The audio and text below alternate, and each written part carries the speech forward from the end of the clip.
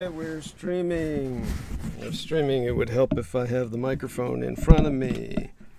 And, okay. The cat. Speaking into the cat, right? It's not my cat.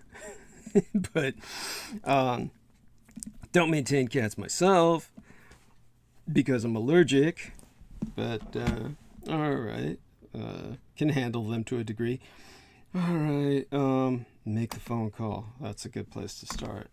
Alright. Okay.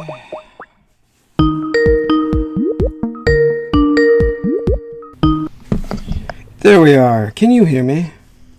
Yes. Okay, we're streaming live. I thank you very much for joining us amidst all that you apparently have been through, and feel free to start sharing whatever you feel comfortable sharing with us about that.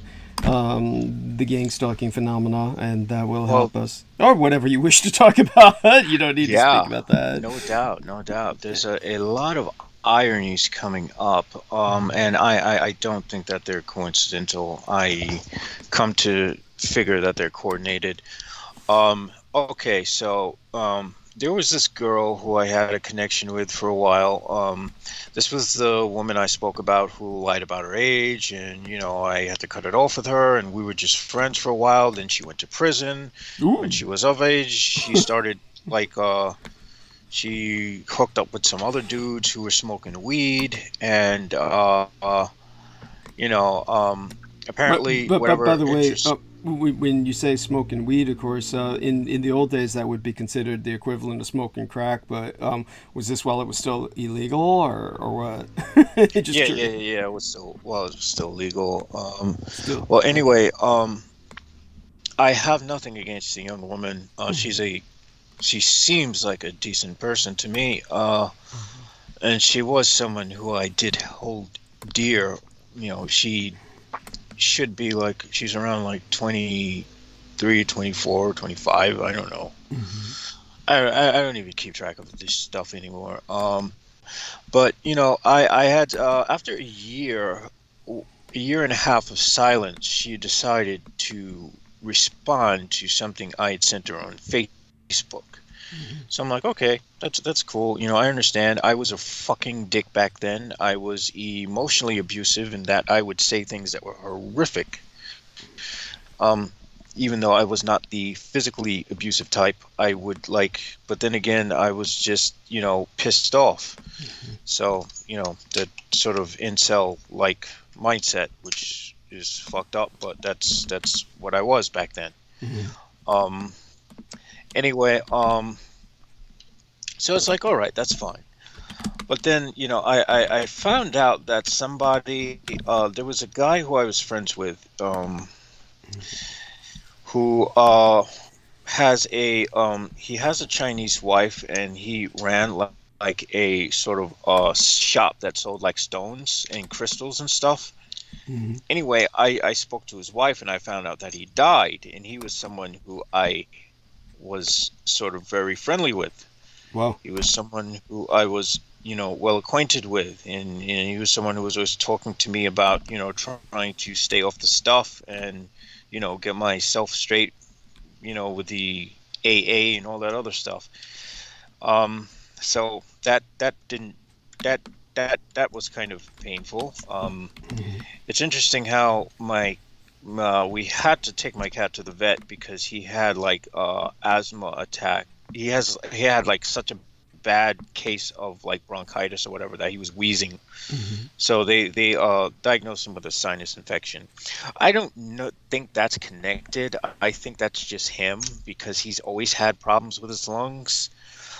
But and of course today I see the person who was my last handler on the boat, who I just paid no mind and said, okay, whatever, I don't give a fuck. The last handler being this counselor or whatever he was, psychiatrist or the like? Yeah. Wow. Yeah. He's still alive. So it's unfortunately. And so this obviously, I'm starting connecting the dots. I would say that I suspect he and the young lady who I was acquainted with have some kind of connection, although I'm not sure what. They're probably both assets. And as for everything else, I'm just wasted off my fucking ass, plastered to the point where I can't even lie to my mother and say I'm not drunk. I told her, I was fucking wasted. Mm-hmm. So, it's right now or just always? I mean, just as a general kind of baseline condition, I presume, but no. Right like now, how are you standing on it? It's like more than usual, which is good because I'm more talkative when I'm wasted. Okay. Anyway, so, and of course, there's so much going on in our world that there's no shortage of things to talk about. But I am almost at the end of the book on voodoo that you recommended, which was in the Quantum Leap. Yes. And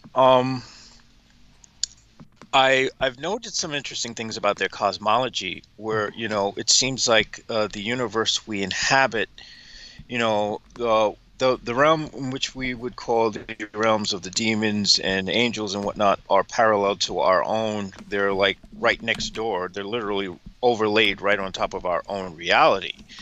Apparently, there's something, I believe he calls it the dimension of emanation.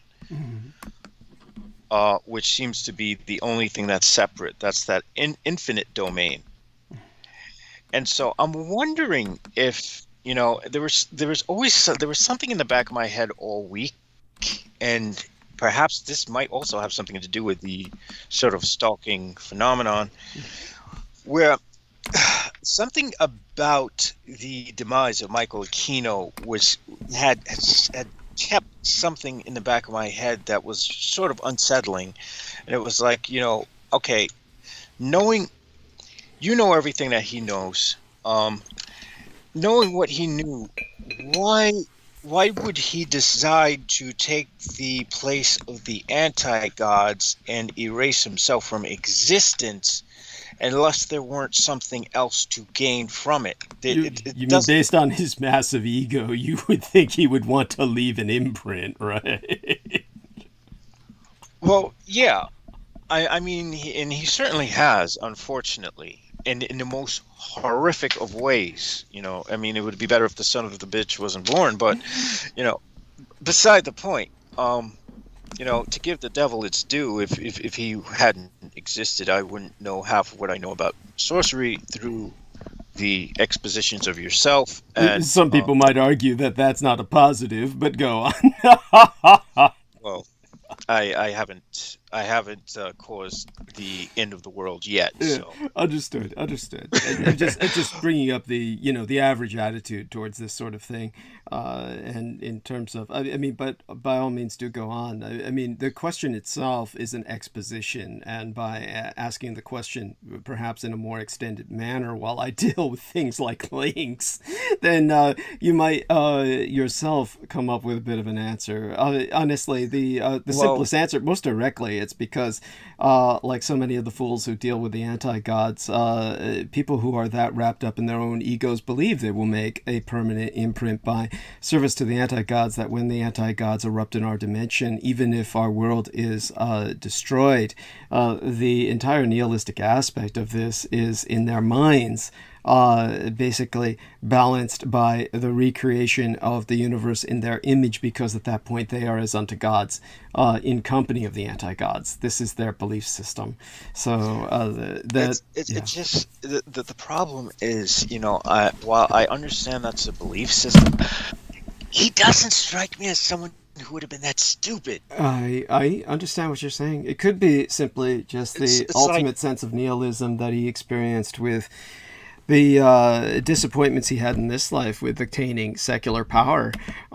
Certainly the man really gamed the world to a greater degree than he's ever been acknowledged or given credit for. Certainly more so than Peter Moon gives him credit for, even. One can argue that his imprint is still extant and very, very much operational. Yes. He definitely left his cum stain on the Thank you. No, that's a perfect word for it. By the way, shout out to Sarah Thomas, and deeply appreciate her help. And shout out to Marcus Grix in Australia. Deeply appreciate his. Both these wonderful people have joined us in chat. There are other people who have joined us, supporting us with their upvotes. And thank you to everyone who's joining us thus far. Right now, our man Jameson Reese is kind of taking the stage because this is another night due to mitigating circumstances that things have not yet stabilized, and I am not really here. I'm here, but I'm not here. And good sir, that makes the two of us. Yes, which isn't good. And we'll do our best to work until Peter Moon comes on, which hopefully we'll be able to drag him on at the top of the next hour, at which point we'll see how long I can last. Basically just checking in tonight, and maybe, well, very likely we'll be checking out early as I had the past several nights, rather than stabilizing into the normal 12-hour haul, simply due to just so much that's taken place that I will explain at the top of the hour. By that time, more people will be with us, and then I'll go into what I can about my own experiences over the past few weeks and what they entail, what they present for this month in terms of a prelude. This month seems like it's going to be like the gates of hell. Oh God! Don't say it. Don't say it. We don't want to jinx it. We don't want to jinx it. Oh shit! I'm not jinxing it. It's just that I've had this premonition for years, and I knew that there would come a certain year when the September would be like just boom. And I for some reason I can't help but think that this is that year, and this is that kind of. Why September? Why September? Because of that fucking dream that I had, and that was the only dream I've ever had where I've seen. Well, this was a dream where apparently I was somewhere in South America. Now, this is quite interesting because I'm right now currently in communication with a young man who's in Peru, who I'm sharing some of what I've learned about magic with him, and he's, letting me know how these experiments go, and like what's he? Oh, I shudder to think what he's doing. Come on.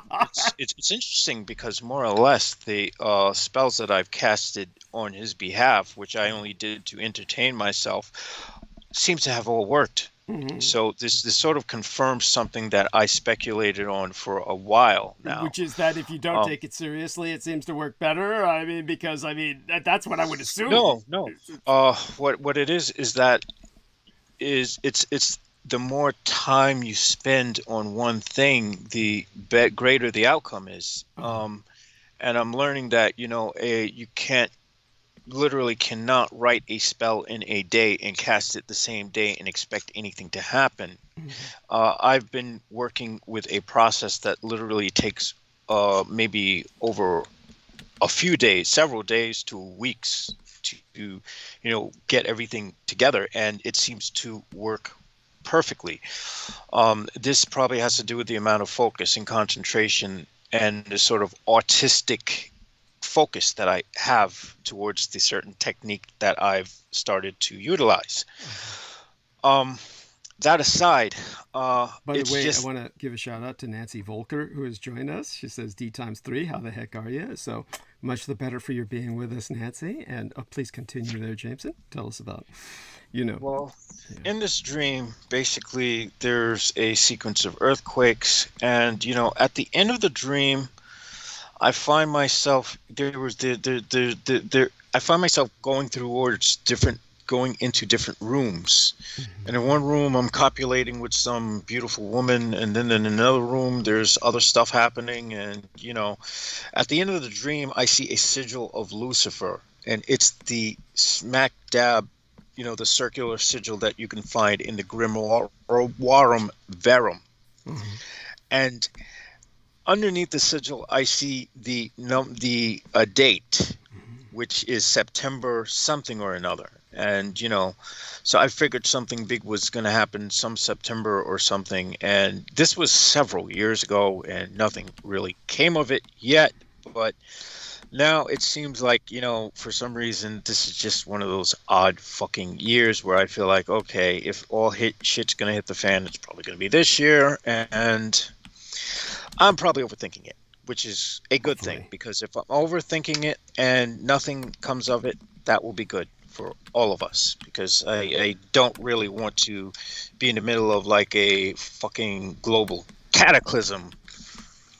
Right. That would really be a negative thing for me, and I'm sure that would be a negative thing for many of the listeners out there, because as antisocial as I may be, I still do need humans for survival, and I still do rely on some degree of social stability for survival.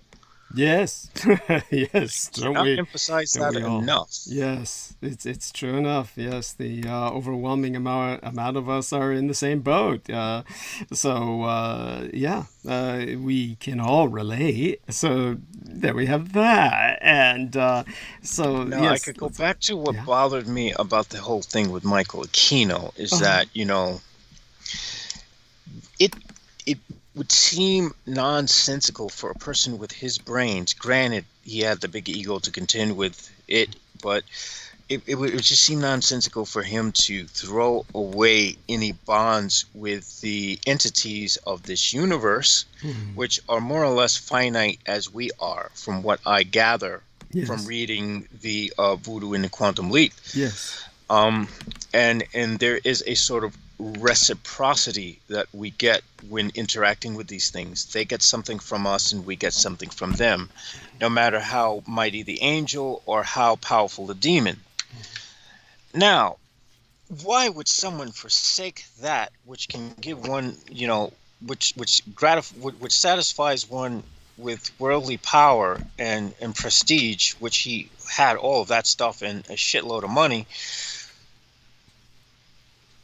for anti-gods who are going to wipe everything out of existence? Well, I put it into perspective already. Either he was so disappointed with his inability to go beyond what you've already mentioned, because he wanted acknowledgement of his greatness, quote unquote, his accomplishments. Which he received quite a lot of, and still does receive, sadly, in the occult community. Yes. But it's a bit different from what he ultimately was seeking. Was a kind of how would we say that, validation or vindication by the general public. It was different than that, and Are you all right? Well, and so here, don't forget, he also had the bizarre fantasy that he carried out with his own quote unquote son. There's this. I take it you probably haven't investigated this very much, because I doubt you can find out very much about it. But there's his bizarre quote unquote son who was on Facebook. And this individual claimed that Michael Aquino raised him and is the best of fathers. Okay, this person is either, I don't believe that person for a second. okay, yeah, this person is either entirely fabricated and is just a virtual person, or this person is an employed actor, because Michael Aquino did not have a biological son, certainly not all the while I was dealing with him. And so this bizarre fantasy was almost like I don't know if you've ever dwelt upon this or ever took note of it or thought of it, but this person, I'm sorry? I think it's the latter. I think he's a purposely planted asset. Well, if he is, it would obviously have been done so with Michael Aquino's direction. But my point is, this always struck me as kind of a contrapuntal, a kind of his own response to my adaptation of my son. I'm certain that you probably never thought of that, but obviously you're not me. No, I haven't thought of that, but I now do realize that you definitely had something Michael Aquino wanted that Yes. you could never get. Yes, thank you. And since that much I know for certain. yes. Um, And but so what his son, rather than the kind of exotic creature my son is, he had to make his son as normal as possible. And so Yeah, some hideous white dude. yes, that's right. Just this this baseline middle class sporting sporting white guy. I mean, the guy doesn't look like either him or Lilith Aquino. No! literally strikes me as absolutely impossible. Yes, it's just bizarre. But It resembles none of them. So you have seen this individual. You remember my bringing attention to this in the past. Yes, I do. Yeah, I remember, and I looked at the guy's page, and I was like, "Get the fuck out of here!" Thank you. So there's a longing. That was the first thing that came to mind. Nevertheless, it's important. It's important because there's a longing. There was a longing in Michael Aquino to have something he could never have, which was to be normal, which was to be accepted, to be acknowledged by the general public. And he felt that he could remake the world in his image by joining with the anti-gods and ultimately restructuring the universe by destroying the creator of this universe and recreating it himself as a god among gods. That was his thought. That is the best that I can do to answer your question. The thing is, knowing that you know exactly what he knows, then I would fathom that it's obvious that you cannot destroy the creator, because the creator is already separate from this finite universe, because it's infinite and completely inaccessible. Well, by the way, just had a little glitch there where I hear what you're saying, but it seemed like it got a little lower. So make certain you're close to your microphone. It might be me. Might be my technology. It might have been me. You're better now. You're better now. Yeah. Okay. So what I'm getting at is, it seems like, all right, the creator itself is something that's divested from its own creation, and it's completely separate based on the cosmology that is put forth, at least in the Voodoo Quantum Leap. If I'm to take that at its word... Explain to people a little bit about that book and why you feel it's of particular importance. So, right. Well, this is of particular importance because I can't help but think that what I'm going to do is I'm going to drop my assertion first, and then I'm going to backtrack. I can't help but think that that some of these cultists believe that by somehow, destroying finite existence, they could somehow enter the realm of the infinite, which is normally inaccessible to us, and escape the cycle of samsara, or the wheels of karma and death and rebirth altogether. Right. Yes. And this is what I suspected was the real reason why. Well, at least this was too much, and this was at least my rationale as to why Aquino would even bother with the anti-gods to begin with, because of a sort of yearning to become one with the infinite, which none of us can actually become one with at all, because of the fact that we're already separate from that thing. Well,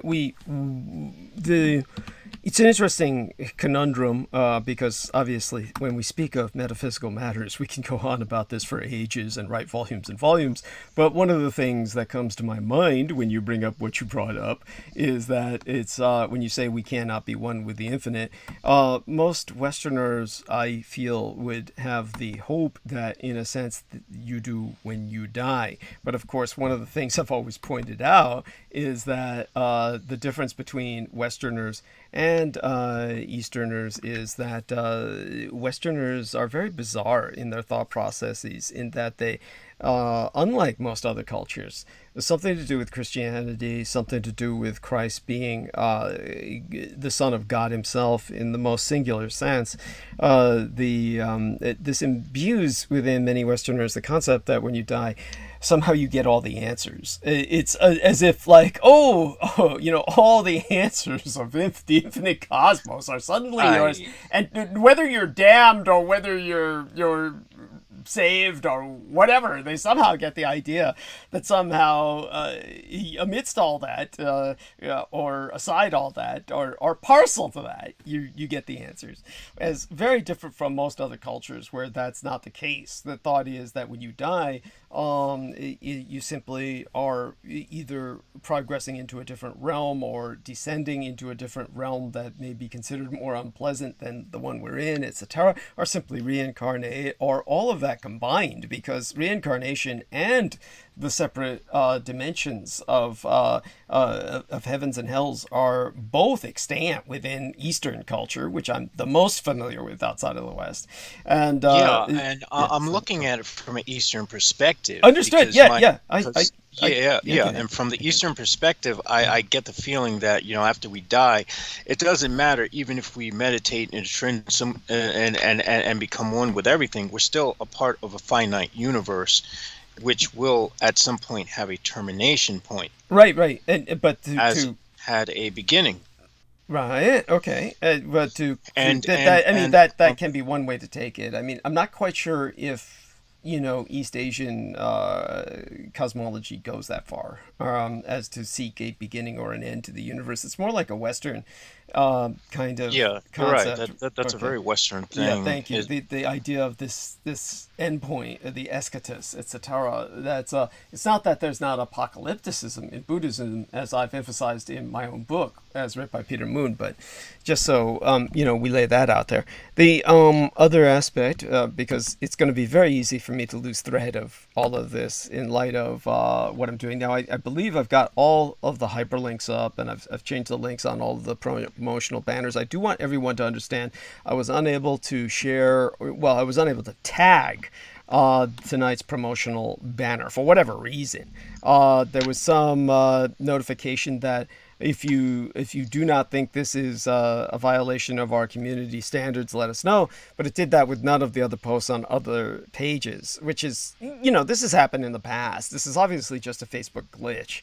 But with the other pages, which are like public pages is what we used to call them, fan pages, the promotional banner is doing fine. Where most people see my promotional banners is on the Sora Aoi timeline. And so the Sora Aoi timeline, from there, I was unable to tag anyone with tonight's promotional banner for whatever reason. And it could be because it's linked to the article that I put up on the Mattawan massacre and the Blair, the Battle of Blair Hill. These were labor movement conflicts, armed labor movement conflicts with the United States government, acting as an agent of the giant economic powerhouses. Conglomerates? Yeah, the conglomerates, the trusts, the cartels.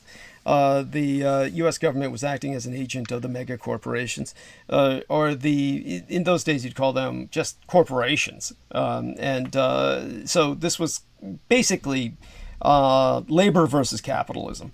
So it was a perfect article for Labor Day. So I put up this column that I had wrote on the subject up there, and when I slapped that up there, then it could be that was considered, bad enough or controversial enough where they did what they did with my promotional banner thereafter on the Sora Aoi timeline. But we can only speculate. I have no idea. It's probably just a glitch, honestly. So when it comes to the column, do read it. The Sora Aoi timeline, I do recommend anyone who listens to us always, of course, get on Facebook with at least a false timeline if you want to protect your own personal information. I can't believe it. There is some fucking Middle Eastern or South Asian guy who literally sent me 7 messages. It says 7 call attempts and messages at this point.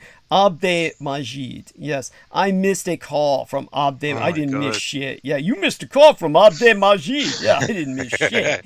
And 7 attempts at this. But aside from that, of course, because that's the Sora Aoi timeline, right? Everybody thinks I'm Sora Aoi.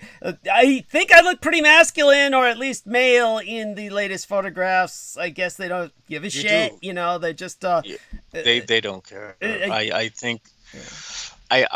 I think they go after a sort of androgyny for some reason.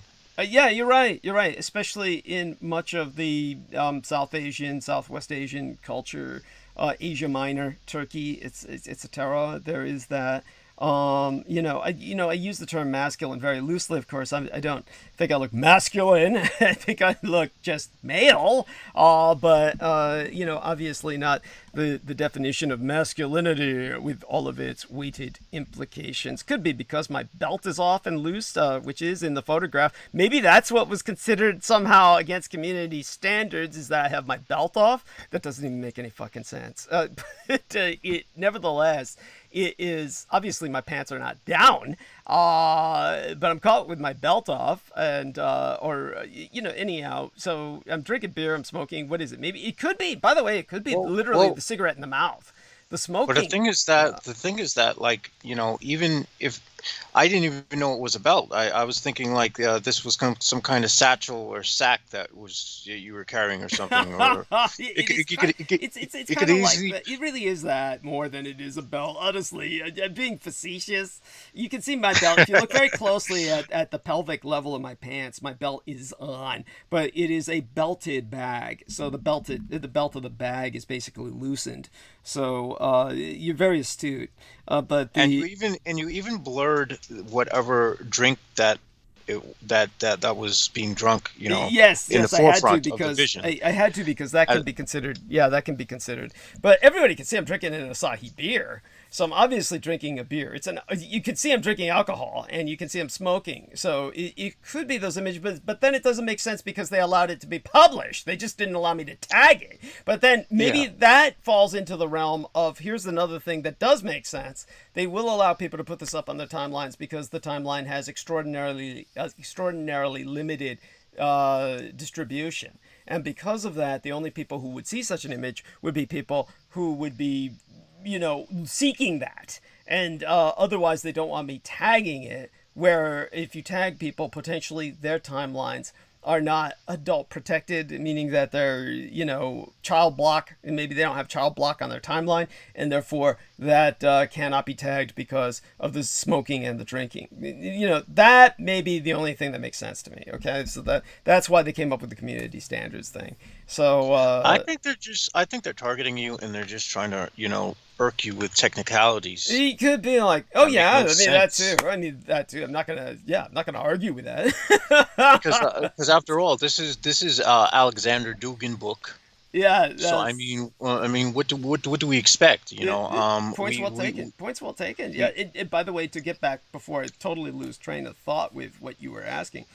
Just to add some further clarification to people about the book that you're reading about voodoo and the quantum leap, this would be not from a perspective, it's obviously a non-Western perspective, but it's not from an Eastern perspective per se, rather it's from an Afrocentric perspective. Yes. So the Afrocentric perspective, is different even from that of Eastern and Western culture. It is probably, at this point in history, because there's so little attention has been paid to it in terms of popular literature in either the West or the East, the Afrocentric perspective is probably one of the most alien perspectives on Earth in terms of a culture, because there's so few people who have ever paid attention to it or put serious research into it. Obviously there are people who are trying to compensate for that. We have Afrocentric scholars, which the author of that book would be one. So the Afrocentricity has its own cosmology, which is meaning the cosmology based on Yoruba or various other Afrocentric spiritualities or cosmologies that are just not necessarily the same as that of the Western perspective, which is locked in a narrative all its own that's very confining in its own right, or can be. The Roman Catholic perspective is almost a breath of fresh air and a relief, simply because there's less of an obsession with apocalypticism than you would find with majority of Protestant religions as they've mutated today. But fortunately, the majority of American younger people, the Americans of the younger generation, are simply not religious at all. So what you have instead is just a kind of, they'll claim that they're spiritual but irreligious or non-religious. And the word would probably be a-religious, as in amoral, as in... Well, I would even go as far as say maybe pantheistic to some degree. Probably, yeah. I mean, yeah. When we take into account different things, sure. I'm not going to argue with that point because it's you could present so many examples where that's the case. Yeah, I mean, it's just basically there's just kind of a. It's not like in the 70s where people are going all out into the occult. Even it's more like these people seem to be. That simply seem to be removed. They're just detached. Yeah, many of they're disinterested. Yeah, I mean, and I don't blame them. You know, it's easy to see how one would, sort of look at religion and be like, I don't want any part of that. Yeah, the way it's been, the way it's been quote unquote practiced, the way it's been spun, spun. Yeah. And I have to emphasize the word spun because, there is some beauty in religion in that, there is a sort of artistry. Well, no one ever thought you thought otherwise. Yeah. But there's sort of aesthetic to it. There's sort of, beauty in the systems themselves and these sort of mechanisms by which, Right. But in the 60s and the 70s, you had a wave of people experimenting. They were experimenting with, like, the Beatles, who are just awful. This is an awful example, and there were all too many people like them. But the sad hippies who went east seeking enlightenment and, never really came back. And the Beatles were responsible for a lot of that false kind of guidance. And so theirs was very much a false guidance towards the East and not one to be emulated. But you had many people in the West, Americans, trying to experiment with Zen, various forms of meditation. Transcendental meditation came into being.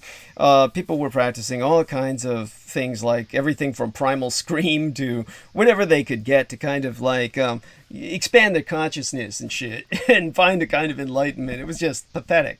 So that went nowhere. Today's kids are not doing that. They're just not doing anything. They're literally glued to cell phones. Well, there's that. It's either that or, their kind of escape. And TikTok. Yeah, the kind of escape might be a bit different, but, as I said, there's that young lady who I bring up as kind of like Amila Willard, who just like does those astrological and tarot card astrology readings she does on YouTube, and she's fine. She said something that just shocked the hell out of me. She threw up on her Facebook story that her and some lad went out on this like spree, whatever they were. Just that doesn't sound good. That makes it sound like a shooting spree. They went out on just a splurge. They went out on some trip someplace, and she was thanking it all based on Dogecoin or Dogecoin.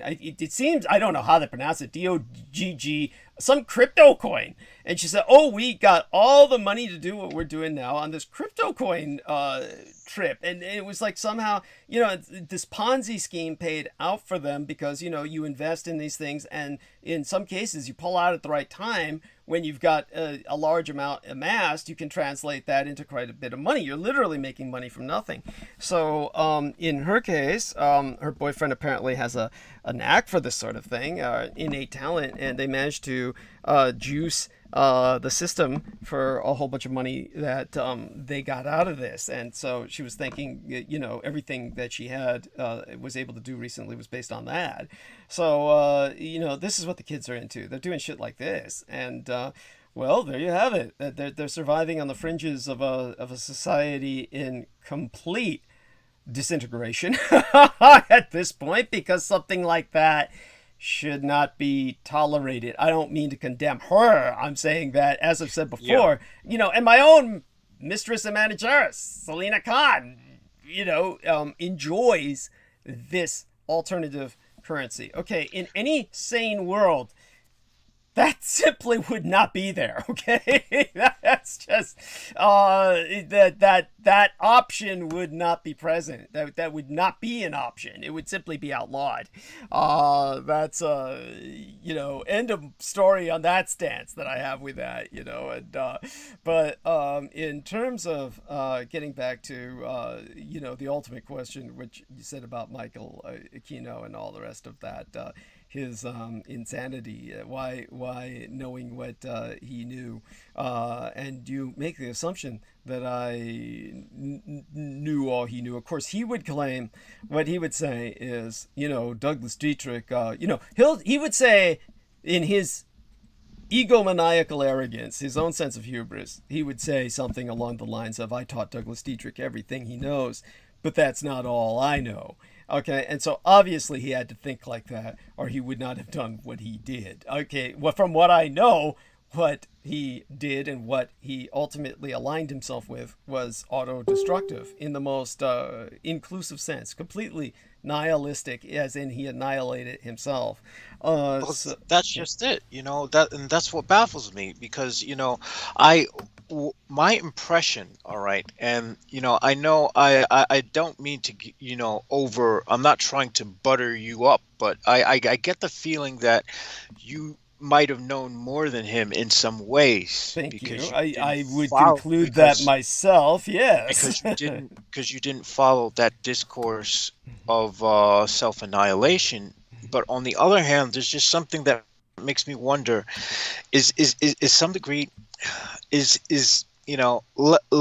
me entertain for all purposes that there might be some validity to this sort of Afrocentric cosmology here. Mm-hmm. Let's say that is true. Would it? I mean, granted, there's as many possibilities as there are people who can come up with possibilities, but it just makes me wonder if, is self-annihilation just going back into the background of nothingness, or is there literally something else where one emerges into the realm of the infinite? I mean, I don't know. I'm the question you're asking is brings us back into the metaphysical, like what happens when you enter a black hole? That's the question. It's on that level. What happens when you enter a black hole? Yes. And this has literally been stuck in my head for too long. I get the feeling that, this has become an unhealthy obsession at this point, because, I really could do better spending time trying to get laid or something. Yes, I would agree. Yeah, but in terms of but it's just these existential loopholes. They're just there's a sort of allure that they have to someone who's hyper intellectual. Okay, so let's put it this way: the in terms of Michael Aquino's ultimate shot at immortality, this kind of annihilation is, in a very real sense, immortality. So I would have to explain it, and I might do that later tonight, but it'll take a little bit of explaining and a little bit of what I would call context.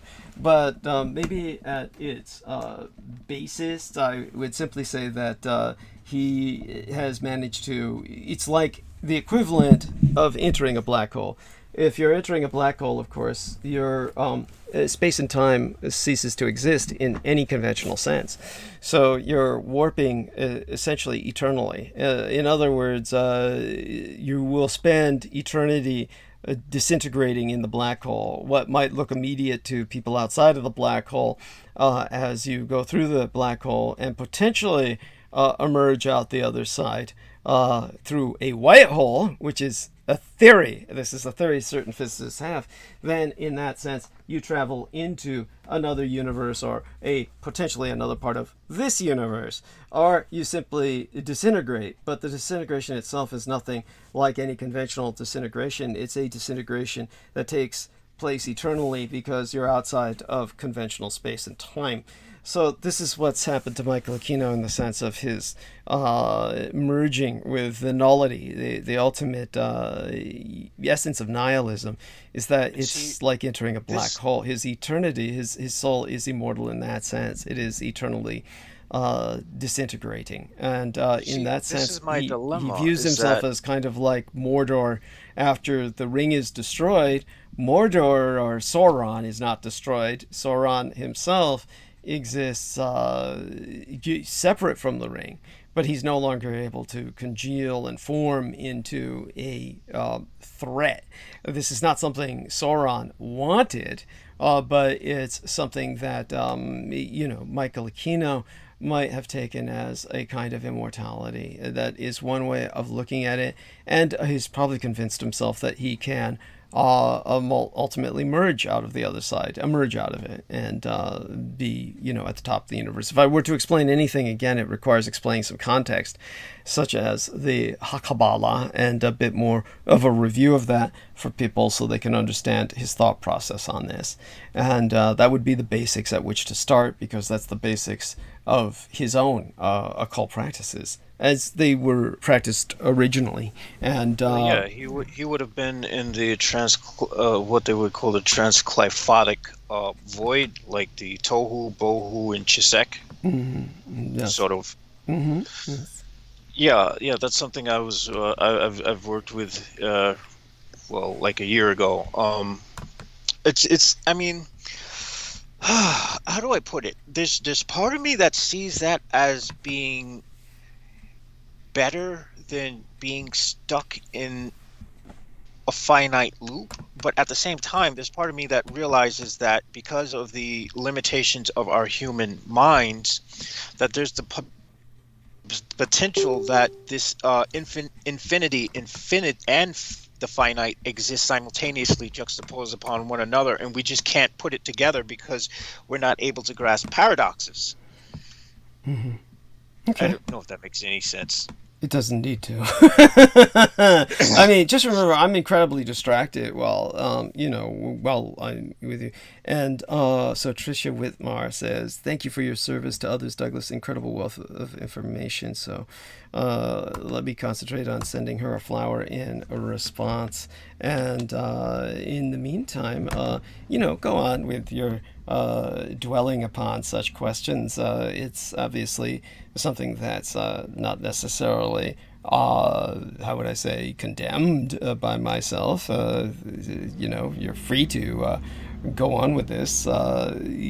Just burn some bandwidth. Take us to the top of the hour. I guess what I'm getting at is, what the option I like, the option I would prefer is a sort of middle ground to this, which is rather than, being thrown randomly back into the wheel of samsara and coming back here, or being permanently, eternal in the abyss, where you're literally on the threshold for eternity, which also kind of sounds like it sucks in a way. Yeah, I would think so. Yeah, personally, but I would personally like the idea of being able to consciously create your next life here and now, so that when you do die, you have mapped out, while you were living, a life that you yourself would have wanted after this, and you can explore that possibility, because that does strike me as being a middle ground to rather being, I'm in control of my own destiny, but I'm going to disintegrate for eternity, versus I have no control over my freaking destiny, and God just is going to put me back as a mushroom or a plant or a Chernobyl baby or whatever the fuck, I mean, go on.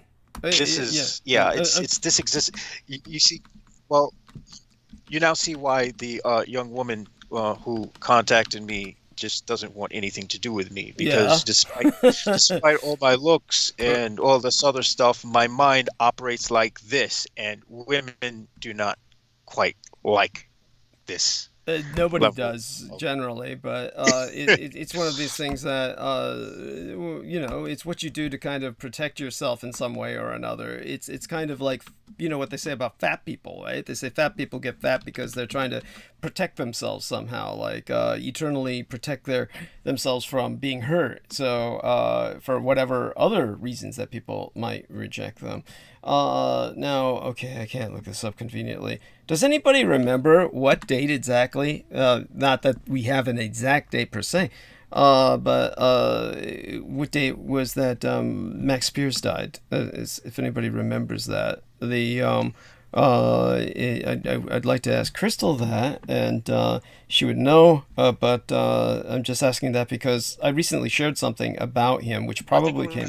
July 16th, 2016. So you're looking something up? You're finding this on Yeah, this was a search.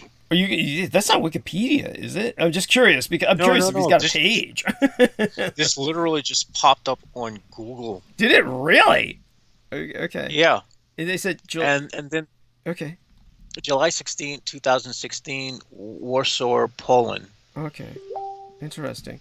And okay, I'm getting something through Messenger now. Who's responding to me? Is that Eric Lastic or somebody else? At any rate, so yeah, I believe you. I mean, I certainly believe what you're seeing. I don't know if that's exactly true, but it sounds pretty much in the ballpark. I thought it was sometime in September he died. Was I wrong on that? So let me ask. I think so. I remember hearing when I Thank first you. heard about it. I remember hearing about it in the summer. Yeah, and so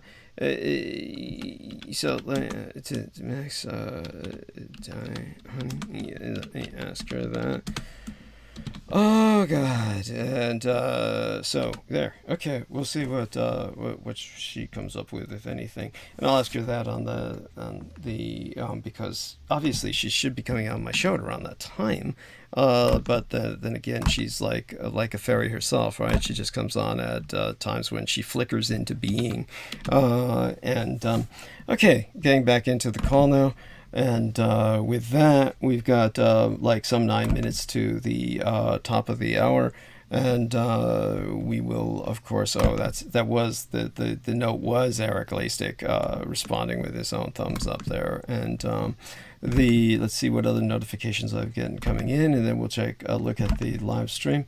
And oh, good, Trisha Vitmar saw my response with the little rose. Oh, she said July 16th. Holy shit! So he did die July 16th. Why do I keep thinking September? I will ask her that. Why do I keep thinking September? I keep thinking September. That probably is when they finally came out with it. September. So. In terms of that was probably when they admitted to the world. It was on Michael Aquino's birthday, because Michael Aquino announced it on his birthday. Because, okay, Mike, see, that was it. Yeah, probably because Michael Aquino celebrated, yeah, it on his birthday. His birthday, and okay, her birthday is in September. But let me ask her. You've conflated us in ways. Yes. There be that. Yes, there be. You say something while I'm going through this. Of course, you realize that I'm just talking to myself to burn fucking bandwidth. All right. I'm looking online, and supposedly there is a lawsuit against Dorian Aquino. People Really? of the state of California versus Dorian Aquino. They don't go into the details of it, but it's the category is a misdemeanor. Okay. This I don't know if this has to do with something with like credit card not paid off or some shit, or something really, really major. Wow. I don't think they'll give you a misdemeanor for not paying off a credit card. It's hard to say. But, yeah, I don't think so. No. They wouldn't do that. We'd all be guilty. We'd all be fucking in debtor's prison.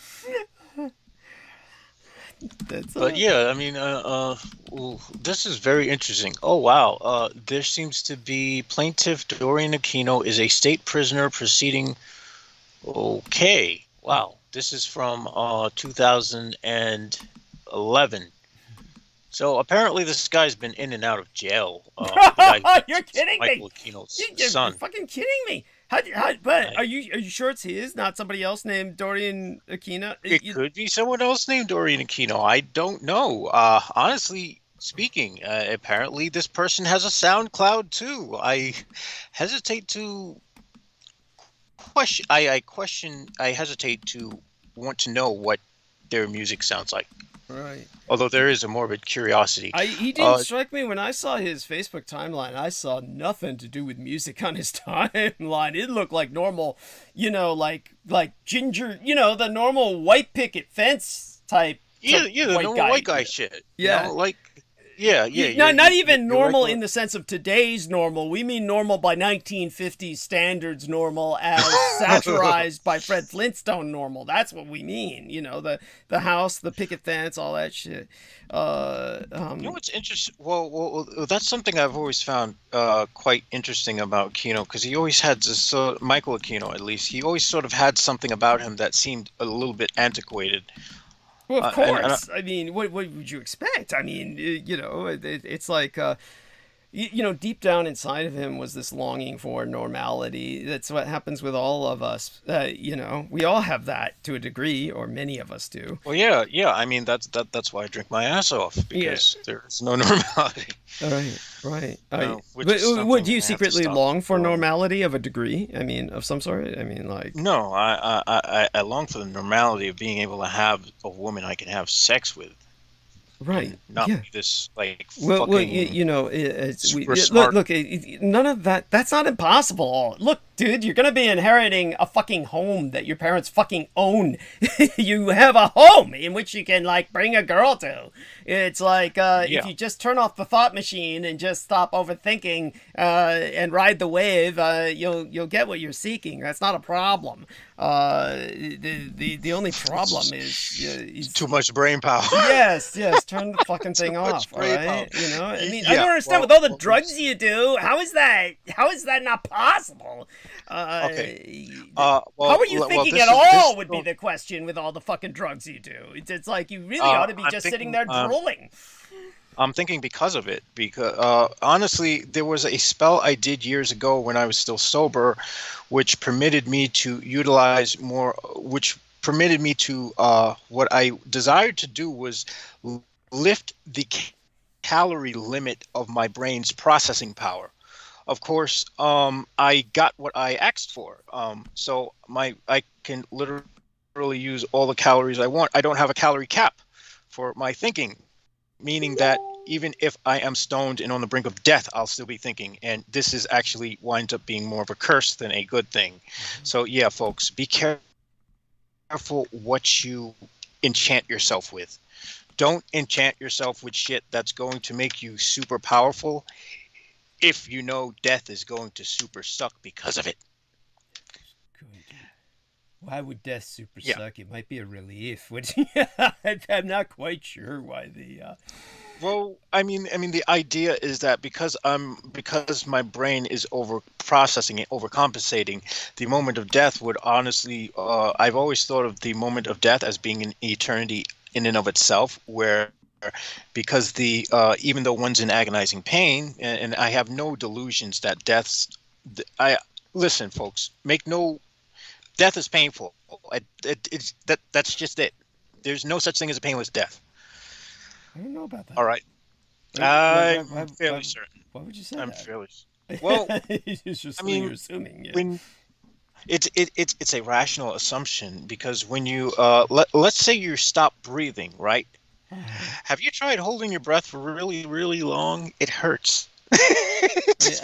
I've held my breath for long periods of time. I understand what you're saying, but it's like, at any rate, I think that's almost a moot point. Honestly, it doesn't really matter if death hurts or not, because none of us is going to escape it. So, none of us will escape it. But what I'm getting at is that there's always been the suspicion that, you know, at the moment of dying, because the ego is so terrified of losing itself to is so terrified of losing its illusional self to oblivion, that it would sort of construct a sort of timelessness around itself, where it would just keep reliving things into sort of eternal recurrence, almost like something out of oh my gosh, now I'm thinking of Nietzsche. Friedrich Nietzsche. Nietzsche. Yeah, that's fine. And by the way, you know, when people correct pronunciations, it's so asshole-ish. Don't make a habit of it, people. But you know, it's just one of these things that I'm doing in this case simply because, you know, it's a German name, and you know, it's kind of hard for people to, in the West, outside of Central Europe, to pronounce it, and you know, it's just I was just jumping on that, but not in a pouncing way. But at any rate, so let's put it this way: I don't think that what you say is the way it happens. Like, Well, it's not the I way it guess the happens. only reason why I came up with this is because the fact that when my brain is on high levels of psychedelics or dissociatives, that seems to happen. Time seems to literally stop, and because my ego doesn't want to break down from the pressure of the substance, it will sort of dilate time to the point where it becomes almost agonizing. Well, thank you for sharing that. There you go. So. All right, maybe some people experience that. I don't think most of us do. I wouldn't worry about it. Honestly, it's nothing to dwell on or trip off of, really. I mean, trust me, I've died quite a bit. I've died more times than Daniel Brinkley's died. It's just I don't make a point of, making a career out of it. Which is maybe I should, but honestly, You probably could. I mean, I suppose, but really, it's not. It's just not my and trip. then you could just like laugh at what's his name? Oh my gosh, that aging corpse-like thing's face. Right. That idiot, George Norrie is who you're thinking of? Yeah. Okay, somehow I knew you were thinking of that. By the way, we'll go back to the timeline in a second. We'll be pulling Peter Moon up on the. Let's see if we can get Peter Moon up there. Can you try and call him? Thank you. Yes. I'll give him a ring. Yeah. I mean, his profile has the yellow thing on it, Okay. but I'm going to try to bring in. And as soon as he gets on, I got to take a bio break. Okay, there we are. Sir. Peter. Hello. Oh, okay. We're very glad to have you on. Jameson and I have been doing our best to burn bandwidth, and so we've I'm sorry, didn't mean to say that. Trying to set up something on my calendar while speaking to you. Jameson will be right back. It's just you and I, but very glad to have you with us, and it's been quite the month with you. And let us know what you're comfortable sharing, and by all means, catch us up on everything going on with yourself. And I'll tell you then what's happened to me. so all yours. I will say two things, and I will very briefly address the fact that I'm moving along nicely on my floor. Wonderful. Looks beautiful, and it was much more as I have a contractor friend who coaches me. He's my I'm his metaphysical coach. He's my material universe coach. Right. He says, I wouldn't, he says, if I live near you, he says, I'd send my guys over there to do your floor. And he says, I wouldn't tackle this. If I were you, I wouldn't tackle it. It's too daunting. But actually, the reason I do it, I said, after I got into it, I said, it's vinyl planking. And I said, it's very nice looking. And I said, maybe I should have had somebody else do this. But the reason I do it myself is because I've seen what professionals do. Yeah.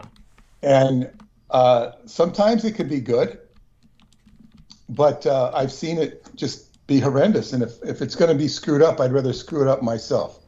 So far, it hasn't been screwed up, and it's I think I'm well past the critical point. I should have it knocked out in a few days. Of course, I can't work on it every day.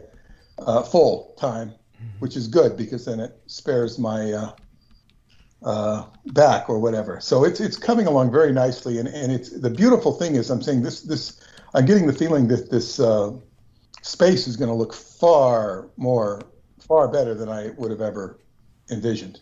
That's what I'm getting. And once it starts to say, wow, it's so anyway, that's all very good. It does distract from my regular work, but it is my work. It's a monumental achievement for me to have this done so I can look forward to other things.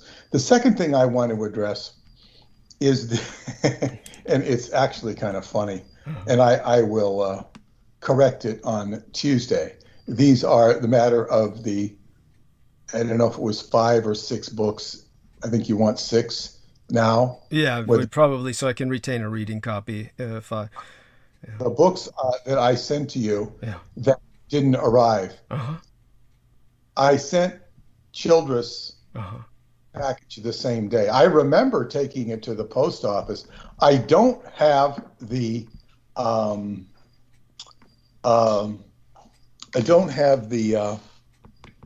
a receipt. I can't find the receipt, which would give me a tracking on it. But it's okay. I will get a new package sent out to you that will have a much better chance of getting there. The thing is, and your comments to me, of referring to yourself as public enemy number one. Yeah. I don't really question that, but this is the funny thing. Now, I had sent you books earlier by media mail, and they got there. Everything was fine. Yeah. So I said, well, they got there, fine. I'll send them again, media mail, fine. They get there. Well, they don't get there. Right. Now, the fact that the books I sent to Childress, or I should say Childress's company, not him directly, they didn't arrive either. Now, maybe there was a rainy time period and things can get lost in the rain. And maybe it was sabotage, as you suggested. And I don't discount that. I would say probability it was sabotage. Yeah. But I'm saying if the sabotage is such that they have to string themselves out to, this is their major achievement of wasting 5 books, it's absurd and ridiculous. It's like, do they have nothing better to do? Those 5 books they wasted are insignificant. Yeah. And it's like, and it's very interesting because I don't discount for a minute that you're public enemy number one. But what I'm saying is, public enemy, they do much better dealing with the Taliban issues or similarly related issues, or people who are spreading the COVID agenda that they don't want spread, than to sabotage 5 books of yours. Yeah. It's absurd. It's like, this is, we're living in absurd times, and I mean, just to validate and vindicate what you're saying, consider the fact that there's a federal court filing that provides a rather unprecedented, a different kind of window into the FBI's use of spy planes for wall-to-wall surveillance on any particular suspect. And with this federal court filing that's been out there recently, it turns out that it's on record that the FBI spy planes monitored a single suspect for over 429 hours. This is your tax dollars at work, and that's just a single suspect. So, and what was he suspected of? Well, if I try to dredge this up, let's see now. Basically, it's let me take a look. The spy plane program targeted a man in Florida last year with constant surveillance, logging in over 400 hours on a fleet of Cessna aircraft. We're not talking drones. We're talking about piloted aircraft, registered to what are obviously front companies. And this aerial surveillance using these small aircraft had to deal with, this is doubtless, this guy is, just by his name, you're going to know what they're monitoring him for. The guy's name is Mohammed Mumtaz al-Jari. So he is an alleged supporter of the Islamic State. So they felt he might have, the prosecutors argued that he was plotting a terrorist attack in the Tampa Bay area. So he's pleaded not guilty to one count of providing material support to terrorists and 2 firearms charges. But the filing itself is what outlines this extraordinary aerial surveillance in a motion to suppress all evidence that was derived from the FBI's activities in the air. So that is what gives us the unprecedented window, the fact that they didn't want people to know how much money they're spending. So in terms of what they're doing with this individual, I am on a level orders of magnitude above him, basically exposing the fact that the United States basically lost World War II. And so in terms of that, I represent a far greater threat than anybody who takes down the Twin Towers. Guaranteed. Anybody who thinks that this is some kind of maniacal kind of delusion or indulgence, it just shows your ignorance. Everything in America, the entire American identity is based on. It's a different order of threat. Yeah. It's a different form. When they're talking about terrorism, they're talking about physical violence that's going to immediately impact potentially the economy. It would be wreak havoc in general on the population. It's not good for that to happen. I don't think, unless they want it under their terms. Right. You're not going to commit terrorism on our watch unless we want you to commit it. Right. So it's calculated terrorism. So that would warrant a tremendous amount of oversight. Well, at that point, why not just, at that point, you would think. Why not just say arrest him? Yeah, thank you. Well, that's because not all of the operations of the FBI or any government agency are consistent in that. Not everybody's going to be pulled in and treated the way you were when you reported, when you gave them evidence about. It was the anthrax. The anthrax letters. Thank you. Yeah, everything is different, and every department is different. So this gives them something to do and justify their existence, because they have to justify their existence. They just can't look like knuckleheads. That's very true. But by the way, that's a valid point. And by the way, Peter Moon and I are not defending them in that regard. It's just what bureaucracies do. This is how they. Well, yes, and so the order of, and we say with you, it's like making too big of a. They don't want to make too big of a deal out of you. Now, the biggest danger I see for you or us as a team is that it's very easy to ignore this. There's a certain ignore factor that can be done because I don't see any of my regular people calling to interview me. Now, that's not a plot. They're not going to say, we're not going to interview him. We believe in Roswell. It's not that. It's that they just are not in sync with it. They're in sync with all the other bullshit. Yes. And so it's a matter of they're just not in sync, and they don't. It upsets their paradigm on some level. Mm-hmm. So there is a gray matter factor that we're bumping up against. In addition, it's what do you call it? It's the collective unconscious. It's the unconscious impulse to just accept things of everything at a monotone of importance. Yeah. That was one of the beautiful things of Montauk. It struck people. It was not a monotone importance thing. It was controversial. It excited people. It excited people with enthusiasm over the story, or it excited them with vehement denials or protest or hatred towards it.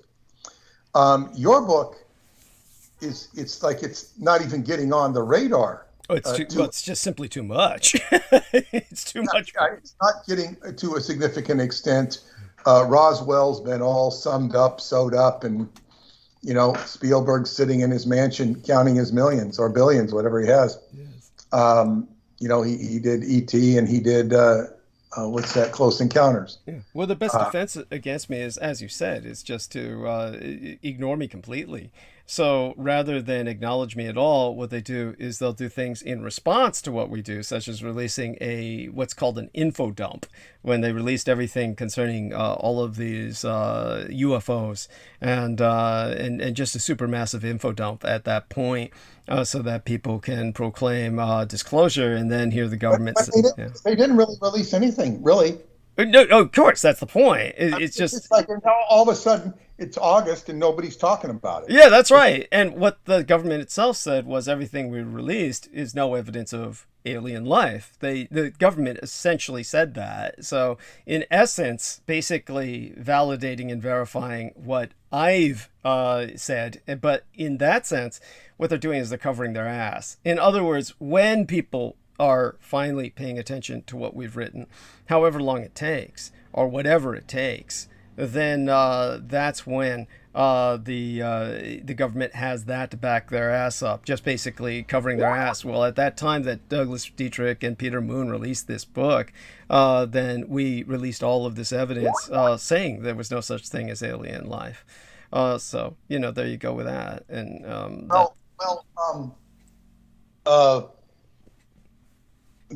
the other thing is, I have been sought out by major media recently. Yeah. And let me put it this way. If I wanted to, I could have wrung out a deal by now. If I wanted to, it's proceeding slowly. And it's, but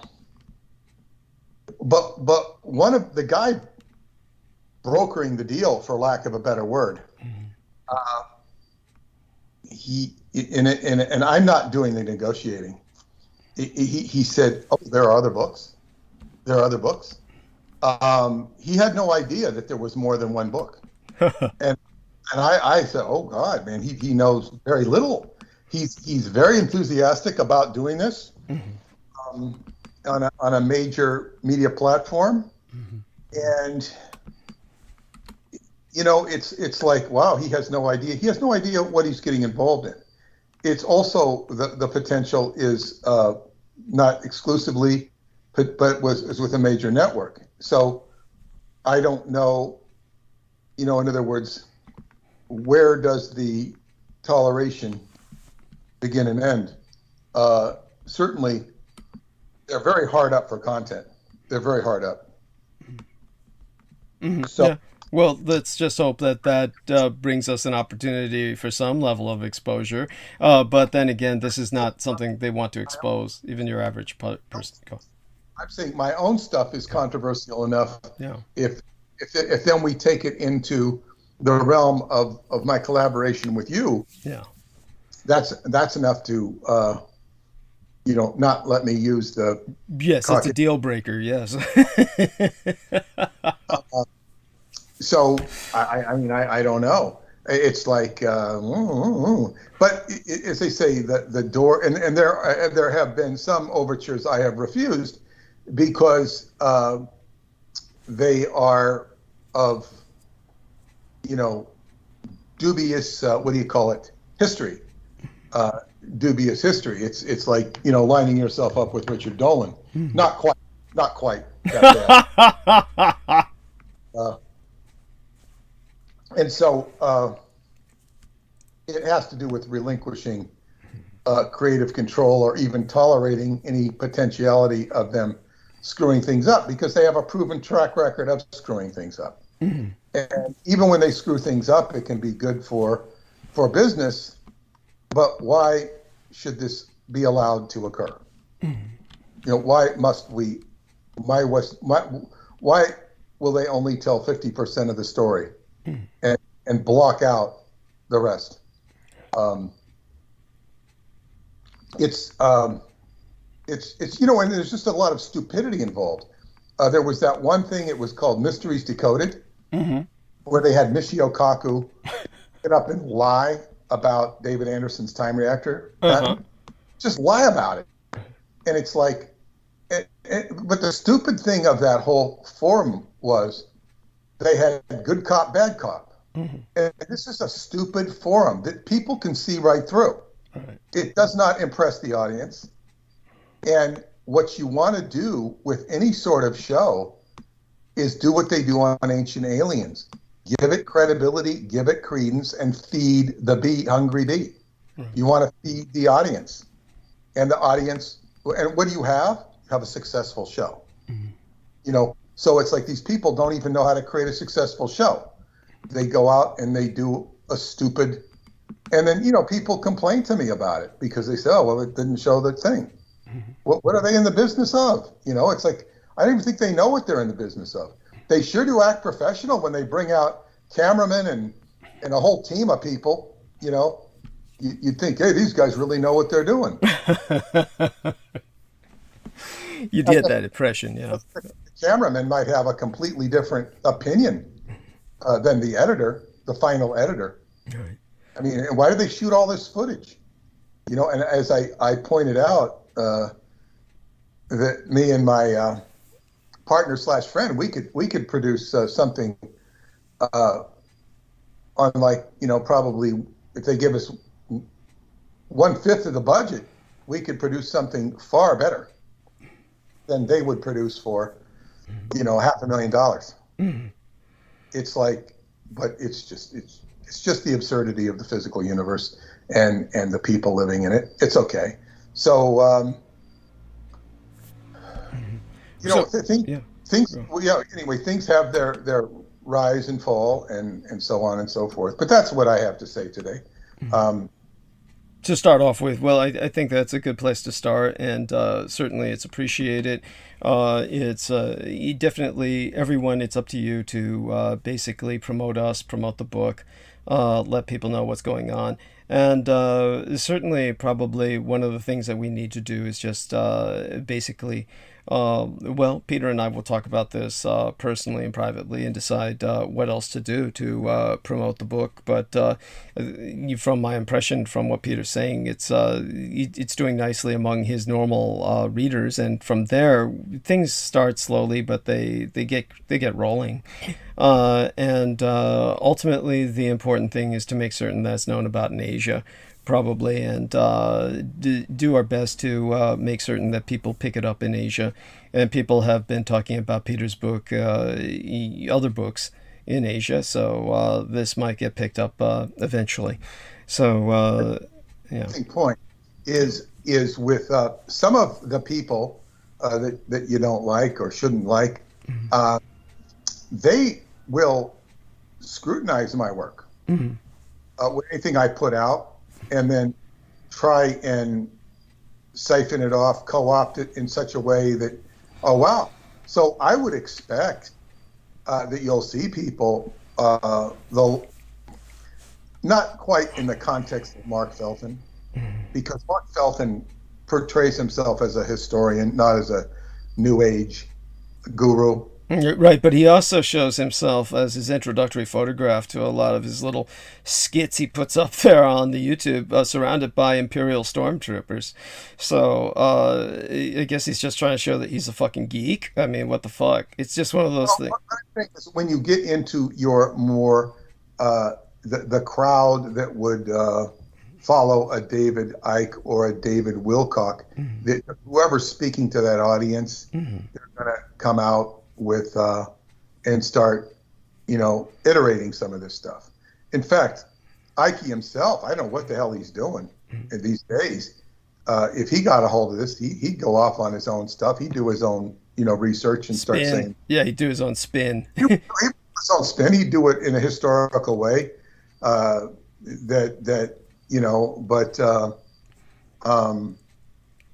don't know. I don't know what the hell he's doing now. I have no idea. How about we don't care? Would be the best way. You don't hear about him. It's that's probably for the best. He has nothing constructive to offer, so it's hopefully we don't hear about him again. The fact that someone like him was loose without adult supervision for as long as he was is offensive to the sensibilities. So let's take a look here. And by the way, our friend Jameson Reese was trying to look up Dorian Aquino, as I brought up the so-called son of Makino, or Michael Aquino, as Daniel Arola calls him. Basically, I was pointing out several things to Jameson Reese, since he brought up several questions about Michael Aquino, and you might as well take the stage on this, Peter, and also come up with some responses or insights of your own, which I'm sure you have. Obviously, people defer to me because, like Jameson Reese was saying, Jameson's acting on the stance that, well, you know everything Michael Aquino did. And I pointed out, well, by Michael Aquino's own hubris, his own arrogance, he would say, well, I taught Douglas everything he knows, but that's not all I know. And it's per that when Jameson Reese had a totally different question, which I can go into. And this would be after you retire for the night. And I would probably just stay on, honestly, for tonight, just a few more minutes, which I'll explain soon enough why tonight's just another night where I'm left exhausted by circumstance, to the point where, we're lucky I got on tonight. And now that I'm on, I will be spending, comparatively little time. This won't be a full night haul like I would do normally, and may get back to normally doing on Wednesday. I'm not quite sure if that's even constructive anymore, but certainly, would not be adverse to getting back to that on Wednesday. But I thought I would be getting there tonight, but things happened where, that's not going to happen tonight. I just don't have the energy to invest in that. But that being said, so Jameson opened the night with the question of, well, knowing everything that he did, why did Michael Aquino seek to work with the anti-gods and thereby seek this annihilation, this kind of self-destruction? And I pointed out to him, of course, well, all of the people who work with the anti-gods feel that by destroying the creation of the divinity as we understand it in this universe, that the anti-gods will raise them, ascend them up to the level of gods themselves, and therefore they can recreate the universe in their own image, that they will be as unto gods by destroying all the creation of God as we understand it in this cosmos. And but Jameson saying, I felt Michael Aquino was too smart to fall for that, to believe in something like that. And of course I said that he's a fool. I came from that assertion that most people can give him too much credit, in a sense that he would not fall for that level of self-delusion. The reality is, of course, that okay, I've got some incoming messages. Was that from you, Peter, sending me some incoming messages, perhaps? If not, don't worry about it. Okay, it's just getting a lot of people sending me stuff at once. In terms of the Aquino situation, of course, I can say this much. I'll freely admit that I am sad at his passing, in the sense that I miss the fact that he added a sense of stability to the world, and by his being present, there was a sense of control behind the factors that he had mobilized, amassed, and created and generated. All of that is gone now. So there's a sense of two things: a increase in danger as we have less and less control over these assets that he has created and mobilized or controlled to a degree in the past. And along with that, I also feel a sense of less game in the world, that there's a less of a sense of anyone gaming these assets towards any objective. So without that, the world's missing many things. So he acted in his own way as kind of a break and a barrier on, as Jameson Reese puts it, raw chaos. And with the sense of, he was a lesser evil in that sense, because as long as he was around, there was still a sense of some ordered control over these agents of chaos. That's all gone now. By the way, I want to share with everyone, before I forget, that our dear friend Salman Sheikh, of course, is with us in spirit. He may not be back until, because he's going to prepare for England. When he leaves for England, he won't be back for a month. When he does come back, he may rejoin us or he may not. It'll be dependent on how he feels about it, just so people understand that. And of course, hopefully Salman Sheikh himself emphasizes that, and has emphasized it enough so that people don't think there's been some hostility or, a break or severance and acrimony. Far from it. So he sent me $100 to help myself through this month. Already has helped immensely, and helped me make it through that desert between the deposit of my SSDI check and the time that I pay rent, which is a span of basically up to a work week at times, but certainly at least 72 hours or 3 days. And so in terms of the Aquino situation, it brought up Dorian Aquino, who of course was this bizarre character who Aquino was presenting as his son. And I pointed it out to Jameson, who obviously never gave this a thought, and I don't think most people ever would, because most people are not Douglas Dietrich. But the one thing I can tell people about Dorian Aquino is, as Peter knows, and Peter's run across these kinds of people before. A good example is the man who claims to be the son of Anton Szandor LaVey. And neither Peter Moon nor I argue, or take a stance publicly that he's not the son of the Magus Anton Szandor LaVey. But of course, we are also public, particularly Peter, about his skepticism regarding that this individual is could just as well not be, and perhaps Peter even feels he's not at all the son of Magus Anton Szandor LaVey. I don't care either way, and neither does Peter probably.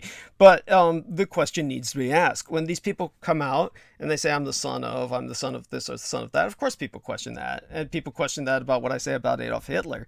But in terms of the individual who's the son of the Magus Anton Szandor LaVey, or presents himself as such, he presents a story of horrible abuse, that he was essentially castrated. And as for who he is, we don't really know, because no one's bothered to really investigate that we know of. But, questions are there as to whether he's really this LaVey's son. Now, Jameson saying Aquino would not leave anything binding him genetically to this plane due to the implications. Maybe not. Honestly, when it comes to his son, Dorian Gray, quote unquote, his son, this is an individual who looks painfully white middle class. And so this person is almost like a stereotype, a satire of the 1950s idea of what a normal white guy would be. So as I pointed out to Jameson Reese, it's not even like a normal man by today's standards. In other words, a normal man by today's standards who's a young man is not your sporting white guy who loves dogs and has the white picket fence, which is everything this guy exudes on his timeline. Is that this was Mr. Aquino's fantasy of normality, like his tether, his link to a sense of the normality he could never have. It was this virtual person, who I believe this to be a virtual person that he created, or he's employed an actor to go along with this act that he's the son of Michael Aquino. Of course, all the while I was working with him, there was no son. Just so people understand this, all the while I was working with Michael Aquino, I would have known if he had a biological son. That was never the case all the years that I was working with him. So when later on this son came out, this Dorian Aquino, and he brought up this, painfully white middle class caricature, this satire of what it means to be an American, this normal guy in every way, who says, Michael Aquino raised me and he was the best dad, and look at me how I turned out. I mean, come on. I mean, this guy's playing sports and shit, and he's got a dog, and where would he have gotten that from when Michael Aquino would never pick up a baseball or a bat to save his soul? I mean, he hated sports with a passion. So where on earth was his son even pick that up even if he had one? It doesn't make any sense. Granted, people are often the opposites of their parents, but there's usually something where, on his timeline, I noticed there were never photographs of him with Michael Aquino. I don't know if there's any photographs out there of this guy, but anyhow, so Jameson started looking him up just right now. And when he was looking it up just before you came on, then he got somebody with, there's like maybe arrest records and a lawsuit against him by the state of California for a misdemeanor to reclaim something, like, anyhow, I said, are you certain that's the same one or someone with the same name? And he admitted, well, it could just be someone with the same name. So we have no idea what's going on with this guy. It would strike me as... Well, he doesn't warrant attention. Yeah, I agree. And it's just like people will. I mean, I don't know the whole history of this, but it seemed like he was used as a stooge by Aquino. If he exists, for his own agenda, yeah, it was a ploy by Aquino to make himself look well-rounded. Whereas the thing with LaVey, this character is obviously has a great need to get attention, whether his story is true or not. Yeah. Many people who suffer abuse don't want to get attention. Yeah. They don't want to bring attention to it. This guy is an attention whore. And it's to claim you know a famous person, to claim this is an old tactic for getting attention. You get close to a power or a person of notoriety in order to become well-known or famous in your own right. So this is a ploy, a stepping stone to notoriety for people who would otherwise not get attention. And, it's kind of like, okay, who cares that you were the son of so-and-so? Hollywood is notorious for nepotism. Mm-hmm. Sometimes the children of stars are actually talented. Sometimes they're more talented than the star themselves. Sometimes they're not. But yeah, it's all attention. And people like a name. When I was a kid, I might like Rockefeller just because he had a name, not because I knew anything about Rockefeller. He was a name you knew. That a recognizable name goes a long way. Jerry Brown, his father was the governor. People don't even know Pat Brown. Very boring man. Jerry was never boring.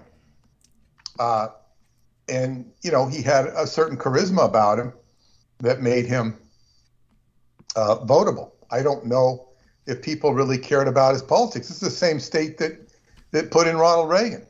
So, I don't know that they're voting for, and Arnold Schwarzenegger. I don't know. People like a name, particularly in California. So, and Jerry Brown, by the way, I would like to compliment Ronald Reagan, because when he moved, he won the gubernatorial race in 1966, California, and he replaced Pat Brown, who had beat Richard Nixon in 1962. Pat Brown was the incumbent, and people were shocked that Nixon had lost in 1962 because Nixon had such incredible name recognition. He just ran for president 2 years earlier, and California was his home state. And then after he was defeated by Pat Brown, he made his famous comment to the press. He said in a press conference, he says, "Well, you won't have Nixon to kick around anymore." Yes, he became. Yes. They had Nixon to kick around far, far, far. I'll also give the audience a history lesson on Richard Nixon, what my U.S. history teacher taught me. I guess this was after the Nixon had been elected in 1968. But anyway, Nixon. But when Reagan moved into, he was supposed to, he won the race for governor. They told him, here's the gubernatorial mansion. You can move into this. He was horrified by it. It was the most dilapidated piece of real estate outside of Old Sacramento. It was right near Old Sacramento. Sacramento was, for bums and hobos. If you go there today, it's fixed up with tourist stuff. But there were two restaurants in Old Sacramento, which were, everything else was just tatters. I mean, tatters. I mean, buildings that were half lived in by bums. There were two nice restaurants, the Firehouse and another one. These were the best restaurants in town. It was like, I remember it was like a $20 meal. I never went there. It was a $20, and these limos would pull up, because the owners were very smart. They bought this distressed real estate, and they built, and the community built itself up around that. So anyway, but not far from there was the governor's mansion. It was an embarrassment to architecture. It was an embarrassment to the state of California. And Reagan says, "I'm not going to live in that. Are you kidding?" So he went and took his money and lived in suburbia, upscale Sacramento suburbia, which was, you had to admire him for not living in that ratty old trap, which Pat Brown was quite quite happy in, I guess, or quite content. You know what probably happened, Peter, was with the rest of them, like Pat Brown, they probably simply, if they were there at all, they might appear sometimes for photo ops or to work, but the reality was they almost certainly didn't live there. So in other words, they lived there. I bet he did live there. Okay. This is 1960s. Right. It's very different. All right. You know, photo op wasn't the order of the day then. That's true. Yeah, sure. That's true. And Pat Brown was just somebody. He's not the type of person who would even have worn a tailored suit. Right. His son might have. You know, his son that makes might sense. No, your point's well taken. Yes, you're right. In the vernacular of the day, an old fuddy-dud. Right. Right, but by the way, another example you could probably give us plenty of information about would be just how different a father and son can be, would be the band leader of the Doors, the group The Doors, whose father was S.L.A. Marshall, the general who disowned him. You might really... That's of course, that takes us into the territory that all those crazy people were fascinated with, Stephen Outram and you know, these idiots like Daryl Hamamoto, who kept saying, oh yeah, all the weird freaky stuff like Strange Happenings in the Valley, which was the title of that weird book that brought Stephen Outram to basically try and talk to myself, seek myself out, was what does Douglas Dietrich think about this book? That was his first time that he approached me via Lorian Ann Fenton before she set up this opportunity for him to proposition me to prostitute myself for him, to basically service him sexually in exchange for money. Was he first approached her by asking about this stupid book called Strange Things in the Valley, or Strange Happenings in the Valley, or Weird Shit in the Valley, whatever the fuck it was. Something in the Valley. It didn't even care. Something about, you know, how the music industry was basically, to a great degree, generated by the military intelligence complex. That's the book about Laurel Canyon. Yeah. That's a book about Laurel Canyon that goes into the associations of the military with Stephen Stills, Crosby, Stills, Nash and Young, and Dennis Hopper, who was not a musician, but he was the guy who did Easy Rider, and people of that ilk. I don't remember Frank Zappa. Well, it's like you said, your attitude was probably the same as mine, which was one of total non-caring, you know, who cares? Like, who the fuck cares that the music industry was generated by the military intelligence complex? I mean, I would only, you know, bring that up in context of social engineering. But other than that, with these men, it was like the foundation of their lives, you know, when it came to Stephen Outram in particular, that this was apparently something that was like a manipulative factor that Aquino had hooked him with, or something like that. It was like a manipulative factor. For people to understand this, it's kind of like a key in manipulating somebody. They have a certain trigger, or different types of triggers. And in the case of Derek Talley, it was the movie Full Metal Jacket, and his fantasy that he had experienced what was portrayed in the film in his own boot camp experience, which then brings to doubt that he ever was in boot camp, which, you know, but at the same time, we know he was in the military, but I know for a fact he never served a full term in the Marine Corps. That was verified by anyone who followed up on it. Like my gang stalker Richard K. Cole Jr., these are two men who never served a full hitch in the Marine Corps, yet their entire identity lies with the Marine Corps, which, you know, in the case of Derek Talley in particular doesn't make any sense. With Richard K. Cole Jr., it makes sense because his whole life is nothing but that. He simply, after his less than a few years in the Marine Corps, spent the rest of his life on disability that he's provided at our tax dollar expense, so he can spend all his life gang stalking me. This is all that he has after the Marine Corps, so there's nothing except that. And with, which is why, of course, he always attacks my Marine Corps experience, because that's the only thing he has, is that little half experience of his, so he tries to deny that I had it at all, because that's the Archimedean lever of his entire universe, is whether or not someone was in the fucking Marine Corps, which to me is meaningless. I couldn't care if anyone was in or not. And in terms of Derek Talley, it was also his identity, which didn't make sense in his case because he had full-time employment and was able to make money otherwise. So in terms of what we're trying to say, however, is we come back to the boring aspect of that, why, you know, some people are focused on that, and I see it only as just another aspect of social engineering. But to some people, of course, this music defined their lives or something. That would be one way of looking at it. But honestly, in the case of Stephen Outram, it's just a manipulative trigger like these other people had who were assets. But to go back to the sun issue, because it is of some importance in this sense, certainly on a personal level, what's important to me that I don't think enough people understand is that, of course, I have a son, but my son is an adoptive son. And my son is just a very exotic creature. This is not someone who falls into any definable categories. So with Michael Aquino, his creation of this son, whether it's an actor or simply a virtual person, is basically his response to that.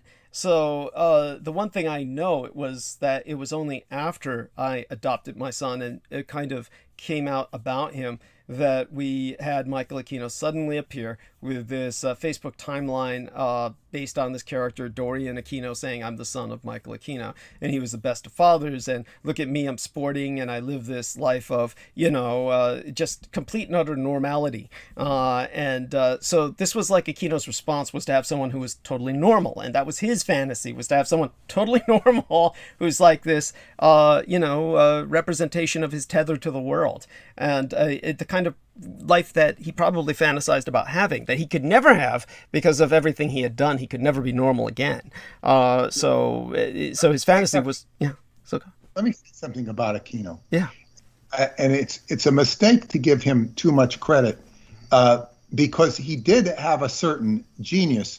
But the problem with people of his ilk, anybody of his ilk who follows, who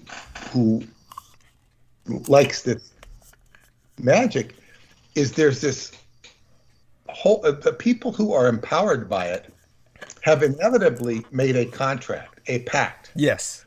By crossing the line of what makes you non-human. For example, they will explain this. People who've been connected to the mob, and usually who are not involved with the mob. I mean, they've been involved with the mobsters, but they're not a mobster per se.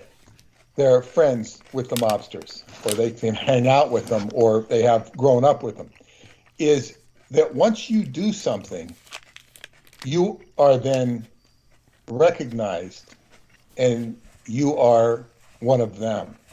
So like when you go out and do an act, a mugging, a killing, any sort of dastardly act that they know about and that was done, under their knowledge or sanction, you are now a marked man. You are now in their arena.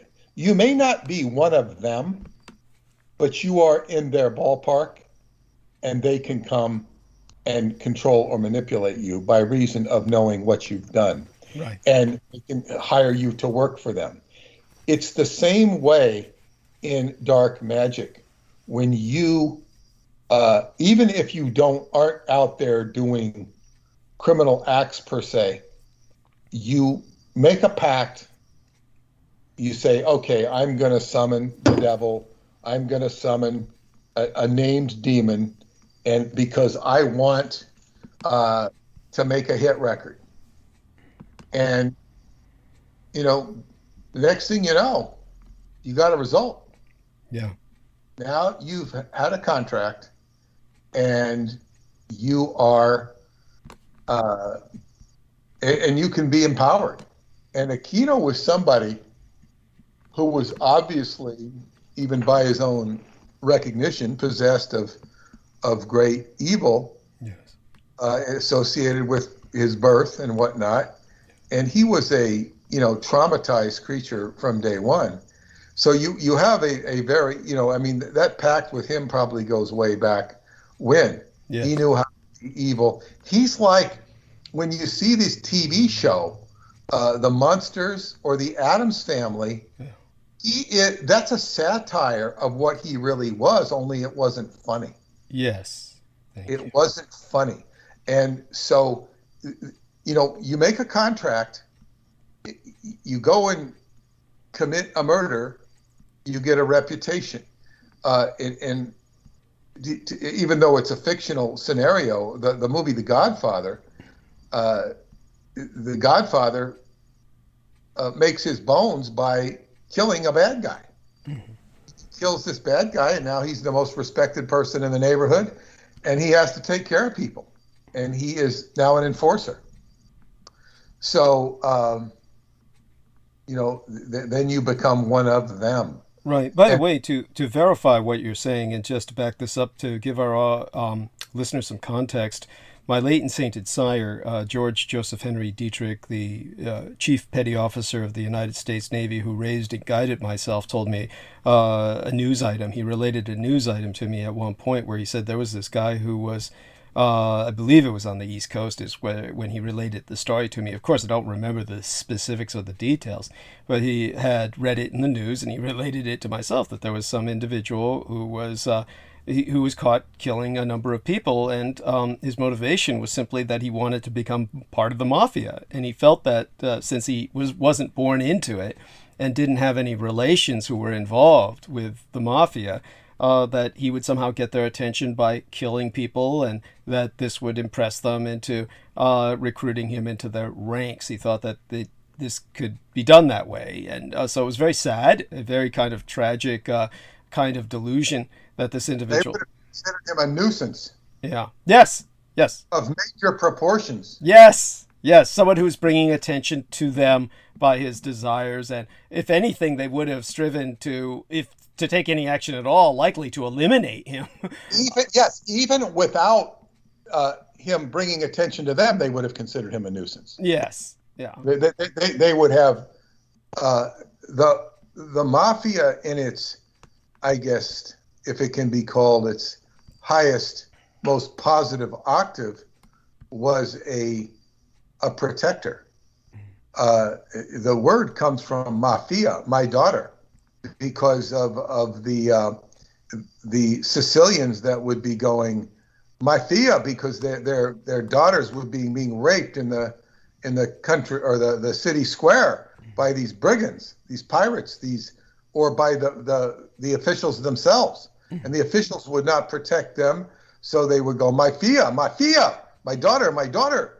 And they rebelled against the state and became their own secret protection unit.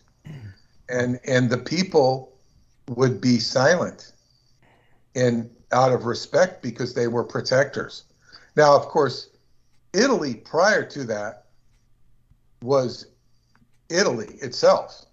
And the whole family of the, going back to the Medicis, they were as crazy as the mob wars of the five families you might see. Only they were worse. So all of that familial side, whatever you call it, famicide, I don't know what you call familial side, against family, or even within the family. Well, basically a Western form of clan warfare. So yeah, Italy was notorious for that. Yes. Not so much with the people; those were all city-states, and they had and they were fighting to be popes and bishops, and it was highly political. That's what Machiavelli's were. Yes, this is what evolved out of the warring city-states of the Renaissance peninsula that emerged out of the collapse of the Roman Empire. Just to contextualize it for our listeners, yes. Yeah, and so you were left with these families, and the new claim of allegiance was extended bloodlines, and it was that kind of firmament that produced Niccolò Machiavelli. And of course, I would argue at some point that he was essentially very much a positive person and not at all the negative person that, most people don't even really know enough about history at all to even draw a judgment, but go on. Pragmatic. Yeah. Yeah, pragmatic. Yes, thank you. Times. Yeah. And by the way, just to give everybody in the chat room credit. There are wonderful people who have joined us in the chat room, and then we'll go back to what we were discussing, because I do feel that we're on a very relevant roll here. But it starts with Nancy Volker, who says something quite true, or at least something that was relayed to myself by John Warrington. And by the way, I do believe this. She says, China is banning pretty boys like the one in your illustration. How sad is that? Well, honey, of course, that's right, just so you understand. The photographs that I embed within thumbnail of live stream are my photographs that are taken. And but in terms of by the way, normally I'm fairly allergic to cats, so I don't often mingle with cats, but I can handle them to a degree, so long as I'm not living among them. But just so people understand, yes, well, of course, Jameson Reese says Xi Jinping's envy. No, what's going on is that Xi Jinping is preparing for war, and Xi Jinping feels that they cannot afford the kind of androgynous Asian male that has become the norm in much of Asia.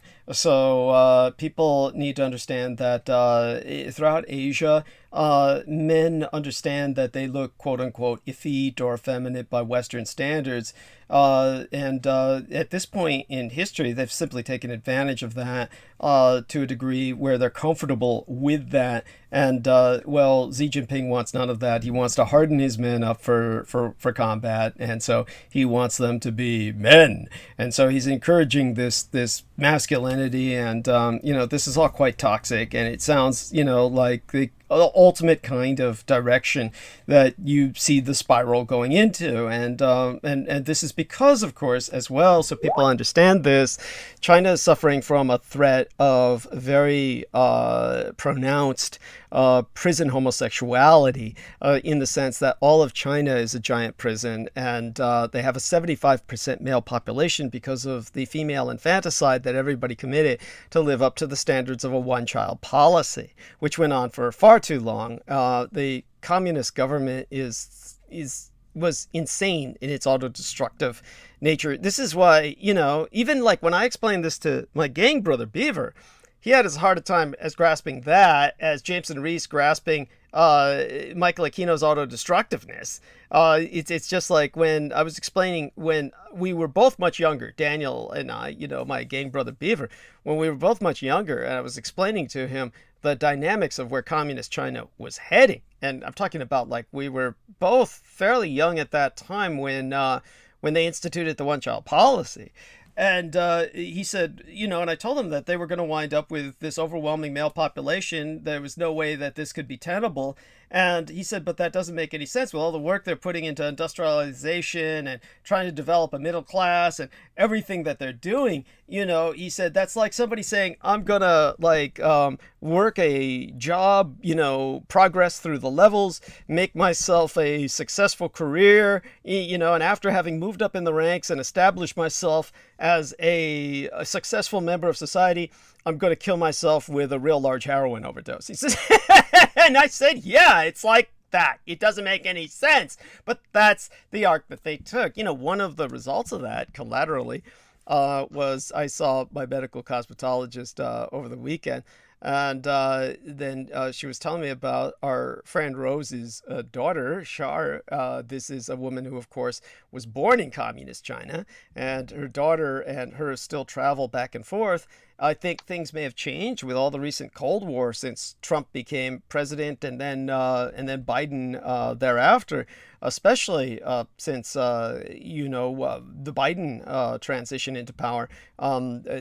China has put up so many barricades to interaction with the rest of the world that, Rose and her daughter Char might be in a sense, they might have to choose where they're going to go, like either China or here. And it looks like they've resettled here. Nevertheless, the connections are strong enough where Char was on a date recently, and V was explaining to me, she went out on a date with two Chinese guys. And I said, which ones? Because I remember she had when she came over to the United States, she was on a plane with one guy and another guy who was on the same plane, and they were both quote unquote her boyfriends. And she said, she went out on a date with both of them. And, this is where it's like in China. You've got two guys dating a single girl. This is how bad it is. This is collateral to that situation. You know, one woman in China is literally worth her physical weight in gold. I'm not exaggerating. There are so few girls in China that guys will date them and tolerate a group date with them for years. So, you know, this is how bad it's gotten. So in terms of his saying he wants everybody masculine, what Xi Jinping is afraid of is pretty boys becoming bottom men for developing homosexual culture in China. So he's saying, okay, they get rid of all the pretty boys and make it illegal. Imagine the insanity of that. How do you define that? How will the police and the authorities enforce that? The first thing they'd have to start off with is male models. Then after they take care of male models, then they'd have to say, okay, and how would you rehabilitate someone from that? What do you do? Okay, from now on, you never get your hair styled, you never put on makeup. What is it that they're going to do? But this is all part of the insanity of their trying to toxically masculine up their society in a world where they've done themselves in. So what are all these macho men going to do with no girls? And so he's trying to get rid of any pretty boys for them to fuck, prison style. And so, you know, it's just where they're at. It's all part of the insanity. Does China have a higher proportion of homosexuals that proportionally percentage-wise than the rest of the world? I presume you're asking that as a conditional question. By that you mean conditional to what they've done, right? Or do you mean just naturally? Like is there? Yeah, just naturally. In other words, if say I don't know what the percentage of people who claim to be homosexual are, or who could be classified as homosexual. You do know that, first off, you do know that in China it's illegal to be homosexual and that you are sent to prison. You do know that, right? I did not know that. Oh, okay. To give you an example of that, just how different the Chinese mindset is, there was a film that came out, you know, about 20 years ago, and maybe 25, 20 years ago. There was a film that came out 20 years ago, nothing of particular interest in the West, but it was a communist Chinese film produced by their domestic movie industry. And so it really showed the difference in China and their whole cultural mindset as opposed to the West. And so the movie was about a young man who was trying to free his brother from a prison camp, a Chinese prison camp. Now, he's the villain. And so throughout the film, there is a train that is taking all these different people to a communist Chinese prison camp out in the desert regions of Xinjiang Wingeria, which in the old days was not a place where they were trying to annihilate the local population, but was instead a place where they were just establishing prison camps for what they considered to be social deviants and degenerates, because communist Chinese law is highly politicized. So people go to prison for things that you don't go to prison for here. People go to prison because they're politically have different opinions. They go to prison because they're prostitutes. They go to prison because they're gay. So the entire idea of who's going to prison is a totally different kind of animal from what you've got in the United States. If you think about the United States, you think the film Con Air, in which you had the introduction of John Malkovich, and a horrible, horrible acting job done by Nicolas Cage for something he never should have been portraying. You know, it's just, all pure shit.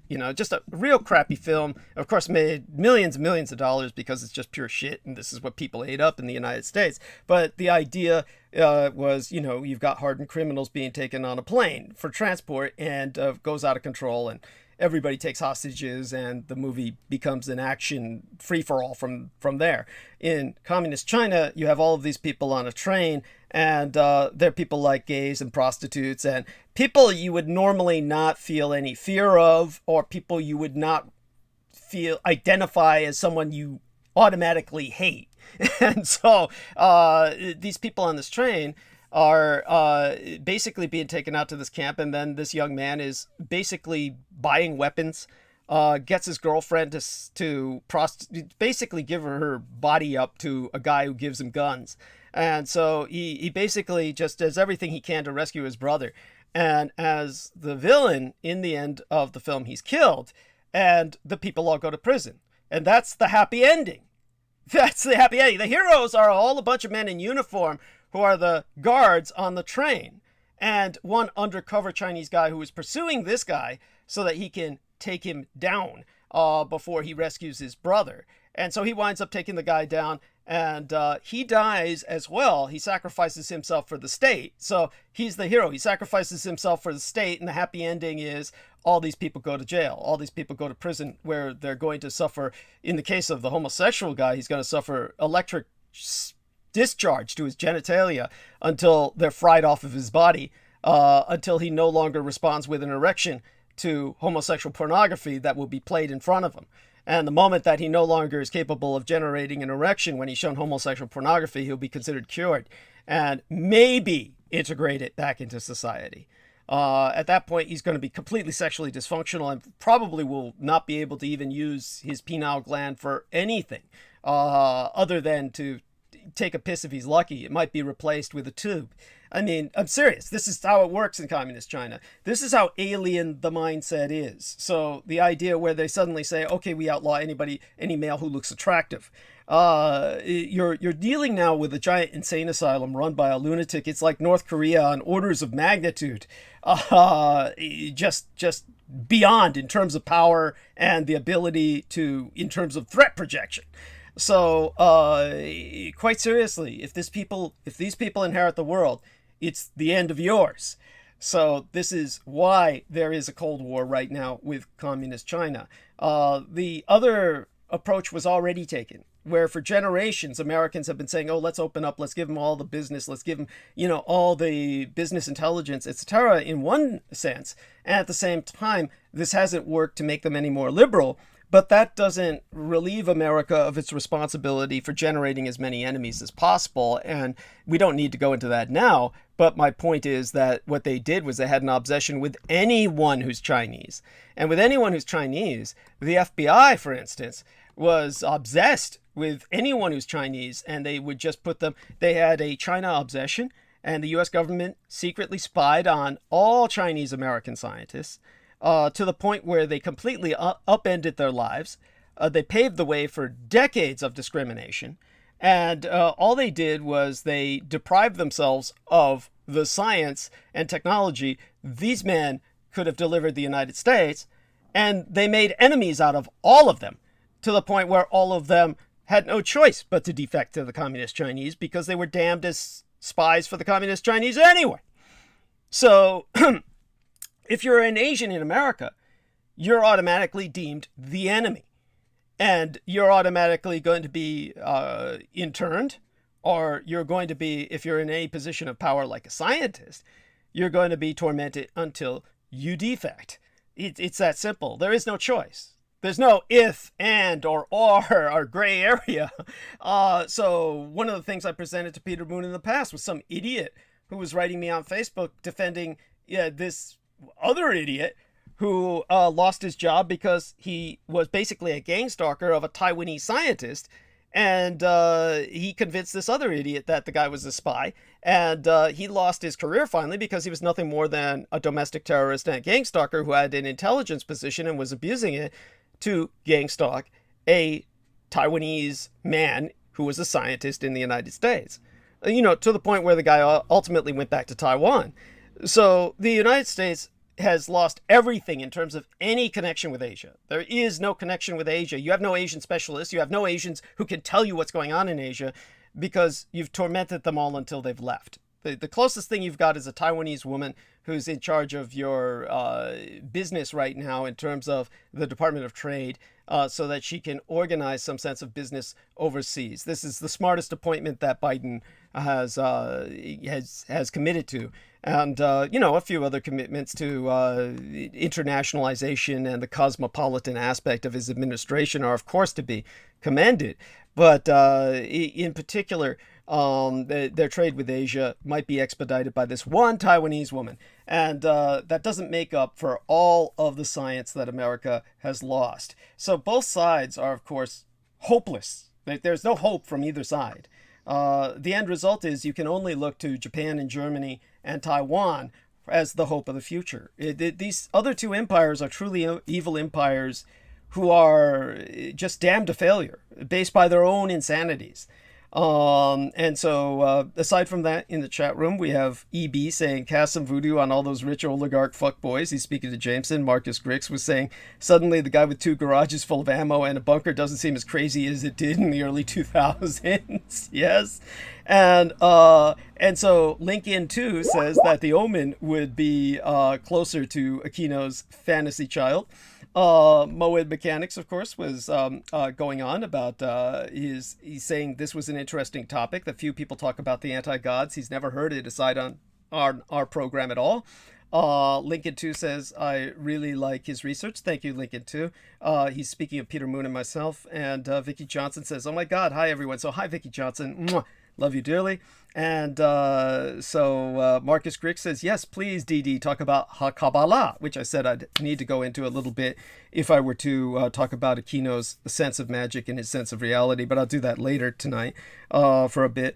And then Moed Mechanic says, yesterday there was an announcement by Amazon Policy, and it is called Lumber Yard Material, and it's very weird. I couldn't find anything online. Peggy Wood was talking about death being a human construct. In many ways, she's right. So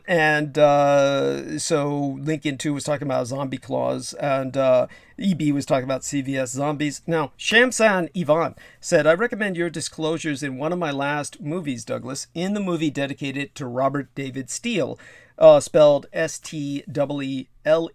She says, greetings at Shamsan Ivan. Thank you, honey. Or gentleman, I'm not quite sure about that name. I think it's female. And Shamsan Ivan was saying, great source, history rewritten, genetical modification of humans, reptilian Anunnaki.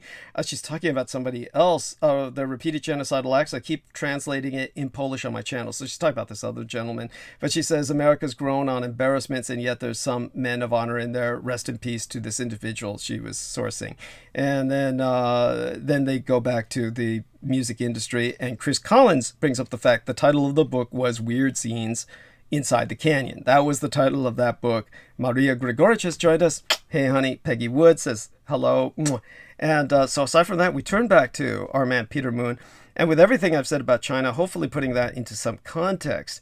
Jameson Reese is saying, so you're saying there's no hope for the future. That's not what I said at all. But Peter Moon can add some context to that. And I'm sure Peter Moon will also find hope in the future. Certainly, we're trying to put some perspective on Asia to the ignorant West so that they can, come into some form of awakening about this. And Peter understands the importance of that.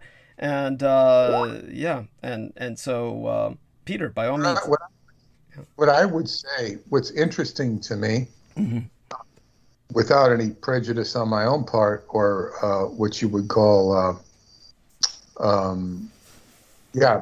judgment or prejudgment of anything.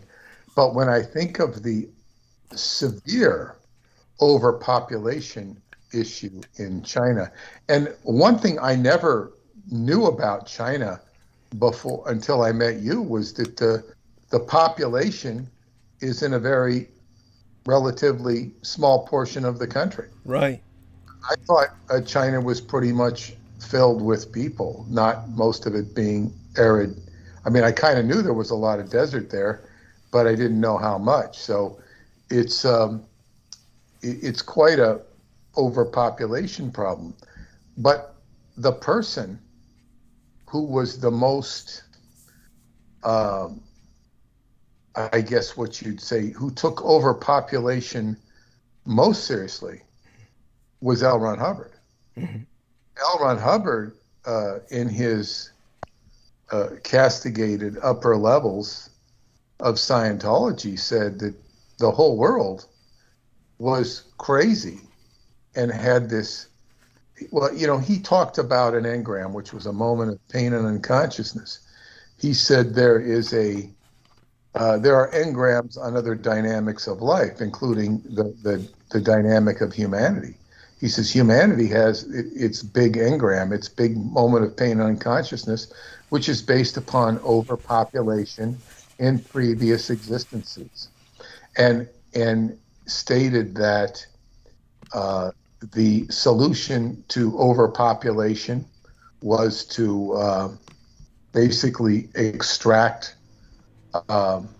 spirits from the bodies with electronics, and to gather them up put them by volcanoes and explode them with an atom bomb. And then, well, then they would be attracted and captured with electronics after that, and basically would end up inside of people.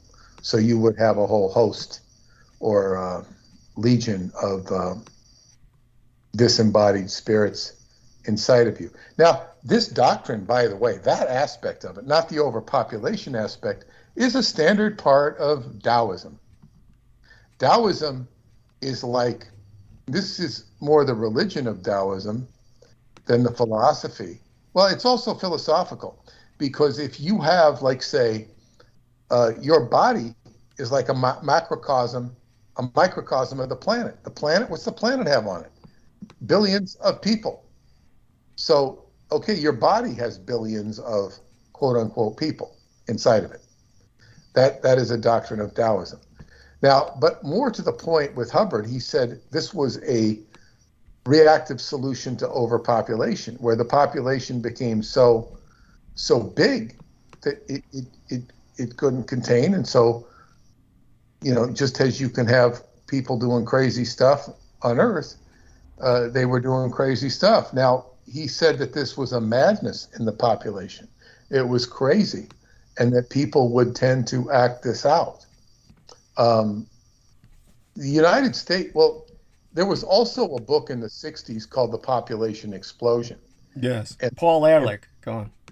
I never read it, but you see the guys on the talk show, they'd have, and they talked about pollution, and pollution was going to consume us. Well, without going into the electronics of, cell phones and all that. This was well before that. They didn't even conceive of radio. No. What I'm saying is, independent of that, the planet is a lot less, or aspects of it are a lot less polluted. Lake Erie was, and the Hudson River were horrible. L.A., you couldn't breathe. Yes, that's true. In those days, by the way, Paul Ehrlich, who was basically in his own way, he was never, basically he was validating genocide and saying people need to die is basically what he was saying. And at the same time, Paul Ehrlich was Jewish. This is why he could get away with it. He could get away with saying we need to kill more people because he was Jewish. And of course, if you were to present that to him, he would argue vociferously and say, oh, that's not what I'm saying. But at the same time, he keeps saying there's too many people. So if you're not saying kill the people who are here, what are you fucking saying? So it's like he was like locked in a circular argument. He's basically here to tell you that you're fucked. But as Peter points out, this is in a time where, compared to today, where the pollution may be invisible and just a form of radiation that is ubiquitous. In the time that Paul Ehrlich was speaking, we truly had literally you couldn't breathe in Los Angeles, and the Great Lakes were catching on fire. They were so polluted that the lakes would catch on fire and burn. So yes, a very different time where we literally had the pollution all around us, and we were swimming in it. And this was what gave birth to the environmental consciousness, was that at that time, everything looked like we really were going to die. And this is what happens when you go through this level of industrialization. Japan went through that phase where the traffic cops were wearing oxygen masks and you couldn't see Mount Fuji through the smog. And of course, there was mercury poisoning in the water that took people out. And then it got past that. And China is going through that phase right now. So this is a horrible part. England went through that phase, of course, where the sky was so polluted that the sunsets were spectacular. People used to paint spectacular sunsets in industrial revolutionary England because there was so much particulate matter in the air that it refracted light like rainbows. And so you had the most spectacular sunsets in history. They were not natural, of course. So all industrializing civilizations go through this horrific period of self-pollution before they graduate beyond that, or hopefully survive to graduate beyond that. And so we were at that stage when Paul Ehrlich was basically the prophet of doom. He was, as a Jewish man, just basically assuming the role of an Old Testament prophet. He's just here to provide no solutions other than to tell you how fucked you are, and God hates you. So when it comes to what Peter is relating, however, certainly, Peter, you know that by what China has done, overpopulation is no longer its problem. If anything, they're going to suffer an enormous crash within this generation, the next few generations, that they will never recover from. They're not going to be because of all the males. Because of all the males. Well, all the males, yeah. I mean, how's anyone going to produce? It's a population implosion as in disambiguation, the antithesis of a population explosion. As Jameson says, population implosion. He put that in the note text there. But the other way to deal with it is, of course, one of the things has been abduction. The Chinese have been abducting women through all of their bordering nations. All of the bordering nations have suffered abduction as women are abducted for Chinese men who need to get married.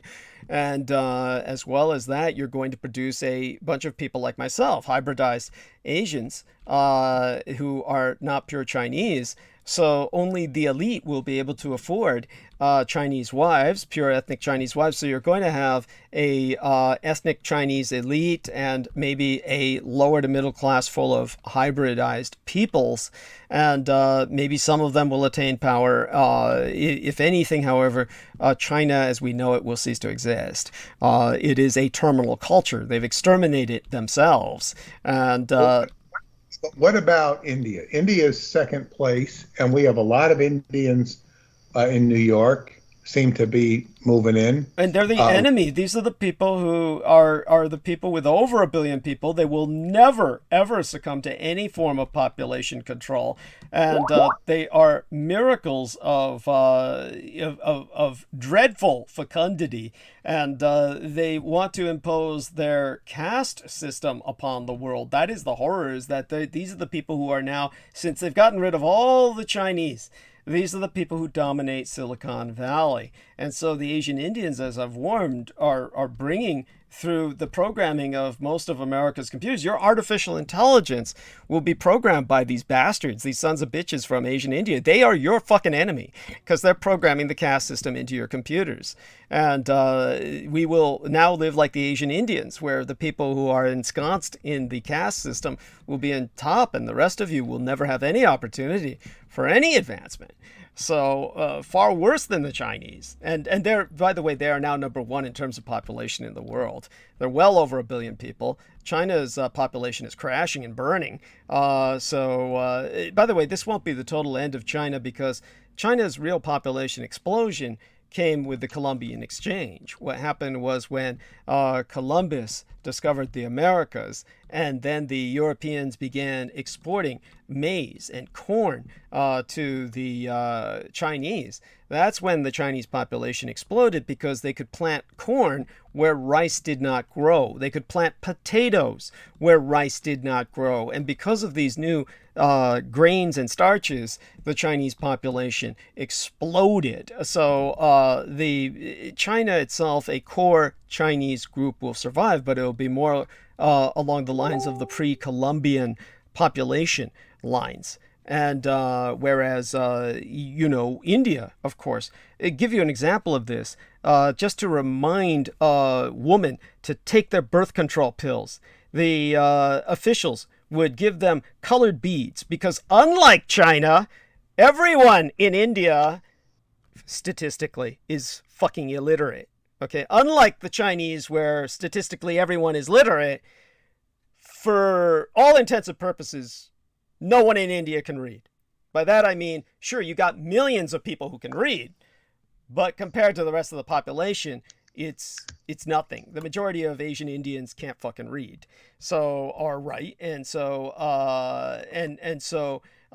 what's happened is that when it comes to Asian India, the officials would go to all these women with these strings of colored beads and say, take this birth control pill and then move this bead over to the other side of the string, hang this string over your door, and you'll have colored beads on it. And when you take one pill, then you move this string to the other end of this pearl, this little colored plastic jujaw, the bauble to the other end of the string. And so what the Asian Indian woman would do is they'd hang the string over their doorway, and they would just move all of the colored beads to the other end of the string at once and rationalize that they would never get pregnant again the rest of their lives. And of course, fuck their brains out and squeeze out like 20 kids. And this is, because they have no concept of this, take the pill and then move the string. It doesn't sink through. Then, so the Asian Indians said, well, we can't do anything with the peasantry. The peasantry is hopeless. Let's do something where we pay the men. We can't work with a woman. Let's pay the men to get sterilized. So they said, okay, let's pay men, a couple $100 to get sterilized, which to your average, Asian Indian male would be like giving somebody $25,000 or something like, 50 grand. It'd be something like that would make it worth it, because all their future is invested in their children. So they gave them the equivalent of like my Marine Corps life insurance policy, where if I die, I get 50 grand. So they gave them like that, like somebody died and cashed in. And so it was like cashing your life insurance policy in. So they gave these guys that equivalent. None of the Asian Indian men they wanted to get sterilized showed up. Basically all these guys, their whole future is in their children. You could offer them millions of dollars. It doesn't mean anything to them. Their whole future is invested in having kids.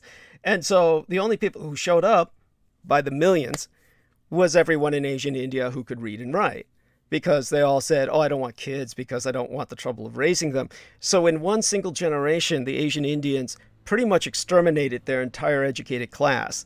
There was like days before they recognized it or realized what was going on. All these guys who showed up didn't need the money. They just said, oh, I just want to get sterilized. But they didn't need the money. They just needed to get sterilized so they could have sex without worrying about the repercussions. And so the entire Asian Indian auto-genocide occurred in the manner of exterminating their educated class by sterilizing them all within a period of weeks before they realized what was going on. So all of these catastrophes happened in India, and this is how you had dumb people like Modi rise to power, who was like part of this, gray area, that he just was, his dad wasn't sterilized, one of the few educated ones or one of the uneducated ones, and then he managed to climb the ranks because the Asian Indian society had so collapsed that a lunatic like that could assume power based on genocidal pretensions that we got to kill all the Muslims in India and we'll be okay. It's all the Muslims' fault.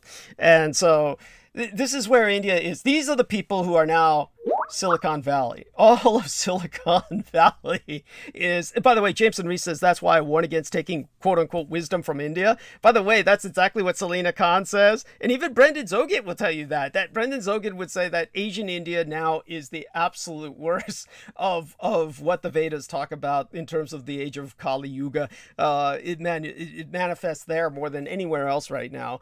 So there's no hope from either communist China or India. Asian India is your enemy, your blood enemy.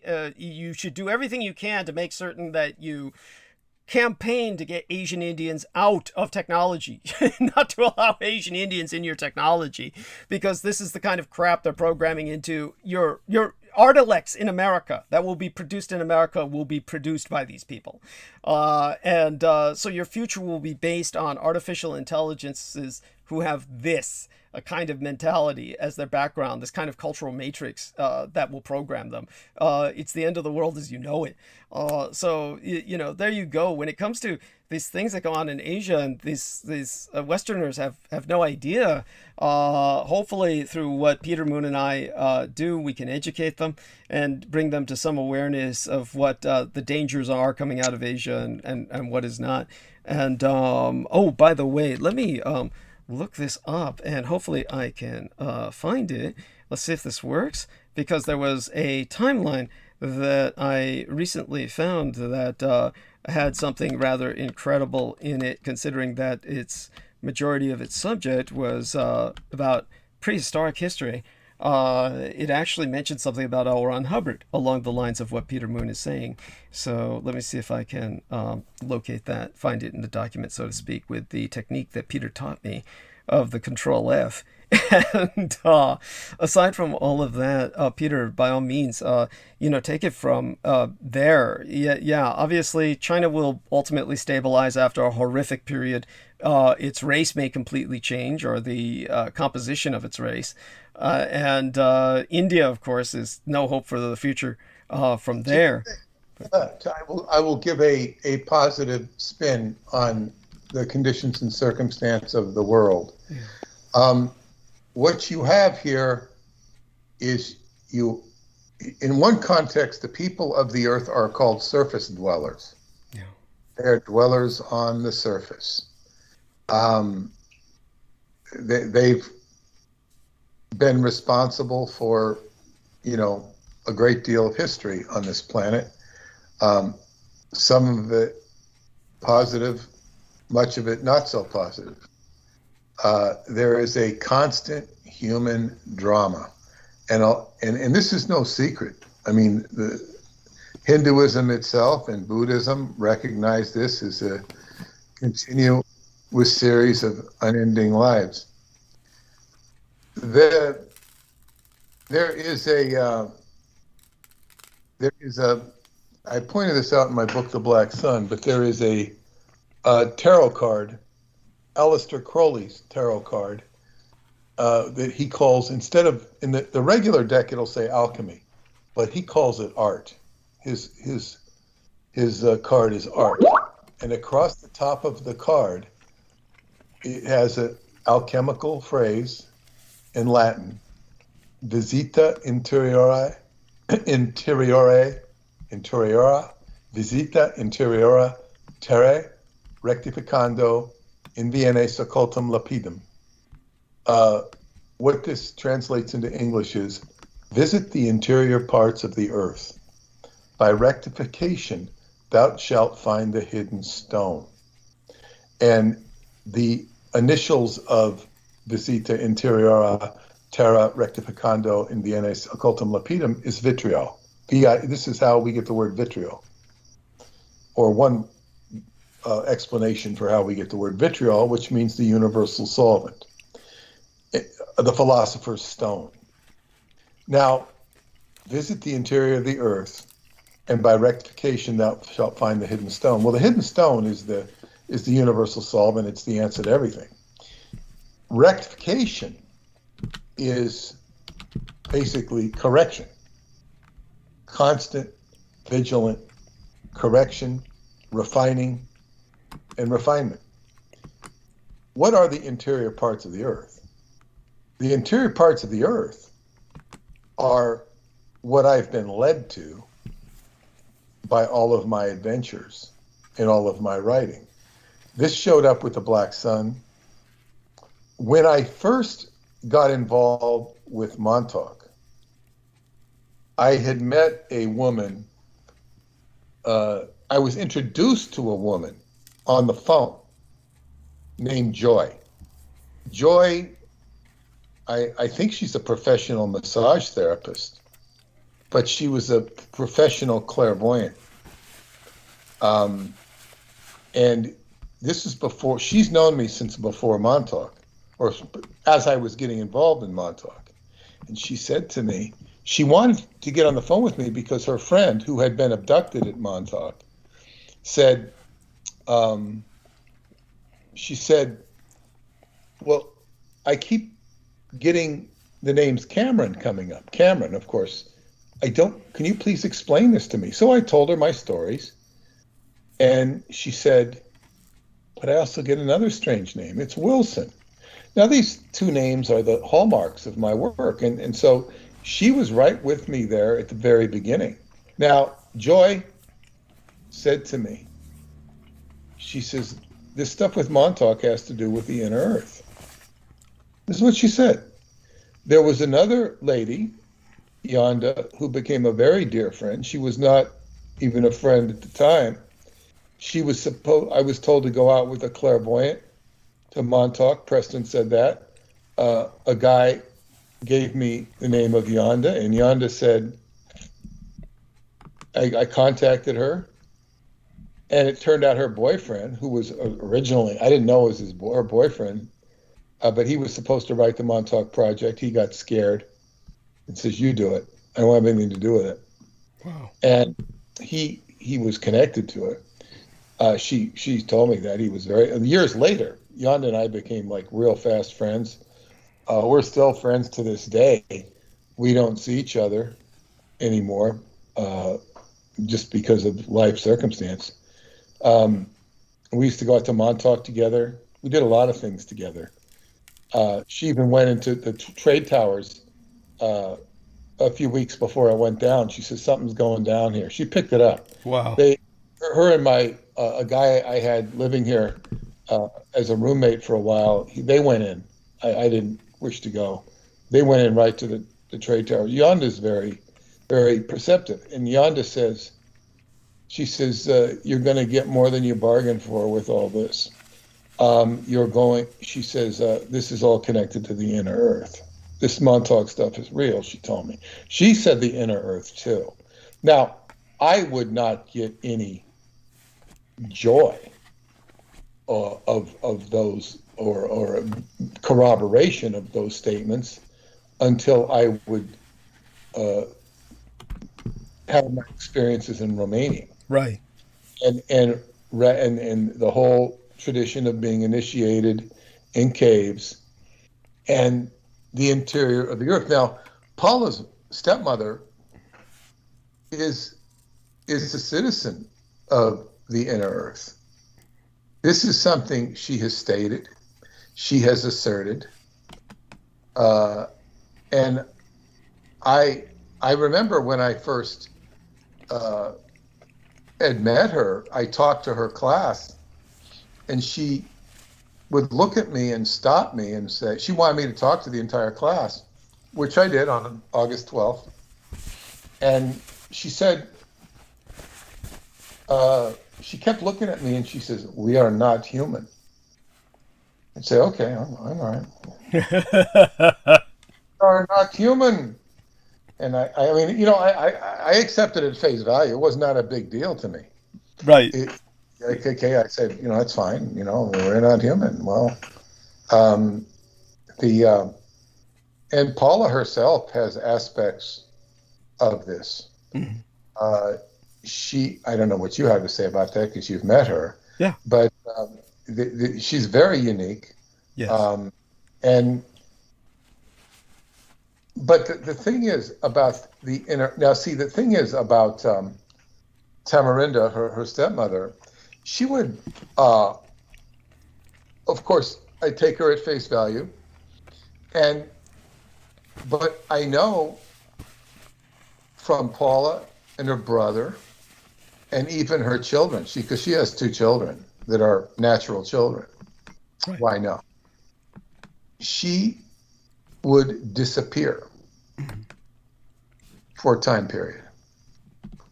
And where would she go? She really wouldn't talk about it. Now, you could say, well, she had some nefarious habit or something. I don't think she did. She would disappear. She might go talk to the military. She might go visit what she called Yellow Tea City. Yellow Tea City was in the inner earth. It's kind of like a vibrational shift. She would disappear.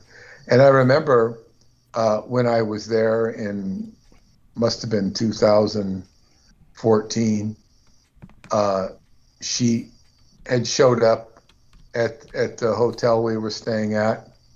I don't remember why she showed up, other than that I was with Paula, and maybe she just came by to say hello to, because I had my friends there from America, and she was wearing, you know, a military outfit.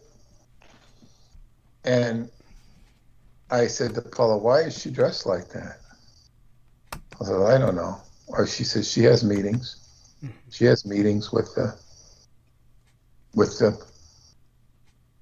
people, you know, with the military, because she was according to her, she was a general in the Romanian army.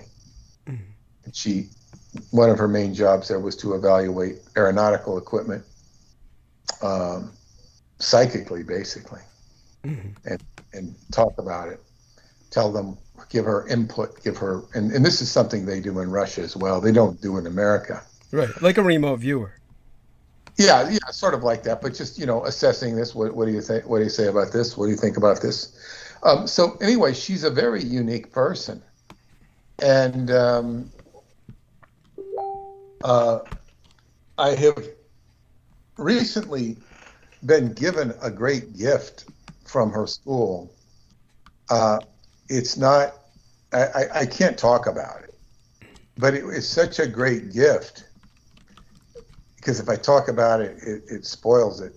But it was such a great gift that it gives the whole school credibility to me. Not that I'm a student of it, but it's just like, wow. And basically, it's all about learning about yourself. The school is learning about yourself and connecting yourself to the,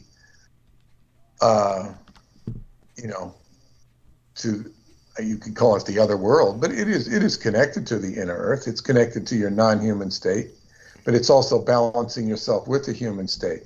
But more to the point of what I was saying is, visit the interior of the earth, and by rectification thou shalt find the hidden stone.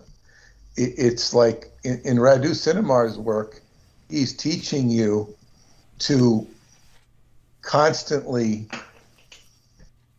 work on your vibration, change your vibration, and then you will connect to the inner earth. It's all a bunch of your vibrational frequency is to tune into it. This is the escape route.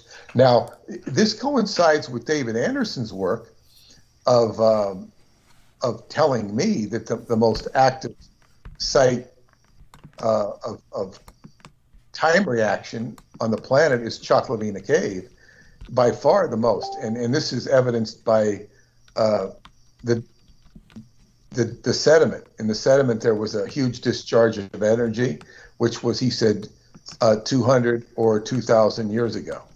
Now, I learned that 2,000 years ago in that area, there was a huge disappearance of people. The most obvious explanation is that they vanished in time, which is also consistent with stories Radu talks about in his own books. He doesn't talk about that. He talks about the Mayan civilization, the Trojan civilization, and perhaps another one where people disappeared. They escaped into the inner earth. And this was facilitated by Mayan priests, the Trojan priests. Troy wasn't just wiped out by the Greeks.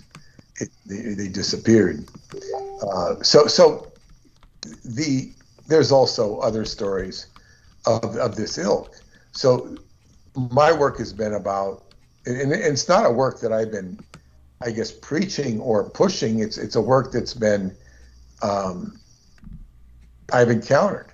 It's more like if you're walking through the jungle and you meet different tribes, different animals, different shamans, and you kind of get a beat on them, and you have to take them at face value and see what they are. It's all led me towards this inner earth consciousness. And and David Anderson's work has also corroborated it in its own strange way, not because he believes it, but by the things he's said to me and the things I've discovered in the valley where the cave is. So there is and the other thing is, the earth is viewed by Radu, and not just by him, as a consciousness. All the planets, all the stars, they are a consciousness. And they are all generated from a black hole inside of each one. And this consciousness, what we have, the people on this planet or any other planets, are specks. It's kind of like parasites on a bigger stage. So what is the game being played? And the earth can laugh off huge destruction. It can have earthquakes, it can have cataclysms, it can have floods, it can have ice ages. The man is arrogant to think that he can destroy the planet. He is not arrogant to think that he can contribute to destroying the civilizations on the planet. The civilizations will come and go, and they will come and go in different variations. All we can do is do the most with what we have in our own time and make our own connections, because it's all what you focus on. If you focus on death and destruction, this is the Qigong principle, where your mind, your energy goes. If you focus on death and destruction, you will beget death and destruction. If you focus on rectification and resurrection, that is what you will experience. They always say, be careful of what you wish for. Be careful of what you think. And there's nothing like, positivity to make the day better. Because I don't know, people can get very down by reading the news. My Qigong teacher told me when he reached a certain age, he had a huge family. And he would get calls saying, oh, so-and-so died. So-and-so died. And it was terrible. By the way, with large families, that became, that's the... Crying all the time, so he learned to just unplug the phone. Yeah. Just unplug the phone. He said, I don't need to hear this, Yeah. It's like it's constantly making him feel bad. And you just cut off the negative energy, and you don't have the negative energy. It's like we can't, it's smart. Negativity breeds more negativity. There's enough negativity in the world. And as I said, there's people dying all the time, suffering all the time. There's also people being born, people getting married, people, having good experiences every moment of the earth. And, we all take turns having good, bad, or indifferent things. But what you think will have a great impact on yourself, and you have to negotiate yourself. Worrying about the world is generally non-productive for most people, because the world can depress you. As I said, one of my friends who's an attorney, he studied political science in school, and he quickly realized after studying political science, he says, this is all rigged, it's horrible. He says he had to step out. And so he, became an attorney. Because, being somebody involved in political science was, and that's what Kissinger majored in, political science. And he was a wizard at political science. And I don't mean to suggest that, he was a positive character, but he's a very positive, powerful character. Kissinger is still alive. We don't. Yeah, well, that's debatable. I mean, he's here. He's present. Well, it was not too long ago. I don't remember how long ago, but it seems like as recently as 6 years ago, definitely 10 years ago, he would often be shown on TV in the suites at Yankee games. He would go to Yankee games and be in the luxury box. They would show him up there. And he was pretty old then. So I guess he's entertained by baseball, or maybe he's, programming the players after the game. I don't know. I'm being facetious. But he when he dies, the world will change, because he has so many connections, so many powerful connections. Yes. And he won't have them anymore. This is just like Armand Hammer, the famous industrialist. He was a medical doctor who controlled a company called Amtorg, which was, by the way, a company that Hubbard said was after him. Amtorg, ancients from Amtorg. Wow. And they wanted, They wanted Dianetics. Stalin wanted Dianetics. But I don't know that Amtorg was connected to Stalin. I don't know. But anyway, because Armand Hammer did not get along with Stalin. He kind of left the Soviet Union and returned after Stalin's downfall. And he was the main trading partner between the Soviet Union and the United States prior to Stalin and after Stalin.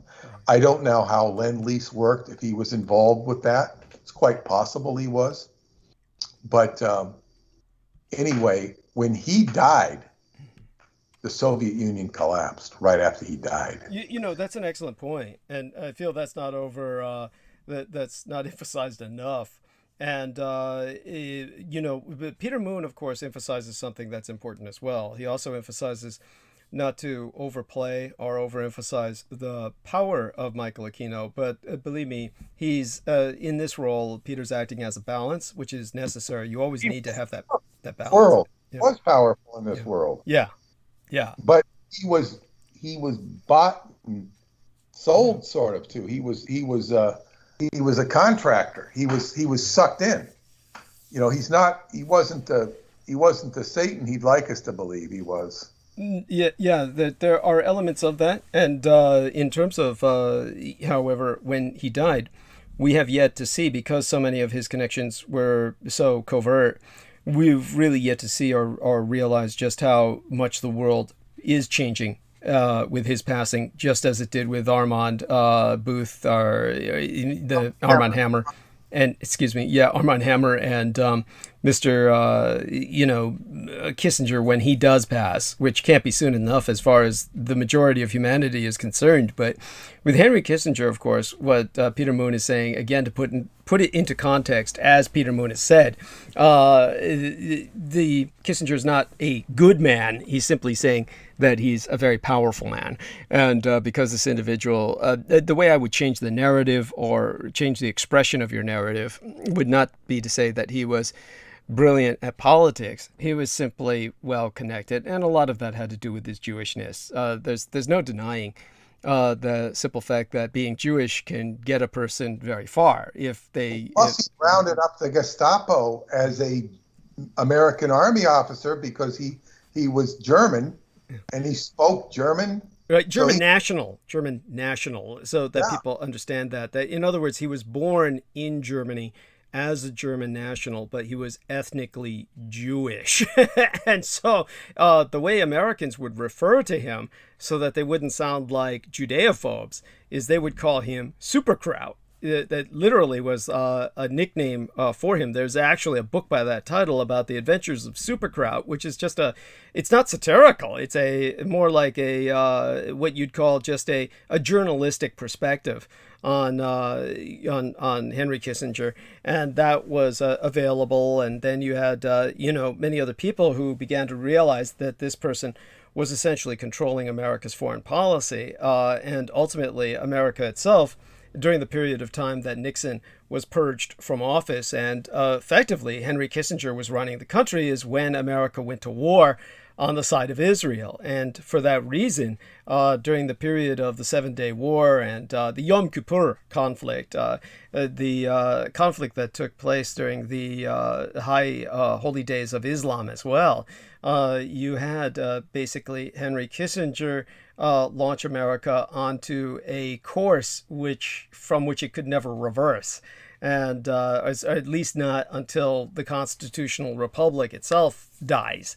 And that was essentially to commit itself completely and irrevocably to Israel. And for this, Henry Kissinger was awarded the Israeli version of the Congressional Medal of Honor. So this must never be forgotten.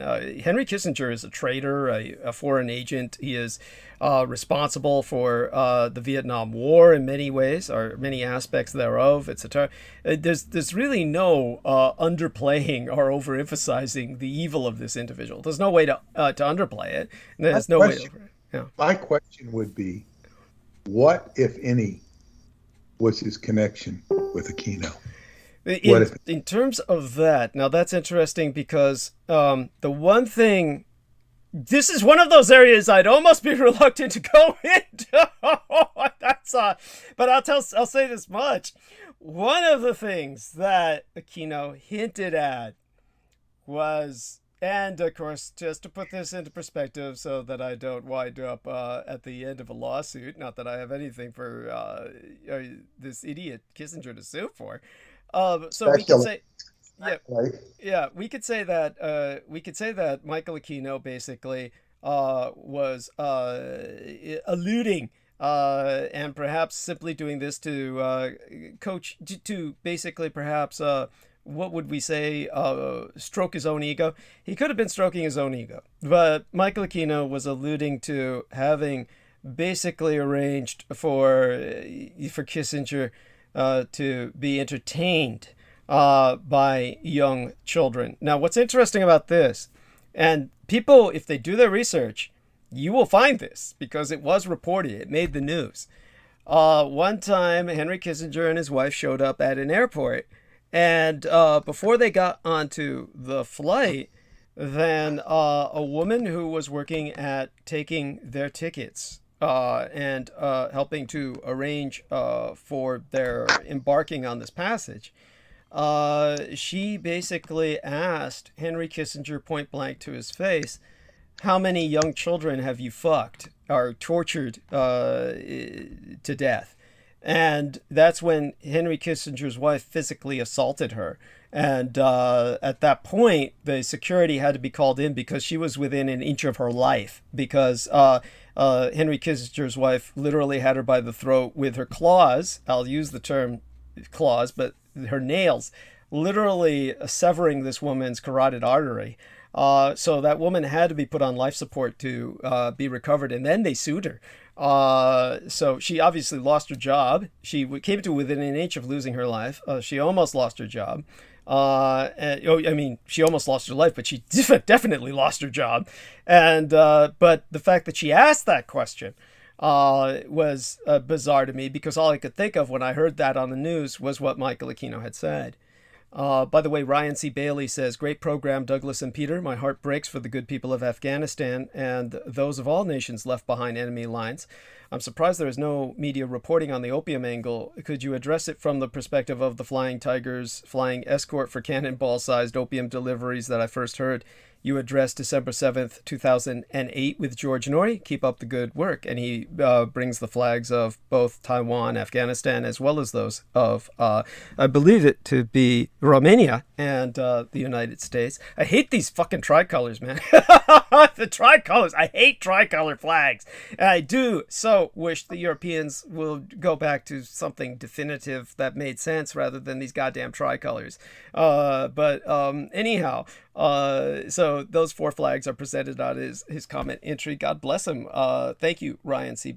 Bailey. And as his Facebook icon, he shows the Twin Towers. September 11th is coming up. And of course, I will be interviewed by Penny Bradley on September 11th. So everyone do tune in for that. I will probably have her on one of my transmissions before that date. And with what we said about Henry Kissinger, so that is what came to my mind concerning that. And concerning the Kissinger family, what's interesting to me is that Henry Kissinger's latest appearance that I'm aware of, in terms of his going public with some statement that was then published, was, and people can look this up, was basically his stance against artificial intelligence. And he has a very biased view against artificial intelligence. And he takes the stance that artificial intelligence will be the death of humanity, and that we must do everything we can to make certain artificial intelligence is never born. And so that was an interesting stance for him to take, and it's definitely taken against, of course, the Dietrich Art-Elect, which is the only extant artificial intelligence in the world, and is what keeps Taiwan at the pinnacle of technology on planet Earth. And so, by the way, I don't know if you had the time. I know that you had the time to listen to all of the Salman Sheikh interview, and I deeply appreciate that. But did you ever have time to finish the entire program that I did on analysis of Afghanistan and the pullout because I spoke of Taiwan twice during that I think so, but it's been a while. Too long now. Okay, yeah, but I was pointing out the fact that one of the things I pointed out was America can, because what was going on at the time, and the reason Taiwan was brought up repeatedly, or at least twice during my analysis of the Afghanistan debacle, was the point that everyone was taking advantage of this, but particularly the communist Chinese. Everybody was taking advantage of the pullout in Afghanistan to threaten someone. The Russians threatening Ukraine, saying basically you can't trust the Americans. See, they abandoned all their allies. With the communist Chinese in particular, though, they took it to, of course, the normal pathological proportions. And they were threatening Taiwan directly, saying, of course, you can't count on the United States. They will abandon you as they did Afghanistan. And what I was pointing out at that time in that analysis was that America cannot afford to do that because Taiwan, of course, produces the overwhelming amount of chips in the world that are at the pinnacle of technology that's necessary for the running of modern civilization. And for that reason, Taiwan being at the pinnacle of the world's technological prowess, should communist China should they succeed in capturing Taiwan, that's the end of the world as we know it, of course. At that point, you get people who outlaw things such as effeminate appearance, who are now running the world. And at that point, the world as you know it. I could go to town about talking about what will happen if China should win the world, about what would happen to our world, but everybody should get my point. I mean, a world in which movies show people entering prison camps as a happy ending, that's the that's the world you're gonna have if you want to live in that world. That's considered the happy ending. Have at it. Then root for the communist Chinese to win. But this is the world, of course, which we have to take a stand against. But the Asian Indians, of course, as Jameson Reese says, it'd be worth committing suicide at that point. Yes, thank you. By the way, I can understand that mentality and understand that articulation is not advocacy. I can understand that mentality, where that comes from, and how the Chinese think of that. They're the only culture that produced a film, and in this case, it was an anti-Taiwanese propaganda film. And all over the background, you see the Taiwanese flag, which is the sun symbol. For those of you who don't know, the national flag of Taiwan is the white sun. And it is the sun surrounded by a band of 12 rays. And those 12 stunted rays around that flag represent the 12 animals of the Chinese zodiac. So in other words, it is the zodiacal belt of the heavens surrounding the white sun, which is simply the white circle in the middle of the blue sky. So that alone should be the flag. So it shouldn't have the red, but they want it red, white, and blue. And the majority of flags in the world, in case you'd never noticed, are motherfucking red, white, and blue. And God knows why. I have no idea why. But the Russian flag is red, white, and blue. The Croatian flag is red, white, and blue. The Serbian flag is red, white, and blue. And the American flag is red, white, and blue. And the Taiwanese flag is red, white, and blue.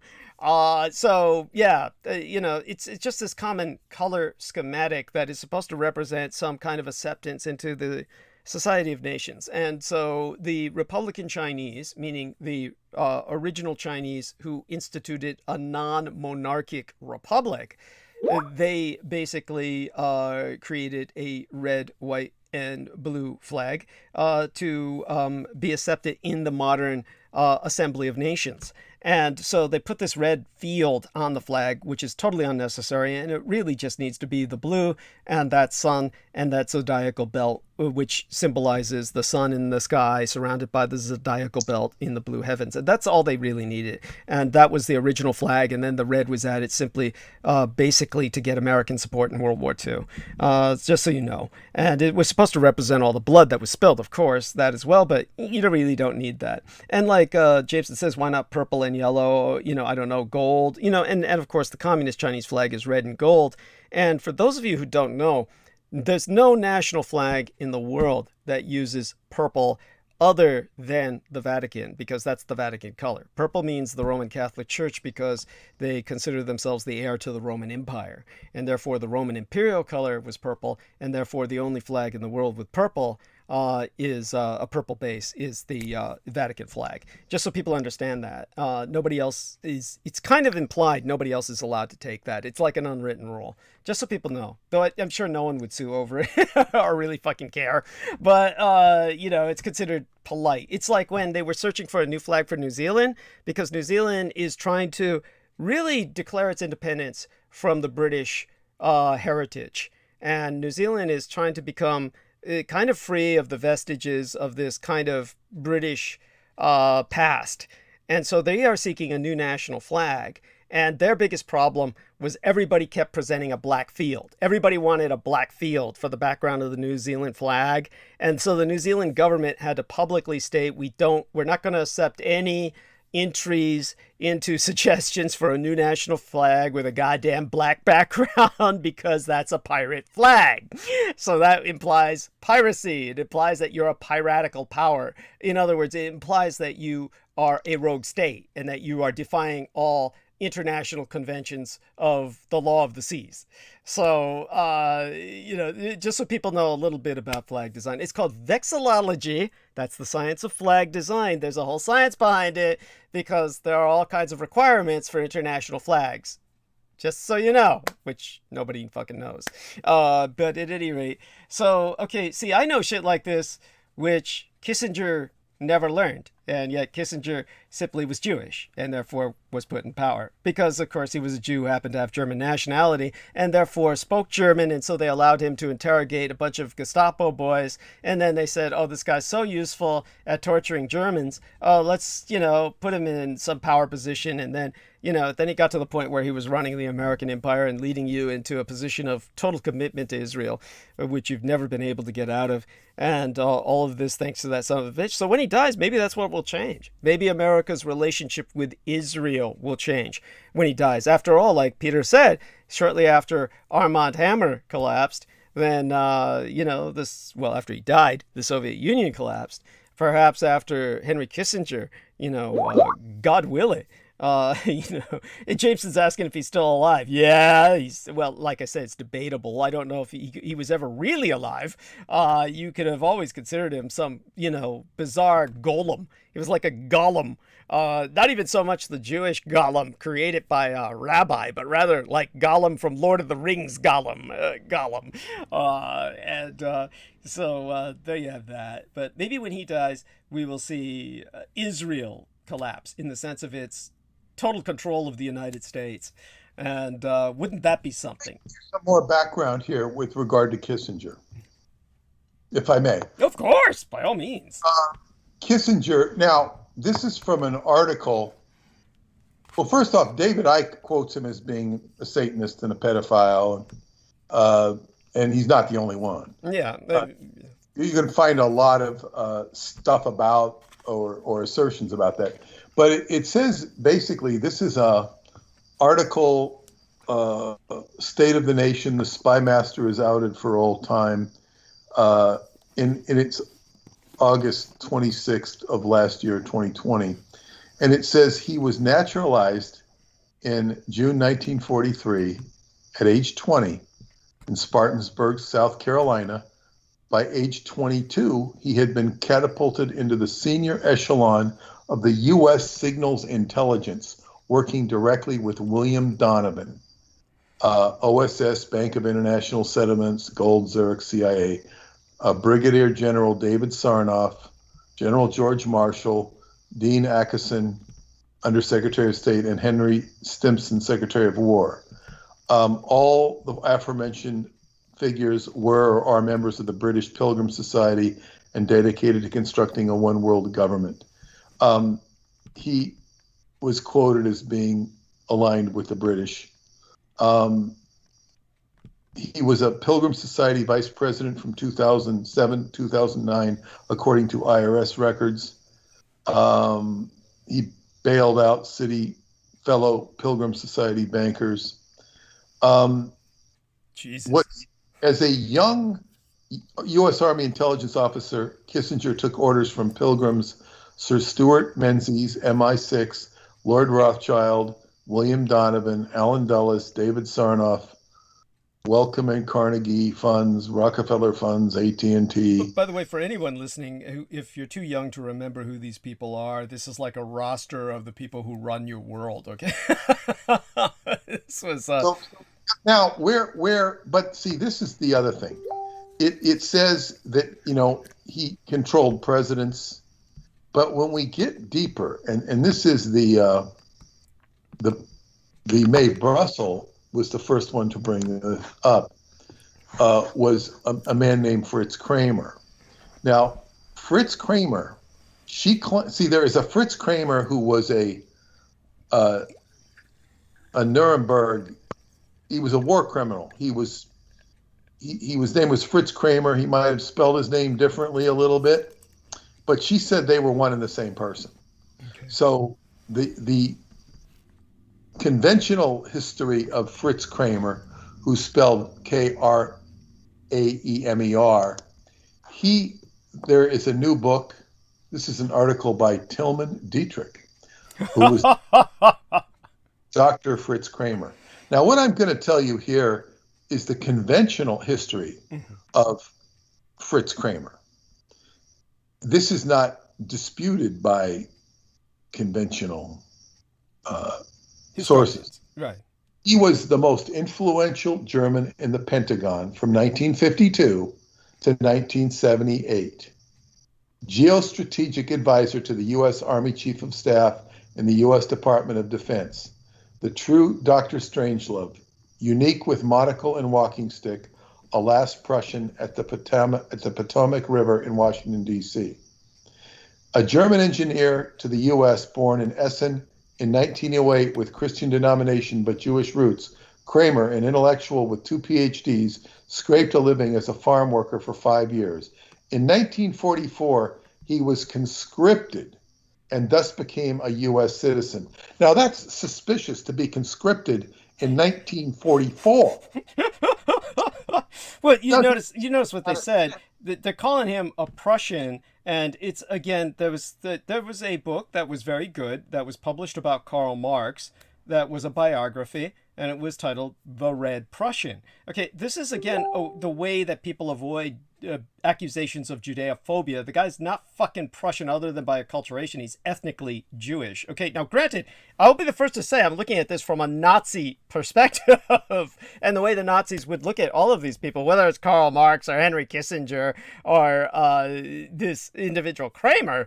They would not look at these as primarily, they wouldn't look at this from the German citizenship perspective or the Prussian acculturation. They would say, oh, that person's an ethnic Jew, and everything would be judged from that point forward. And so they mention it casually as an aside in these biographies that you're sourcing or citing. Oh, yeah, well, the guy's ethnically Jewish, by the way. And, no, that's... If he's Prussian, he's Prussian. He's not Jewish. And he identifies as a Prussian. He wears a monocle. Understood, but it's an affect. It's an affect. In other words, it's No. What I'm telling you is that they're giving him a biography. It says he's a Christian denomination with Jewish roots. They're calling him a Jew, so it makes him sound like he's not a Nazi. Right. There's that too. I mean, your point's well taken. Yes, your point's well taken. So what you're saying, I don't really know. But here is some of the stupid thing. Okay, Kramer discovered and mentored 2 U.S. Secretaries of State, Henry Kissinger and Alexander Haig. In 1944, he met the 19-year-old soldier Henry Kissinger, who had also emigrated from Germany.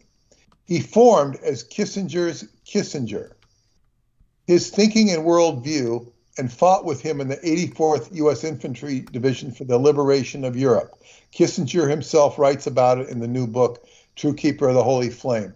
Now, Kramer is said to have discovered Kissinger. Now, here, this is saying that he was conscripted in 1944. Now, I had read separately prior to this that he, found him in New Orleans in the army, and he kind of took him under the wing in New Orleans. Now, I don't remember that article that well, but this is different. What I'm saying is that he's conscripted in Germany, and then all of a sudden he picks, Kissinger, whereas Kissinger was, if Kissinger was connected to all these other people, where does Fritz Kramer fit in? Now, May Brussel said that he was somebody who was a German general, and he was listed as one of the guys with war crimes, and he just disappears. They had him in captivity, he disappears. Right. By the way, this is also a very important point. And so for people who understand this, obviously, I've always considered and presented May Brussel, or more appropriately her full name, May Magnin Brussel, because she was the heiress to the Magnin fortune, where people who go purchase I Magnin, that family is the Jewish family that produced May Brussel. A lot of times these days they leave her the most important aspect of her name out, which is her heritage name.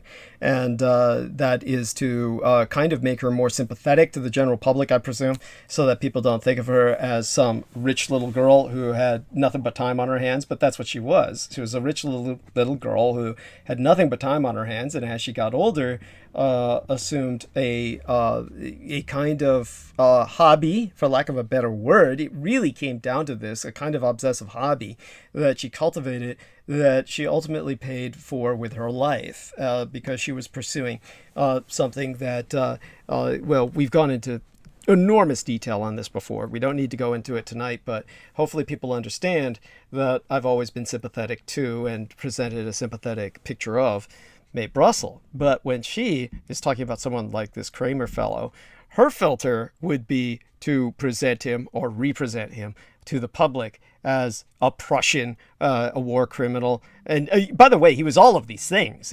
he was, Prussian acculturated, Jewish ethnicity, and he was also a war criminal. And he was also one of the men who basically ran your empire. So these Jewish figures are like the Disraeli figures of the American empire. For those of you who don't know, and this is very important, because this brings us in a very real sense to the cult of the anti-gods. We're not going to dive into that right now with Peter necessarily, but just so people know this, one of the cults of the anti-gods that has to do, it is probably, in my opinion, of all of the cults of the anti-gods, this particular cult is the worst.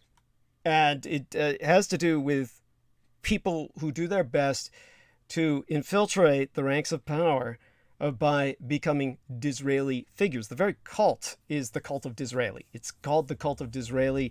It is also known as the cult of boxing under, which requires a whole different explanation, and it has to do with the fugé that people enter to in order to bind their contract with the anti-godly entities that then funnel power to them or open certain aspects of power to them. And in other words, they feel that by entering a certain fugé state, they enter a certain box that is under the reality that we know. And this is done through a lot of cutting. These are all cutters. All members of the cult of boxing under, or the cult of Disraeli, are cutters, meaning that they cut themselves. They cut themselves pathologically, and they hide it. So they cut themselves if they're hiding it in different places.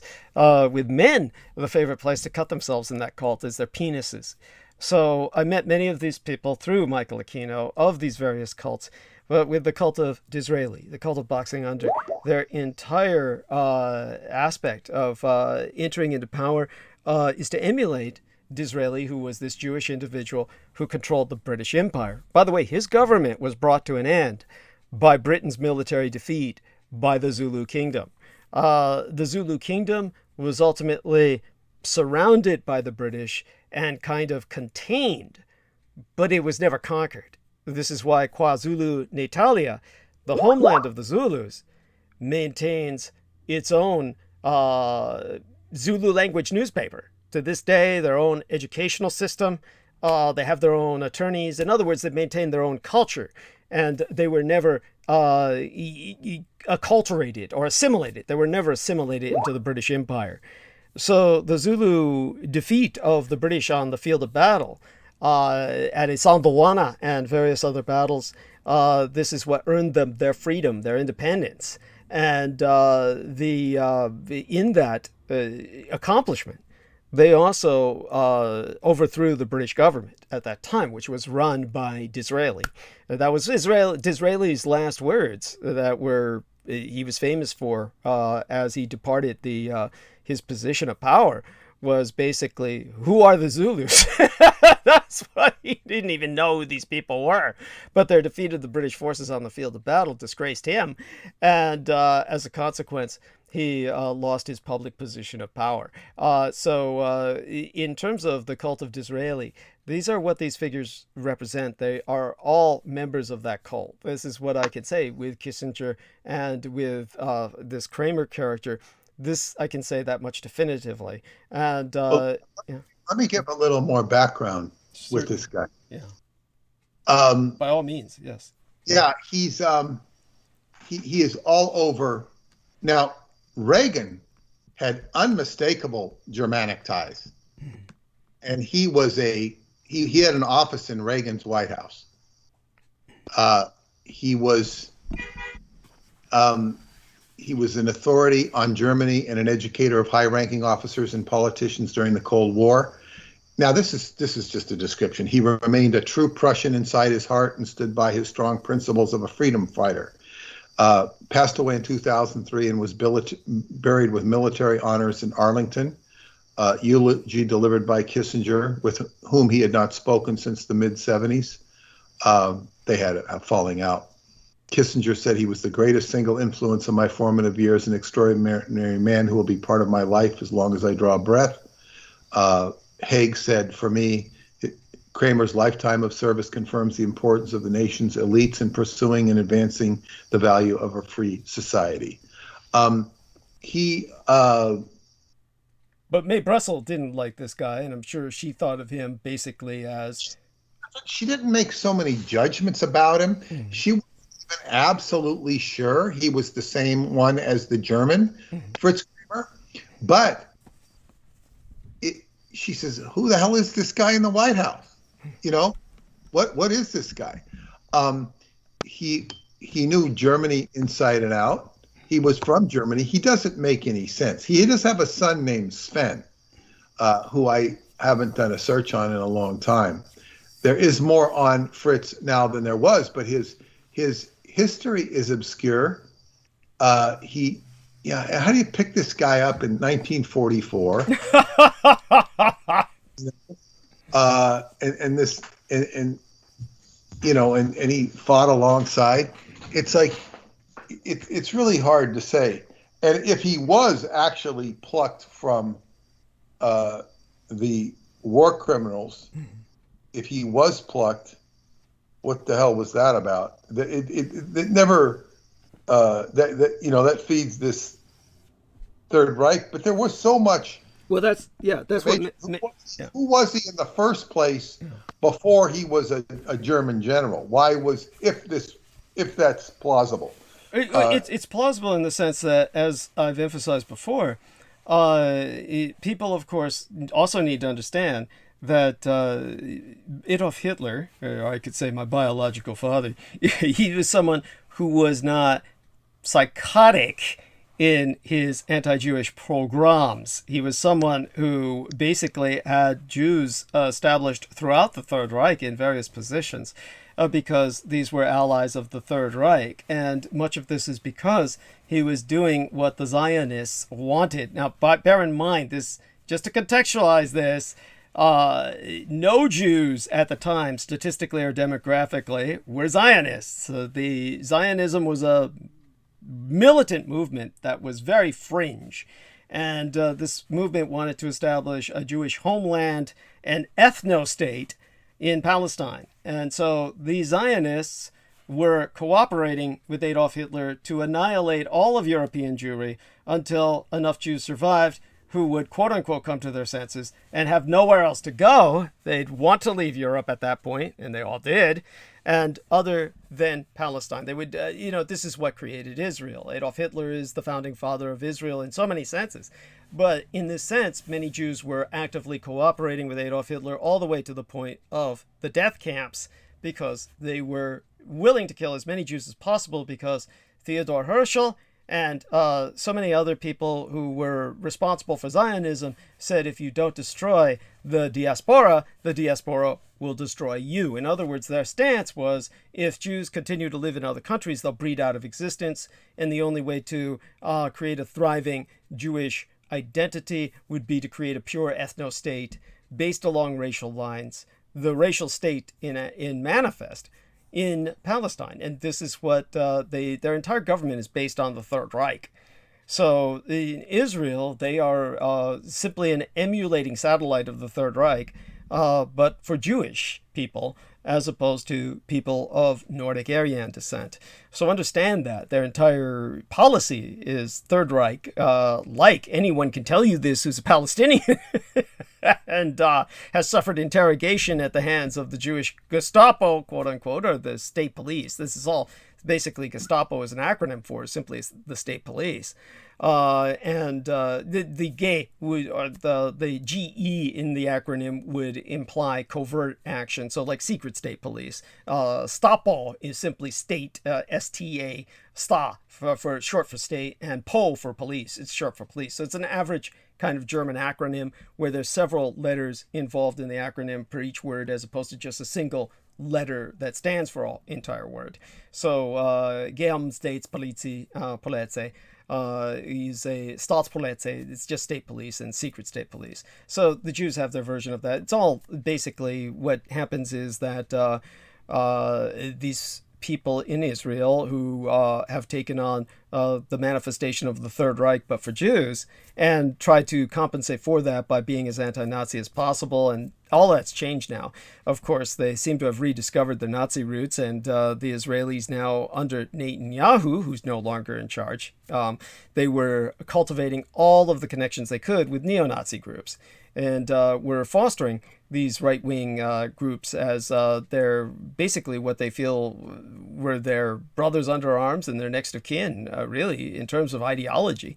So there we have that. And Mae Brussel, of course, she was the one who was propagating what is, I will argue, and told her myself, was a completely absurd and fallacious notion that there was a Third Reich in exile government that was essentially governing the United States. So I've tried to explain to people over time just how ridiculous that is. And obviously, if that were the case, as I told her, she would not be alive. I mean, truly, if there was a Third Reich that was really enforcing policy in the United States, someone like Mae Brussel could not have survived. So I don't know that she said they were running. But they were very involved. She felt very much, she certainly alluded to myself, she felt that very much that they were at the point of where there was like, just as neo-Nazis for a long time, in the days of Metzger in the 80s, would use the term ZOG, or Zionist Occupation Government, just as they felt that there was a Zionist, many people in the United States feel that there's a NOG, or a Nazi Occupation Government. Now, people like, by the time of Jim Marrs, this was like the trope, the meme, this was the accepted doctrine. This was the accepted doctrine of the alternative media.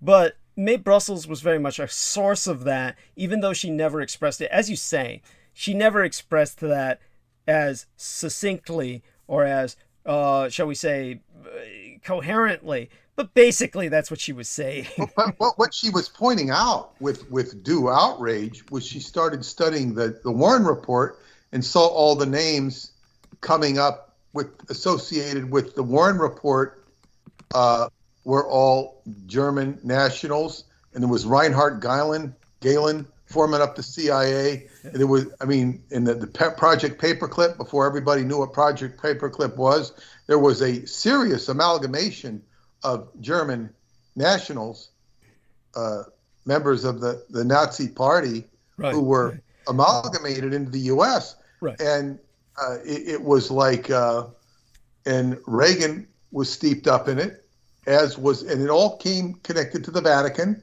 It was a whole, what do you call it, covert rat line. I mean, it was like Reagan. It was. Oh yeah, I've put this into perspective before. Yes, there's no denying what you're saying, but in terms of and so, but the one thing is sitting here, the big red flag is this Kramer character. He makes no sense. Yeah, Kramer bridges it all. Kramer bridges it all, just like I said. H.P. Lovecraft bridged it all with H.P. Lovecraft was the bridge between the gay subculture and Islam, and or at least secular Islam, and with regard to May, where it all came to, and I this is the question I originally asked. It all came home with the Son of Sam, which all led to the U.S. Army and Michael Aquino, and that's where her investigation led. So my question was, what is the connection between Kissinger and Aquino? Well, it comes through all of this. He was rounding up the Gestapo and probably orchestrating, in no small part, the German, what do you call it, brain drain. Well, no, actually, that needs to be put into perspective. In those days, and while I'm talking to Peter here, I'm going to change it to a sweatshirt because the temperature drops precipitously at night in San Francisco. So my earbuds are off. So give me a second. I'm just talking because I can't hear anybody. And when I can't hear anybody, then I kind of talk so that I, don't miss anything while I'm doing this.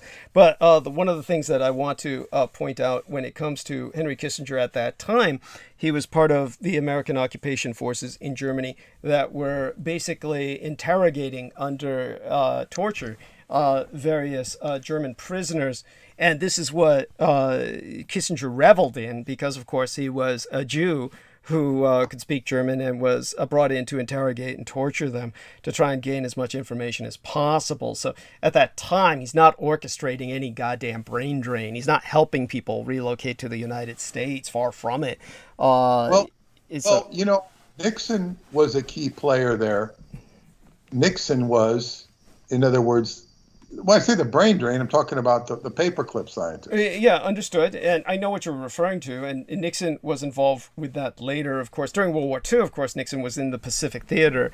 And he was involved with this air transportation program where they were called them, like flying boxcars, the Douglas planes that were flying in various, supplies. And the program was called literally SCAT or something like that was the acronym. It was something ridiculous. But in terms of, all of these people being involved, the other person, of course, was Wild Bill, quote unquote, Donovan. And Bill Donovan, who got the nickname Wild Bill, of course, he was one of the first people that I really started exposing when I became a public informant. He was one of the people I brought up as a member of the Skull and Bones Club, which, of course, also George Bush Sr. was a part of. George Bush Jr. may have been. I mean, by the time we get to George Bush Jr., we don't even care because he's just a mini-me of the of the senior, and doubtless didn't have a single independent thought in his empty head. Everything was coming to him through basically the vice president at the time. Who was that again? Was that Dick Cheney? I keep trying to forget him. Keep trying to purge him from my mind. But when it came to that whole situation, yes, May Magnin Brussels felt definitely that the Germans had a undue, even overwhelming influence in the United States, and that's why she felt there was such a wave of Judeophobia in the United States, quote unquote. I mean, all of us might feel persecuted. She saw everything from a Jewish perspective. To a degree. And that made her outraged that there was such a Nazi connection to the JFK assassination. All these German names showing up and German people that shouldn't be showing up. And she tracked these mercilessly. Her conclusions, are secondary to her work. Yeah. But what it all led down to, this is my point, it all led back to the U.S. Army and Satanism. That's where it all led. Thank you. And if the, and uh, Kissinger's connection make him, he's been called a Satanist, and if indeed his Satanism seems to come out of more closely related to British Satanism than even German Satanism or conventional. Oh yeah. Well, let's put it this way. In terms of all of this, two things that brings to mind. And of course, not to dismiss anything that we've covered at all, but simply to have some fun, just to start this off with a little bit of humor here, just a poke at an easy target.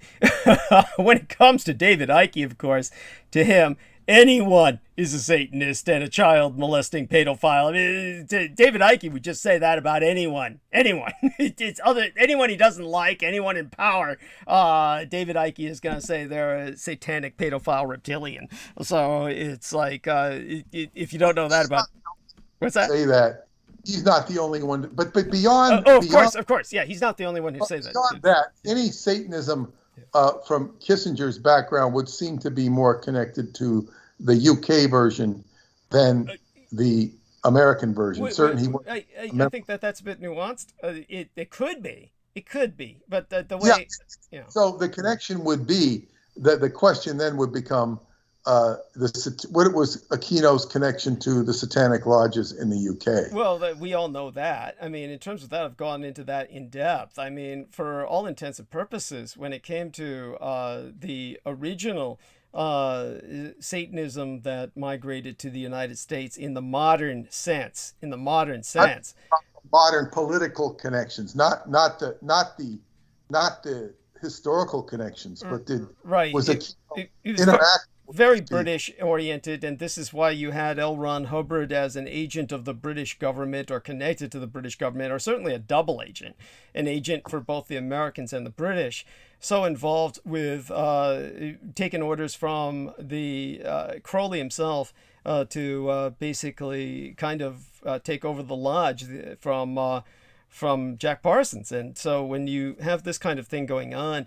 Aquino very much comes from much of that background, or the men who were part of that background, which of course would include Wild Bill Donovan. By the way, Donovan was such a horrific character that they satirized him in a science fiction film called Donovan's Brain. And there was, and there was a book, of course, that was based on a novel in which there were people out there who just knew that Donovan was an asshole. And so they were writing books about, imagine if they kept this fucker's brain alive. And so that novel was turned into the movie Donovan's Brain. By the way, this later on became a DC villain where they took the name away, but they maintained the principle of Donovan's Brain, in which he basically was maintained by a lab ape that was trained to be his kind of like his care provider, maintaining the brain in the machine that it had been installed in, just an ape that was trained to do that. And that ape and him became, like, in the DC comics, this is just to show you just how people thought, how perverted these people were. They actually get to the point in the DC comics where they confess a love for each other when they both feel they're going to die. But of course, as villains in comics, they never die. They get rescued from, at some point, or reanimated from what was otherwise a death situation in a cave-in or something, where Donovan's brain was being held on a machine that was in the cave that was monitored by Gore the gorilla. I think it was Gore the gorilla. But, you know who wrote the book? Well, the person who was involved with so many of these comics was Jack Kirby, who was Jewish. I know Jack, but no. The book, Donovan's Brain. Who wrote the book? Kurt Siedmuck. He wrote the screenplay for The Wolfman. Kurt Siedmuck. He was a classic screenwriter. Mm-hmm. And Stephen King was a big fan of the book. It was published in a pulp magazine called Black Mask. Mm-hmm. It was provided to U.S. military personnel as an armed service edition during World War II. The work has since been translated in different languages. And that's incredible. That's incredible. But by the way, this is during World War II, while Donovan was in active service. It goes to show you, it's kind of like a subtle, how would you say that? Almost like a work of protest that's subversive. It's subversive, and it got through to the front lines because it was far out enough, I guess. But World War II. Yeah. Military's not all behind. You know, there's factions. Yeah, and, that's true. You know, it's very interesting. That screenwriter, Kurt Siodmak, he was classic. I mean, his work on The Wolfman was considered a classic movie. But we're not talking about Clifford D. Simak, are we? Siodmak. S-I-O. Different person. Yeah, Siodmak.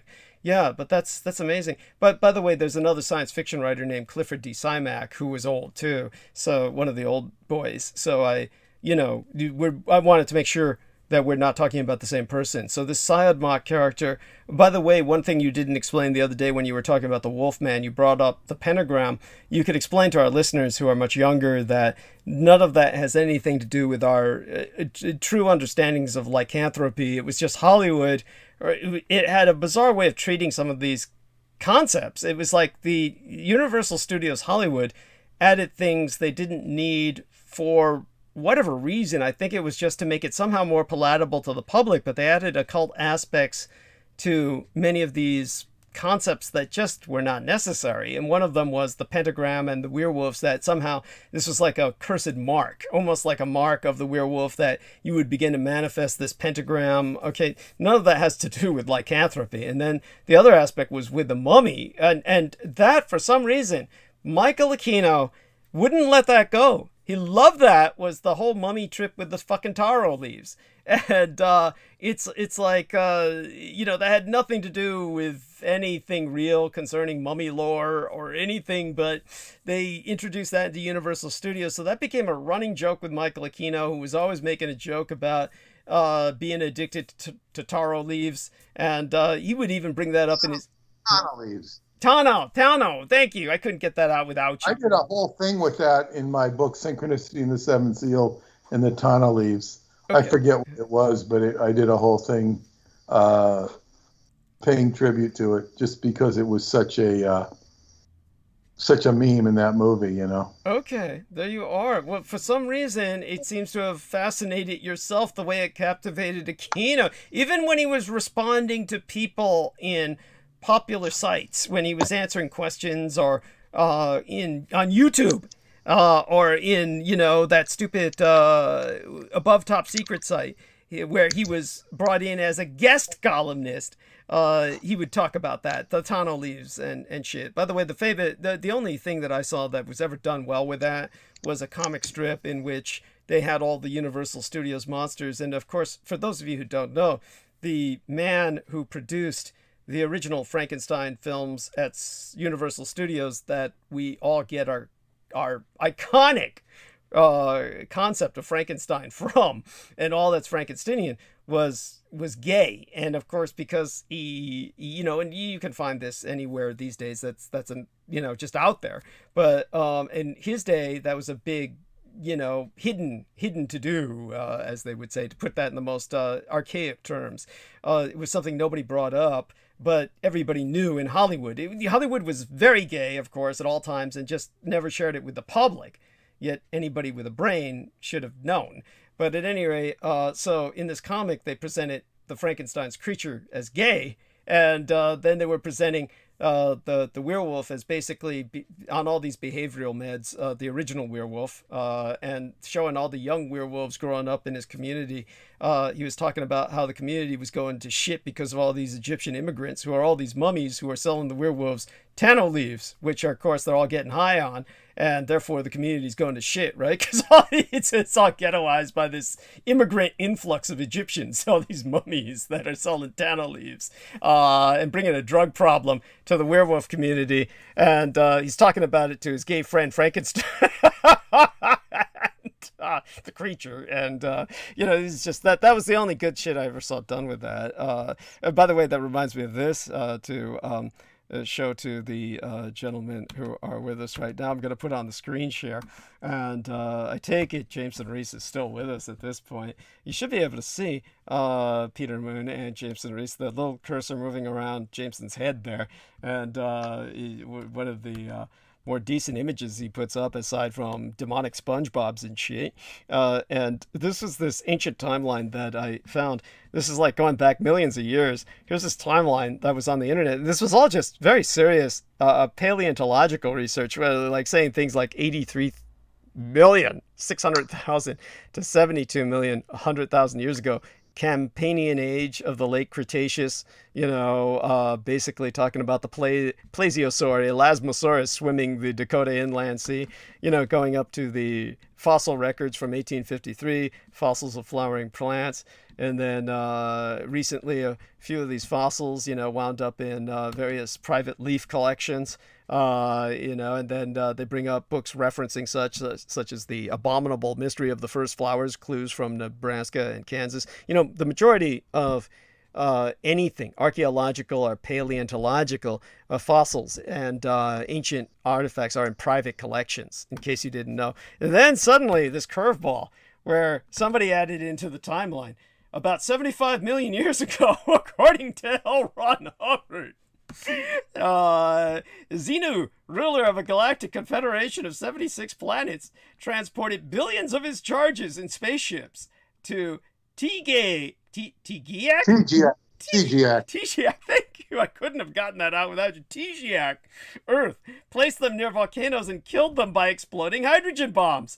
Their thetans, souls in parentheses, later inhabited the bodies of humans, causing the dysfunctions that Scientology claims to be able to repair. This is just before they go back to 72,100,000 to 66 million years to the Maastrichtian age, ends the late Cretaceous. There we are. Then it goes back to is that bizarre?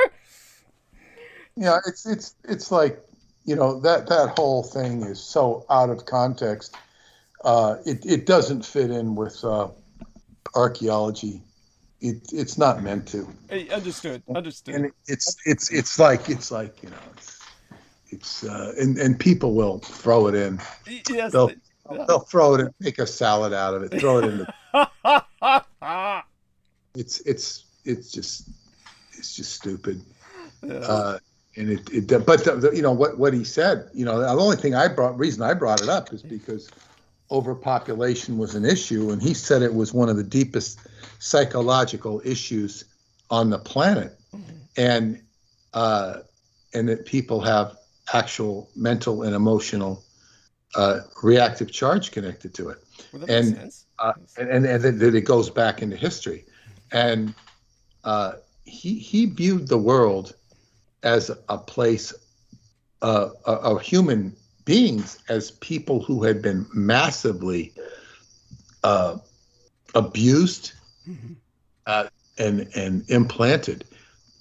Did he go too far in his observations? Yes and no, because the whole world walks around as if it's implanted. So, you can say, yeah, well, of course he's absurd, but what about, all the people who say it's absurd are not offering any solutions for their own stupidity. It's like there's something to be said for it. Okay. It's a very complicated issue, and I've seen many people who availed themselves of the same procedures and principles I did, and from my perspective, they're still a slave to that religion, series of techniques, or whatever.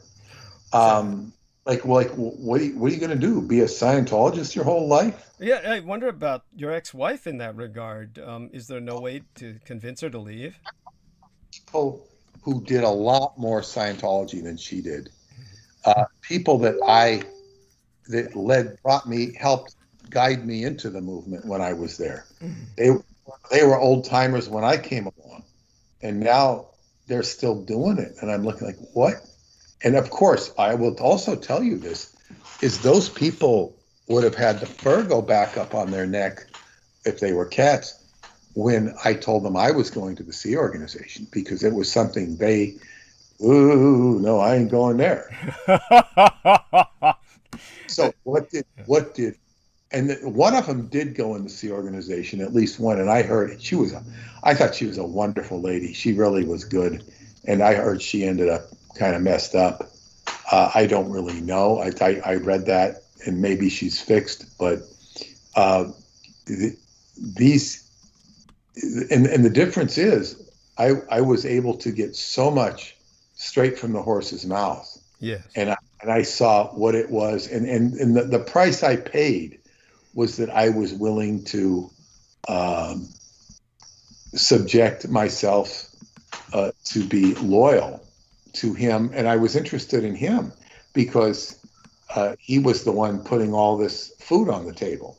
Right. And he told you this was better food than that food, and they were all eating an inferior diet. But although some people could get very rich from it, but basically lost that wealth because they were never in control of the wealth. So it's like, okay, I just was so fortunate, if that's the word, to be able to see beyond the veil they were living. They were living subjected to rules, authority, sometimes which they rebelled against, but they were follow.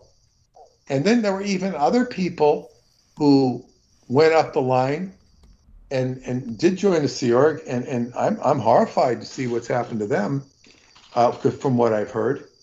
And it's, I guess each one of us has a very specific destiny. And the more time goes by, the more bizarre it all seems. Yes. The more bizarre it seems, the more unique my experience seems. But as I say, you could talk to 100 Scientologists and you get 100 different perspectives. But I don't know if there's anyone who would give you the perspective of magic and a grounded reference point to what magic is and what it is, and Hubbard's connection to it, because they're what do you call it? Their fins don't work when they get into magic. They don't understand what it is. They don't understand it. People will read the book that exposes Hubbard's connected to magic, and they will begin to judge and condemn. Oh, he was evil. And my immediate instance was, God, I want to know what he knew. He had such a command of my world. I want to know what he knew. So I studied Crowley as a result, and it had a lot of legs for me. It had a tremendous amount of legs. So instead of condemning Hubbard, I said, what did he know? Look at this, look at that. And I discovered a whole new world, which led me to Preston. Right. And you would say the same thing about Crowley as well, that rather than condemn him, but rather to simply take what he knew and look at it, then you got a better perspective than most people who just simply freak out and say, oh, look, it's the Antichrist or the Beast, which admittedly, experiential, and it became an experiential thing because Crowley says, you want to instigate phenomena. He talks about synchronicity. And I can tell you, some of the synchronicities he and other magicians lauded were tripe compared to what I had. Yeah. They were tripe. And some people would minimize the experiences I had, but wow, it created a whole career for me. So in other words, to the degree people want to criticize it, they don't understand it. And it was the dictating factor in my life. I think my ex-wife even got very angry at me because she said I wouldn't shut up about it. In other words, she didn't really appreciate it, and there was some factor of jealousy because, as I say, she was the star of the family prior to your ex-wife. Yeah, she was the star of the family. She's an incredible artist. Her moon is in Leo. She's she likes to be on stage. So what you're saying is she was used to being a golden girl, and then you kind of took the stage from her. Yeah, in a big way, and it was never my intention. It was just the way things worked out. and you know, she made some really silly assertions during the divorce, which were just ridiculous. So sad. By the way, Yeah. I'm going on the screen share again, and hopefully you can see the little cursor moving around. You know, the moon moving around. I guess the planet of Jameson Reese's head there, and there we go to here on the YouTube. And this was the episode, by the way, in which both Crystal River and yourself were on when I got deathly sick, drinking that horrible fluid that was supposed to make me crap my brains out so that my shit would be crystal clear and I could go for an endoscopy. I mean, and by the way, for the average person, you know, this is one of those things where if you hear Douglas Dietrich go against anything that's normal, conventional medical recommendation, it would be, you know, colonoscopies. You know, you don't need them unless of course there's true concern, you know, like you're bleeding internally like I was at that point, you know, what the fuck. But, you know, anyhow, so on this Lynn Adams comes on. She says two things. She says one is, yep, Albert Pike, born and from Boston, Massachusetts. And then she says, question Triple D, don't you think that the 10-book series, The Invader's Plan, is spot on and what is happening now? Is that not the series of science fiction books written by L. Ron Hubbard that then they made a run through all the popular bookstores? They had that 10-book series by L. Ron. Well, I will make a comment on what little I know about that. I started reading one. I think my ex-wife had it. Mm-hmm. I couldn't get through it. One of the main characters was Countess Crack, and she was kind of a dominant. I couldn't relate to her. You know, she was the bad girl. And I was told that a lot of vulgar language in it and stuff. Uh-huh. It was very vulgar. This is all I heard. Uh-huh. Now, according to Vaughn Young was he was the man who gave me my introductory lecture to Scientology, and Vaughn was a professor at UC Davis, and he had he became a Scientologist. He ordered all of his students to, you know, read Scientology books, and they fired him. He didn't care. He was working for Scientology.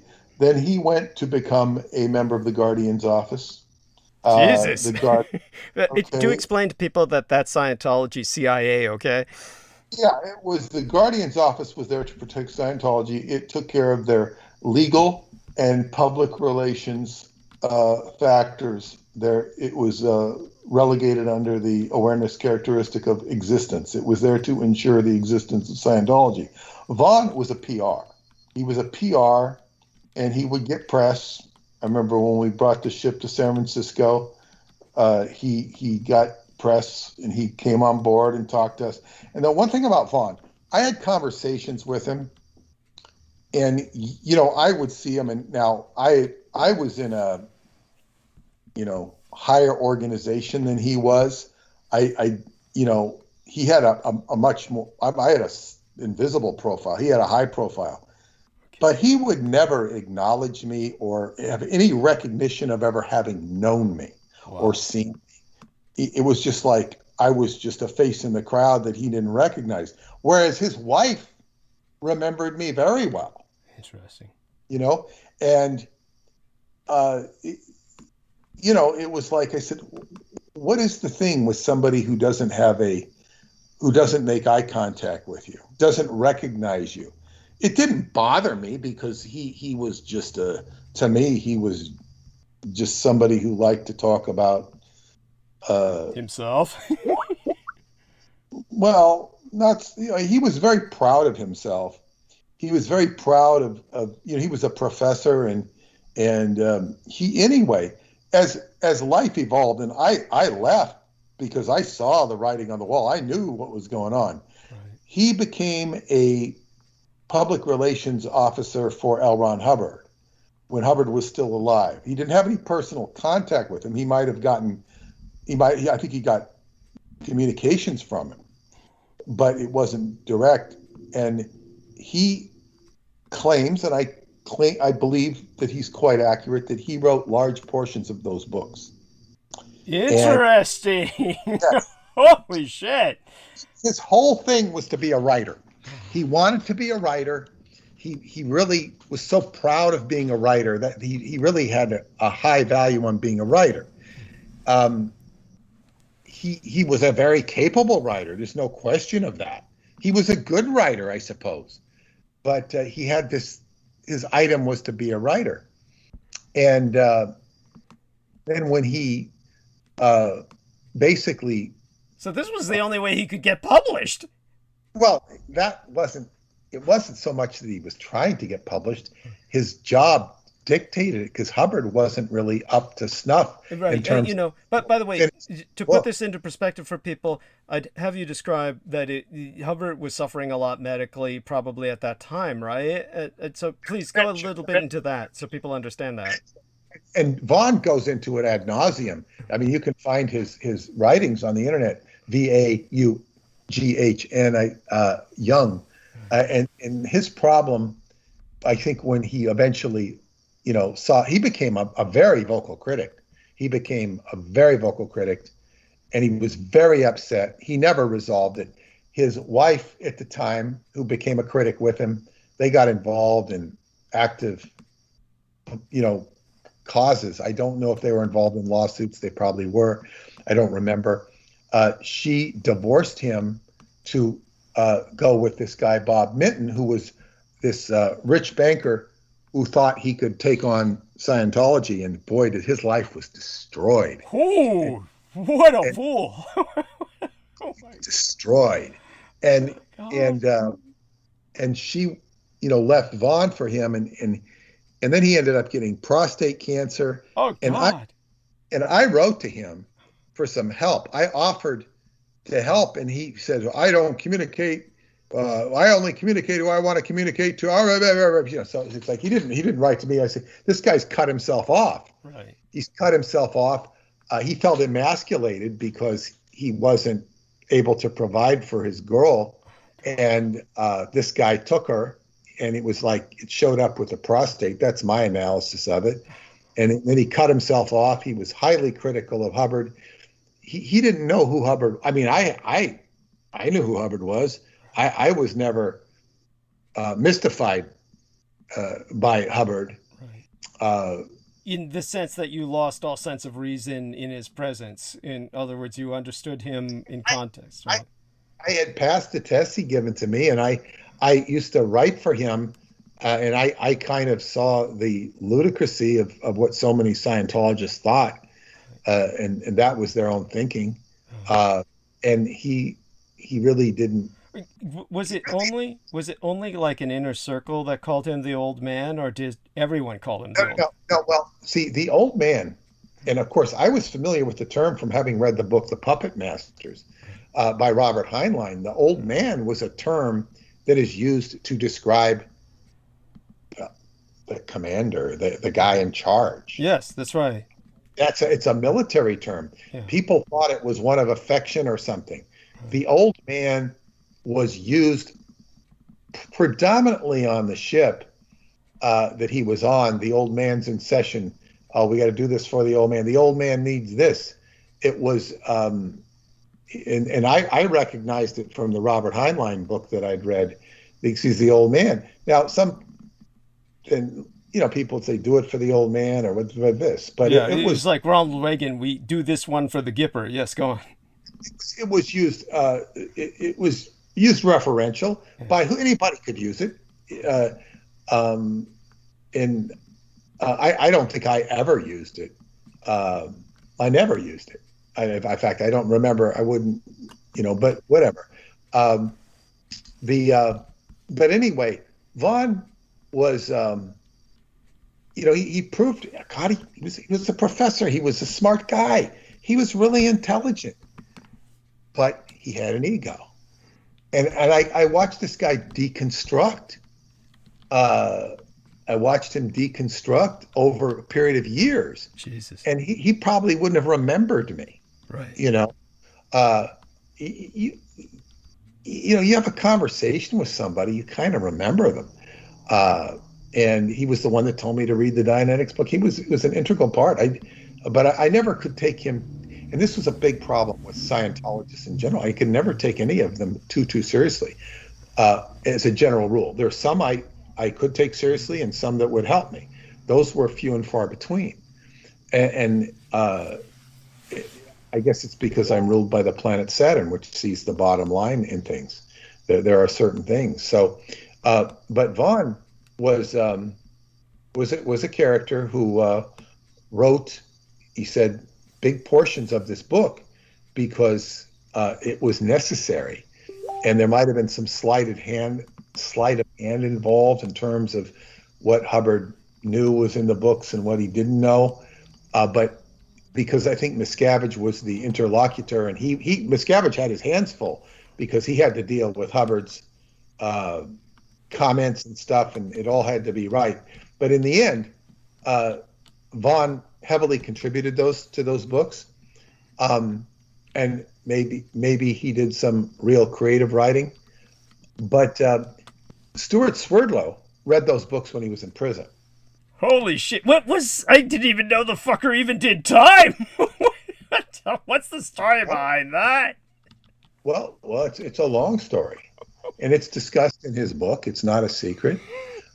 Stuart worked for a company as a controller, and they wanted him to open bank accounts and do this and do that and the other thing, and basically he was being set up for fraud, according to him. It was huge amounts of fraud, hundreds of thousands of dollars. Now, the what do you call it?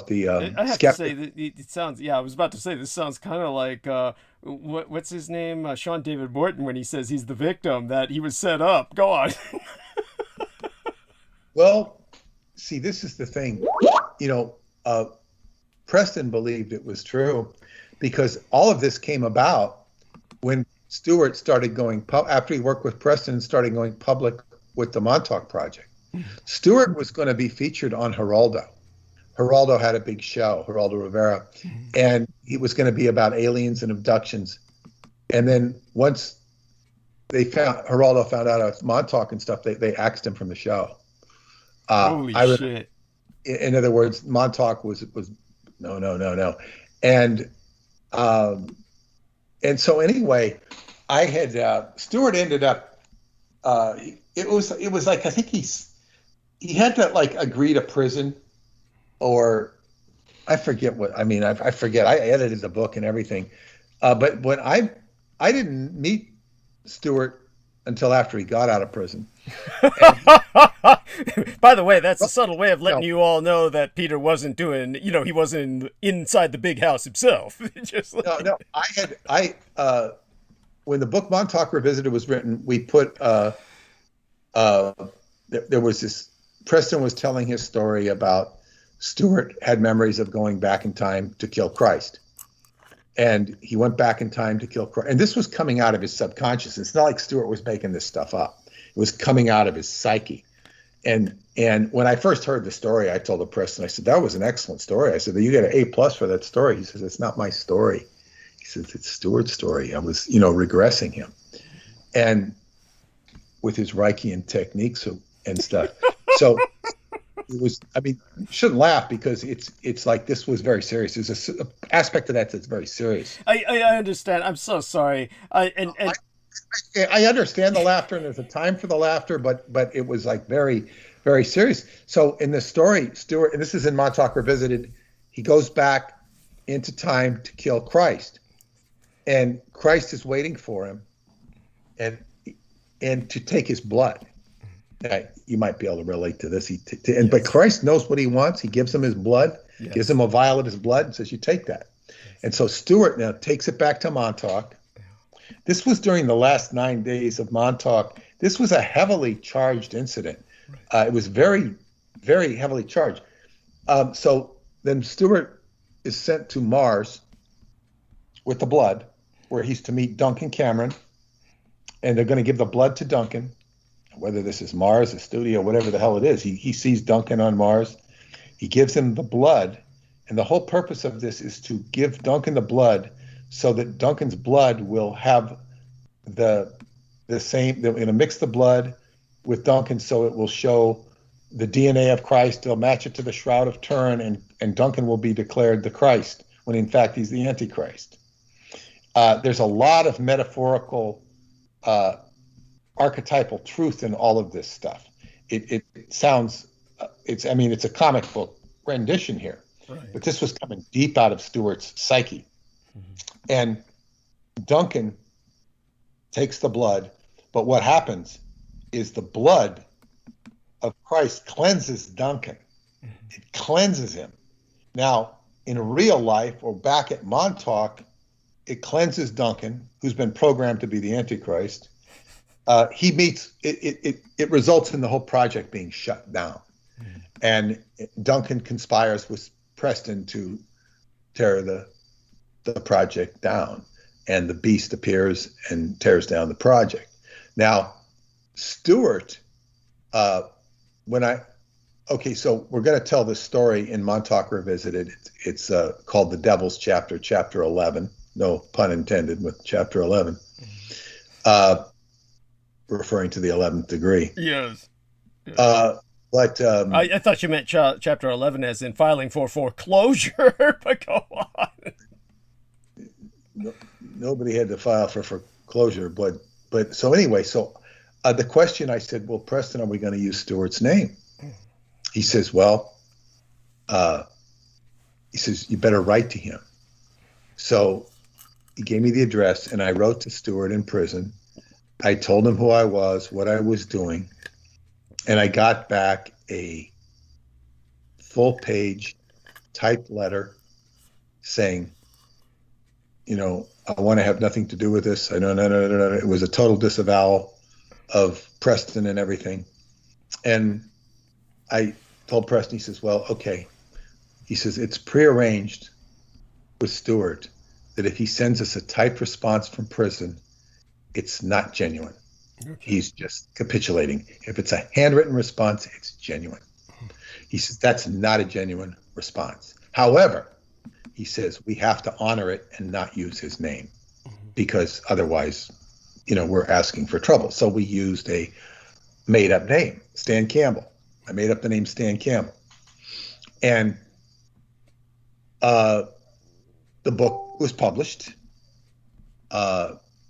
And I was called up by a lady in Brooklyn who knew Stuart. She was the one who introduced Stuart to Preston. She ran a group, and she says, I want to meet with you. I want to talk to you about Stuart. And I agreed to meet with her. It was like, this was like hot lead, possible. So I drove all the way to Brooklyn, and I think we went out to eat or something, and oh God, she was so impressed with the book, with the commercial, my ability to commercialize the book. She was so impressed with that. Mm-hmm. Just had admiration for it, which, I kind of like, okay. She was very commercial minded. She liked the commercialization of it. So, which was incidental. It was the fact that I could commercialize it was what made it work, but that was not your intent. Yes, that was not your motivation. Was not. That's not what it was about. Right. And so I think she's thinking, oh God, I wish I could make a commercial book like that. So anyway, we went back to her place, and she says, okay, I was waiting for a phone call. She got a phone call from this woman who was, I might as well say her name, Mary Ann Shenefield. Mm-hmm. She had worked with Stuart. She was kind of her handler. And I think I called her Mary Snodgrass in the book. And anyway, she said to me, she says, well, I think first the first lady was trying to tell me, well, Stuart doesn't want to be in your book. You shouldn't talk about him in the book. I said, I'm using a false name. It doesn't matter. And then this woman said, she says to me on the phone, she says, well, she was even more adamant that Stewart not be involved in the book. And I said, well, I said, Preston said that it's not a genuine response. She says, no. I said, well, how do we know he hasn't been programmed in prison? She says, the prison guards have assured me that he hasn't. Now, do you imagine the stupidity of somebody saying that? The prison guard. She think I am. She's treating me like I'm an idiot, but she's an idiot for even thinking of saying that. And I said, there's something here to this. There's something here. Now, this same woman. So anyway, when Stewart got out, he says, no, that was all bullshit. They were all bullshit. I couldn't say what I wanted to say. I was involved. I'm happy to do it. So I wrote a book with him. But this lady on the phone, she originally, when Stewart did his book, The Healer's Handbook, she threatened to sue me because she said all of that book was hers. He stole it from her. Wow. And I sent her immediately a green card certified letter saying, I'm interested in the integrity of my authors. If there's anything here that's false or been plagiarized, please provide evidence and we'll deal with it accordingly. Instead of getting anything like that back, I got a letter from an attorney who she knew or hired who says, of course, the fact that we have not answered your certified letter in time it has nothing to do with the fact that you're still guilty or you can still be this or you can be that. It's all a bunch of shit. In other words, he says, it doesn't mean, blah, blah, blah, blah, blah. Last I ever heard from him, she got an attorney to write a threatening letter. Yeah, wow. But it had no meat in it because it was like, okay, you didn't answer it in time and you didn't provide any evidence. You still haven't provided any evidence, 20 years later. So this is the type of people. She had a strong connection with Pete Carroll, who's now the Seattle Seahawks, the football coach. She had a strong connection because he had come to he had gone to Duncan. He became very friendly with Duncan. He tried to separate Duncan from Preston. He was operating on the behest of Drumbelow Melchizedek, a New Age sacred geometry guy. Jesus. Who I, did not have a high opinion of. Right, that reminds me of that guy who wound up controlling the life of that guy I knew who interviewed me, who was a member of the Megadeth band for 1 year. I can't remember. He was involved with this Gematria guy who is controlling his life, and it's just very sad, how these people fall under the sway of such, charlatans. Yeah. Well, I think Pete Carroll found success eventually as a football coach. He got fired from the New York Jets. He got fired from the New England Patriots.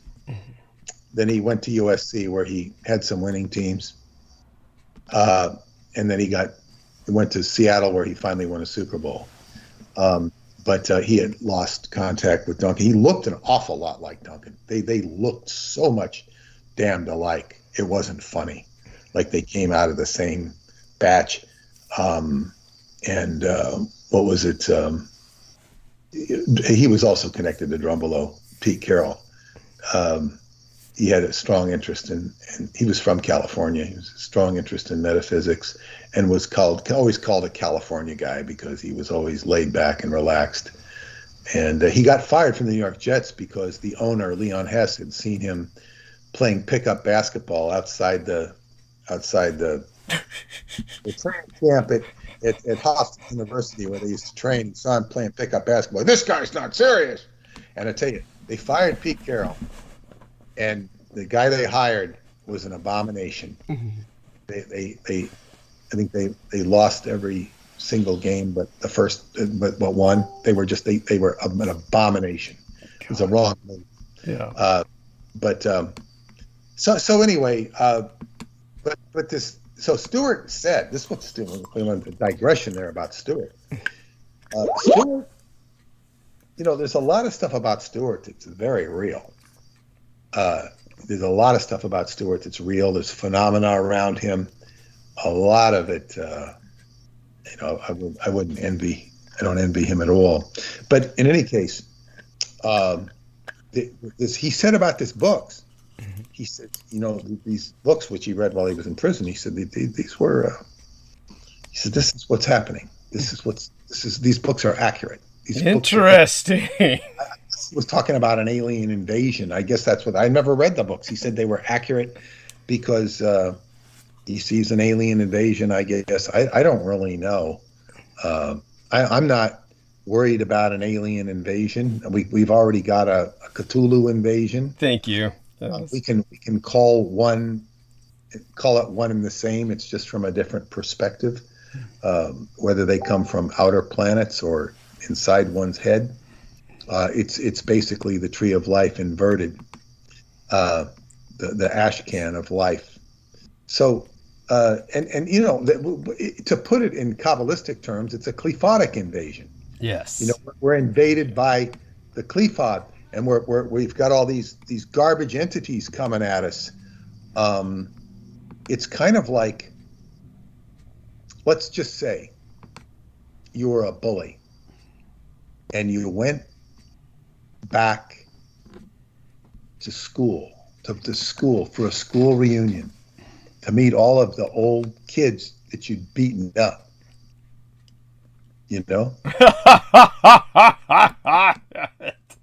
And these kids, maybe they've been in the army, maybe they've got weapons, maybe they're bigger than you are now. And that's kind of what happens to people. Only it's not so blunt as physical fighting. It's kind of like it could go back into previous lives, all of your misdeeds, all of your omissions. So when the qliphot is like, what are these things you've done to people? What have you consciously done and hurt people? And it's really funny. After working with so many people, you see that guilt is really a head game. It's really a head game. This does not mean that you should do bad things. It's not an excuse to do bad things and say, well, I did a bad thing and it doesn't matter because it's a head game. Right. But there are, like, a lot of the bad things people do are not as bad as they think. And in the bigger scheme of things, it's just like, the Christians will say, if you accept Christ, you'll be forgiven. Well, you can accept forgiveness. You can grant yourself forgiveness. You can forgive yourself. That's the biggest thing. Forgive yourself. You can play the role of Christ and forgive yourself and come to peace with these things. When you can't forgive yourself or be forgiven, you can be forgiven by an outside entity, and you might need that depending on your state of mind. But what's a priest going to do? Okay, I forgive you. So say some Our Fathers and Hail Marys. If that works, but can you forgive yourself? Can you really say, come to peace with the fact that you screwed this up and then make restitution for it and be done with it? People can't. And if you've done that, and see, there's a tricky point to this, because you can come and say, I've done something wrong. I stole a bicycle. I stole a bicycle. I was bad. Okay, so it might be too late to make restitution because now you're grown up and it doesn't all happen. But you have to be at peace with that. You have to be at peace with that. Maybe you need to make restitution to somebody else who got their bicycle stolen or something, just to make yourself feel good. But people, so you've made restitution in your own mind, and then somebody comes up and challenges you and says you're guilty, and you're not guilty. I've seen people buy into the guilt. I've seen people buy into guilt when they're not guilty. And we're not talking here about stealing bicycles. It's more like just feeling bad about life, or somebody making you feel bad. And this is the key. Is there's a whole group of people out there that will make you feel bad. Just like my Qigong teacher's relatives calling him and saying, "Ha, so-and-so's dead. Ha, so-and-so's dead." You know, finally you have to pull the plug on it. People trying to make you feel bad. You drop that ball. You know, and that's one thing on sports teams. The players will generally pick each other up, and when somebody makes a mistake, they'll encourage them and say, "Yeah, you'll make it up. You'll hit a home run next time. You'll win the game next time." And that's part of being a teammate. And because, you know, everybody's going to make mistakes, and you try and pick the other guys up. But there are some people that won't do that, and they will make you guilty, and you just can't buy into the guilt, because, as they say, guilt is a very tricky thing. And people buy into the guilt of their entire existence, where they feel that they're going to hell, and their whole lives can be ruined. And the only person ruining is themselves. It's as they say, it's a very tricky business. And so anyway, when I was talking about the Qlīfot, and this thing that will consume you, and if you have guilt, it'll eat you alive. It'll eat you alive. You have to know how to deal with guilt, which means atoning for your own misdeeds. And one of your misdeeds might be being too preoccupied with your own misdeeds. Just go do the right thing for a sense. You know, go study Buddhism or something, and learn the Eightfold Path or the Four Noble Truths, and try and live by those for a while. And you might take your head out of that mindset of constantly doing shit to people. And then there are people who constantly do shit to people anyway, because it's their nasty habit. You know, their nasty habit of making people feel bad. I remember my aunt or my cousin driving me up to when my parents died, and she was saying so many wrong things. And I'm not even going to say what she said. She wasn't saying wrong things because she was bad or evil. She was just respecting and reacting, and I just would just politely say one word or two words and ignore her, and just sit in the back under a blanket and try and rest and grieve. But I didn't hold anything against her because she was saying stupid things. You shouldn't say to a person who's in grief certain things you don't say, like she didn't say anything like this. But it's like your father was really a shitty driver. You know, she didn't say anything. But I mean, you don't say those types of things to people. Right. But there are more subtle things that you don't say to a person. And I knew she had no experience with such things. So you just kind of like, okay, good. I never held them against her because she didn't know. So, yeah. So, but that was like having the Qlīfot hurled at me. But you just know, you just dodge the bullet. You just don't react to that. So that's what we're dealing with here, with invasion of aliens. So that's my comment on L. Ron Hubbard's Decacology. I think it was called Earth Battle. No, it was Battlefield Earth was the name of the book. Right, a different book. Right. The 10 Decacology was called. I don't remember what it was called. According to the individual, she simply refers to it, or he simply refers to it as the invaders, I believe. So it was book. I'll see what it was called. Because I can't remember either. I'm just like you. I remember distinctly it was. I remember the marketing distinctly because they really marketed the hell out of that series of books. And maybe that was because. Let's see. Let's see.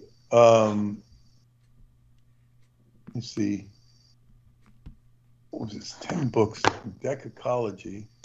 What do you call it? What do you call 3 books? That's a trilogy. Yeah. So the 10 series is decology. Yeah, decology. Yeah. But it didn't come up. Mission Earth, 10-volume collection called Mission Earth. All right. He's among the most acclaimed and widely read authors of our time. A leading... What's the book about? What's it say? $85.99 hardcover, audio CD, $240.17. No. Mission Earth, Volume 1. The Invader's Plan is the first book. The Invader's Plan. You know, Hubbard thought that Earth was under control. Under control of implanters, basically. And they controlled all the planets, all the world, and that humankind was bound up and, you know, it lost all its spiritual abilities. One can make an argument for it. One can also buy into it and become subjected to it. What does somebody say? This is Ray Faraday Nelson. Faraday, what kind of name is that? He's in a cage. He sounds like an admiral in a cage. Ray Faraday Nelson. Jesus. I love Mission Earth. The CIA will hate it. They will hate it. Hubbard has produced a real knee slapper. Few writers have had the knack of making a serious philosophical point without ever stopping to preach, without ever slowing the action for an instant. That doesn't make you want to read the book. Here's a Orson Scott card. You will lose sleep. You will miss appointments. If you don't force yourself to set it down and talk to your family from time to time, you may be looking for a new place to live. Reading The Invader's Plan is simply the most fun you can have by yourself. These are puff pieces. A thriller packed with lust, laughs, adventure, and murderous intrigue. These got to be Scientology cultists who are, you know, ordered. The Literary Guild. These are Scientology cultists who were ordered to give these reviews out. I'm certain. This ambitious novel, the first in a 10-volume series by SF veteran Hubbard, is space opera in the grand tradition. Now, was he still alive when these were published? He was dead, right? I think he was alive when the first few were published. Okay. Because I remember. And I wanted to finish him. I think he was left with having to finish him. Right. And it's, you know, Hubbard had his usefulness, and at least in my life, but you know, I guess everything. You know, I maxed out. I got so much out of that. Yes, it was. Well, by that time, the poor man was on his way out in so many ways. So there was nothing more to get from him personally. And by the way, in terms of this, I'm going to do the screen share again. We do have a message. And so let me take a look at the message box with both of you and see what we can make of this. Here we are, the chat room. So let me go to screen share, and here we are, start sharing. And everybody can see the cursor here around the head of Jameson Rees. So by that I mean Peter Moon and Jameson can see it. And with that, we go to the live stream starting. And the live stream, this individual EB gives us a little black power fist and then says, "Where's former Marine trucker?" This has to be trolling, of course. Now, EB seemed fine until this point. Now we've got the trolling. Our numbers are high up, by the way, thanks to Peter Moon, of course, and many people listening. Always appreciate it. And in terms of this, I think it's far more relevant. We actually turn towards, hey, Jameson Rees says we never had one. Thank you. That's the best immediate answer to that. Better than the clever shit I could come up with. But I ask everyone to turn their attention, Jameson and Peter Moon, to this link. Tell me if you can access that, Peter. And I would say this is where he went. It's something like this. This is basically how I view him. So if they're able to access that link, I just got this in, and this is reported to me by someone in England who has not to be named. This is in the British papers, and so in terms of the British paper, The Guardian, they tell us now of a Florida shooting. I cannot make sense of this story, so I'm going to ask Peter, could you read this story out loud to our listeners? It's very short. Well, wait a second. It's on the Skype. Yeah. Or did you in my? No, I can't see the Skype anymore. I could. Oh, okay. So let me see if I can. Let me put it to you in private messages then. Let's give that to you in private messages. Then maybe you could be able to access that. And the reason why is you're very good at this, and maybe you could. That's funny. How did your message box is clear of all messages? What the fuck happened in the chat? It's like it's a 0 posts. It says we follow each other on Instagram, and yet you and I have been giving each other private messages. You sent me something on Facebook or Facebook. On Facebook, and your Facebook came out as, oh, this is Peter Moon 7663. Is this some different? It's like that's a Peter Moon. I'm 566. That is so bizarre, but this guy's got your... Okay, let me turn on the screen share again and show you what I'm seeing. And then you'll understand my puzzlement here. Okay, back to screen share. Starts sharing. You can see the cursor move. Okay, this is... If this is a different Peter Moon, this Peter Moon 7663 has got your... This must be... This is Richard K. Cole Jr. who's using your name. And he's got 288 followers he's taken from you. Okay, there you go. So there we have that. And now you know, report that, of course. Report this idiot. Yeah. How do I report something on Facebook? Jesus. How do you do that? Well, let me see if this will link properly, and I will provide the link to the other Peter Moon. Here we are, the Peter Moon I think I know. Peter Moon, and so yeah, so the guy downloaded that image. It says artist. Yeah. Here we are. So there you go. And this is a link to his faults page. Okay, this is the faults page. Maybe you can access it from there. I've got the false page. Okay, good. But I have to figure out how to report it. Understood. Yeah. And yes, this is what this individual. So he's stolen Peter Moon's Facebook icon. This is Richard K. Cole Jr. He now set up a separate page where he gained 288 of Peter Moon's followers. And, this is, as I've warned, the individual does this because at some point, the intent, and this is what Michael Aquino had told me he would have people do, is then flood, ultimately, that with child porn. They will flood that page with child porn and then implicate the person they're targeting and get everyone to think that that's them. So this is the kind of quote-unquote social engineering. It's basically domestic terrorism that has destroyed people's lives. Michael Aquino, what puzzles me almost is why they wait. It's almost like, but then again, the moment they act, they created a false timeline in Lena Shea's name that was a porno line, and then she reported them to Facebook, and then it got Richard K. Cole Jr.'s false timeline shut down in Lena Shea's name. Got it shut down immediately.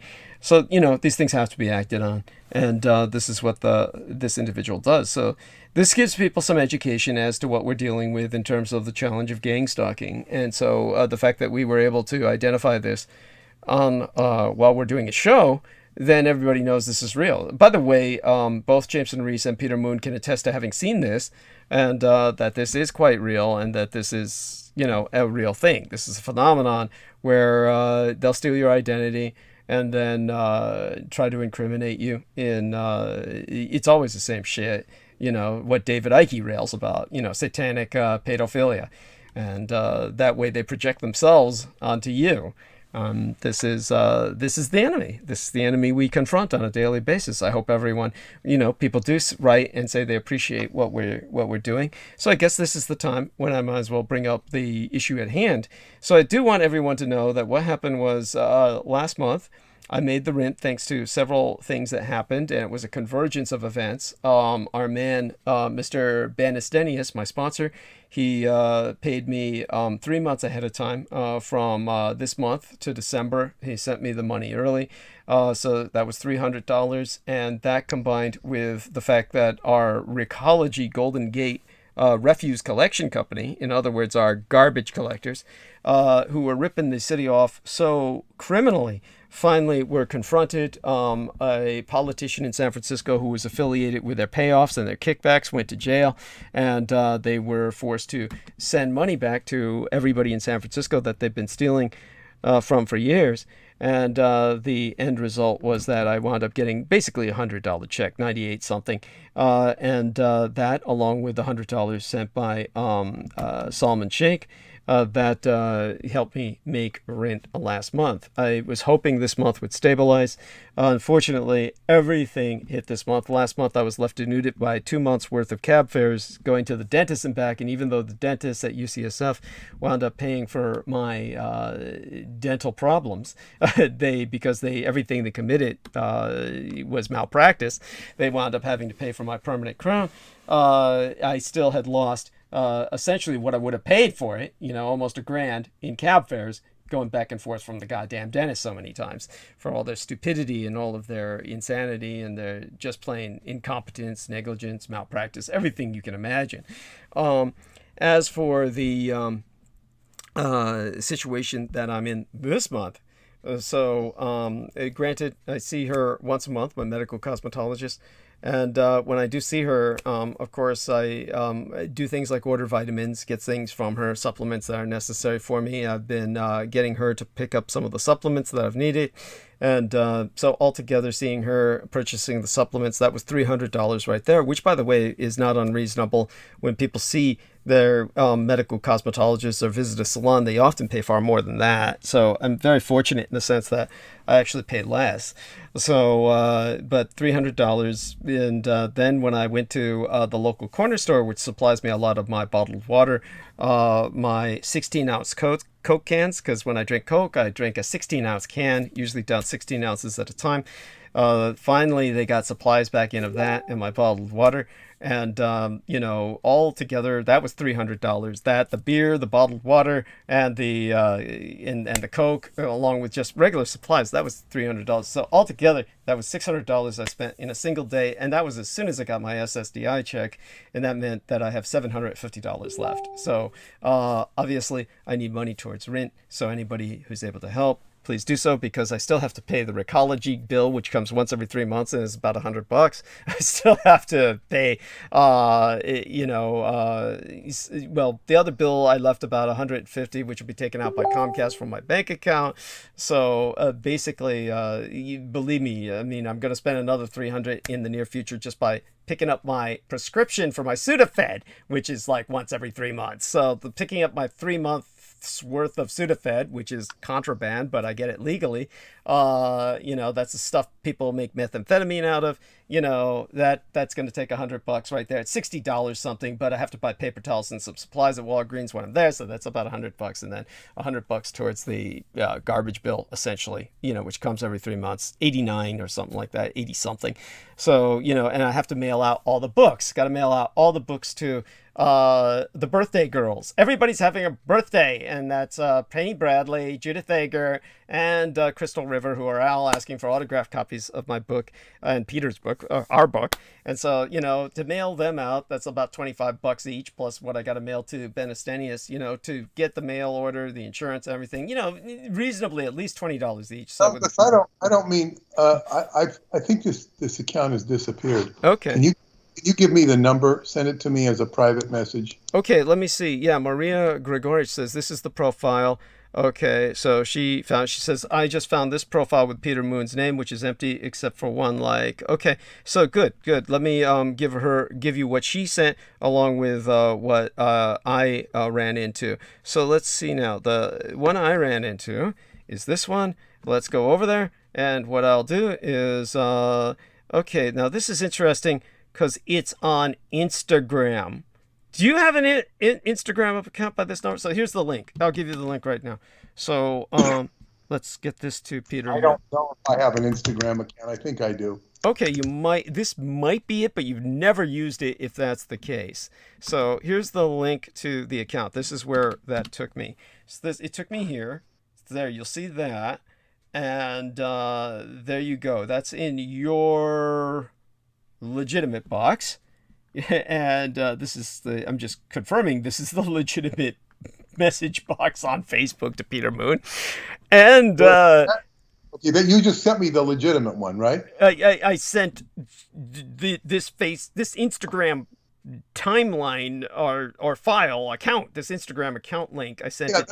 This one seems let's take valid. See if you can see that. And travel education. Yeah, I don't. But there's no issue with this. Is there? Was there an issue with it? Okay. Well, it was very puzzling. Yeah, this should be me, okay. Because I don't do much on Instagram. This isn't a false account. Okay, but it's an empty account. I thought this was a Facebook account. Okay, I thought so too, because it came up to me on Facebook. See, when I was trying to send you a Facebook message, so this is what came up. So this is what's bizarre. So in other words, when I went into the message box. And I can show you this, as a matter of fact. Let me show you this on the share screen again so that you'll know what happened. Okay, so that people see this little cursor moving around. Okay, shrink this. This is what happened was you can see the two different Peter Moon accounts. So you see Peter Moon here, Peter Moon here. These are Facebook, but that explains it. Yeah, they came up on Facebook, and so the Facebook account that I went to that came up for me was this one. And I said, what is this? Because I know for a fact Richard K. Cole Jr. has made false accounts before, and he does use people's, he does download and use people's Facebook, icons to do that. I don't know what that is about. Maybe I didn't post that about an ex-Marine shooting.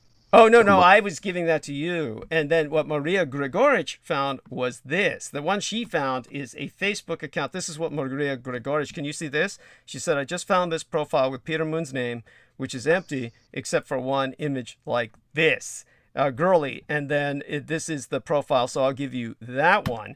Thank you. Yeah. And so that's the false one that she found. Here we are, completely empty account, no activity to show. And the only picture it's got, you can see this now on the screen share, is this. So this is obviously, Richard K. Cole connecting you to girly memes. This is what Richard K. Cole has connected you to. So that is a Richard K. Cole account. You can report that. Send me that link. Yes, of course. Now I'll send you that one. So thank you so much, Maria Gregoric, honey. And let's make sure I send this to the right account. Okay, this is the Peter Moon account. And here we are. This is the one you're looking for to report. There we are.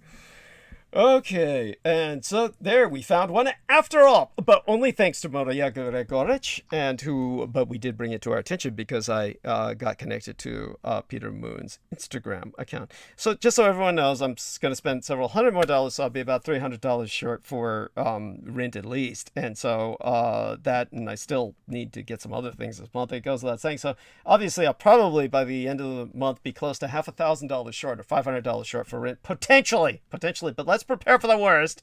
And oh my God, at least give me some freedom for spending. And so it's important that everyone do contribute. And I will stop sharing the screen now. And with that, I will thank you. Some people are responding to me in private messages. Okay, this is a good question. Okay, I'll bring that to Peter privately, and I will consult with Peter privately about that. And here we are. As a matter of fact, let me show that to you right now, Peter. Here we are. Let me do the screen share again. And okay, Peter, if you're not too distracted by reporting that. Can you see this, Peter? This is a question being asked by someone we both know who helped myself out last time. Let's maintain her name in privacy. So can you read what she said? Yes, I would say yes, you can do this for Douglas. Yes, you can. Okay, but you can help her anyway if she needs it. I will let her. This was a special case, was it not? It might. I'm not quite sure. I think we'll. Yeah. I remember the problem was, of course, this lady is in Canada. So the issue that she has is trying to get me money into my account. You were able to help her do that. So Let's maintain our private. I remember helping somebody. I don't remember.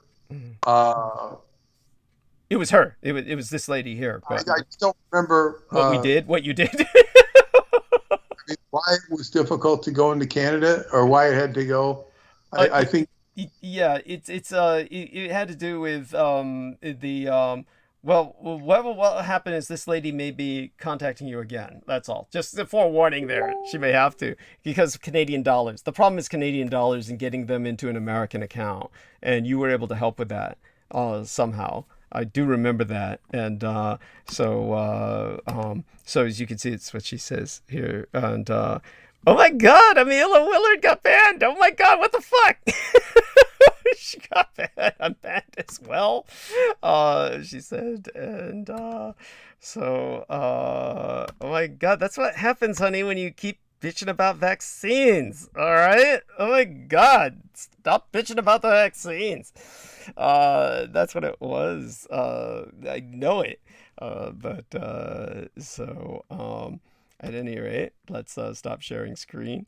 That's a warning to everyone. Yeah, with Jameson, it was that Arola meme, Oh my God. Daniel Arola handed Jameson a meme, and it's like giving a plastic bag to an infant, just something you're never supposed to do. And of course, Jameson wraps it around his head, gets all the oxygen cut off, and before you know it, Daniel comes back to the shopping cart and he's dead. And it's like, oh man!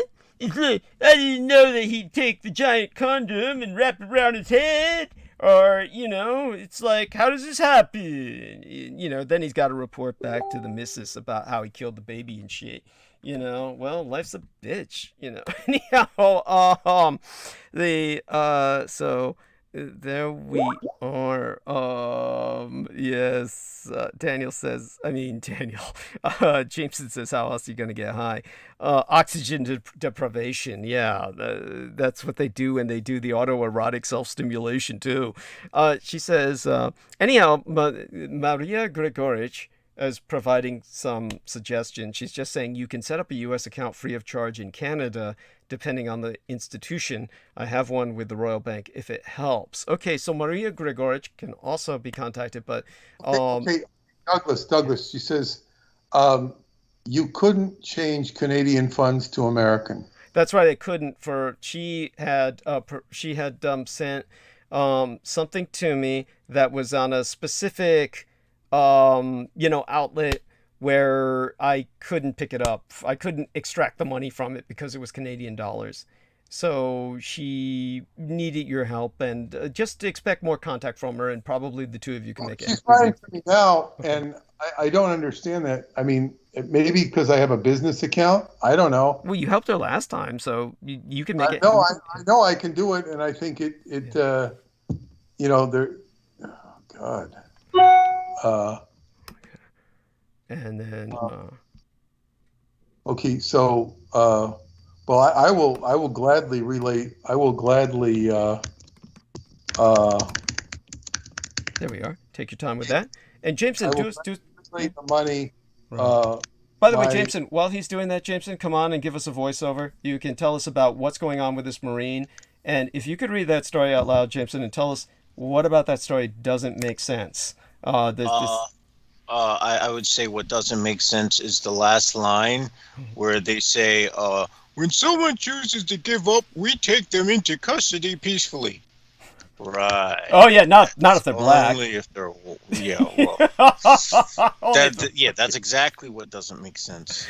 But tell us the rest of the story. I have a hard time making sense of that story. If you could read that up. So, a former U.S. Marine has shot and killed 4 people in Florida, including a woman and her 3-month-old boy in her arms, before surrendering, according to the police.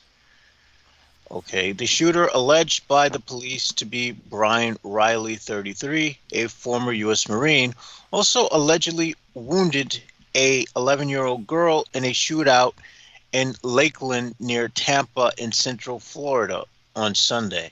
They make it sound almost like it's the day before, and this guy's just casually strolling around, killing people.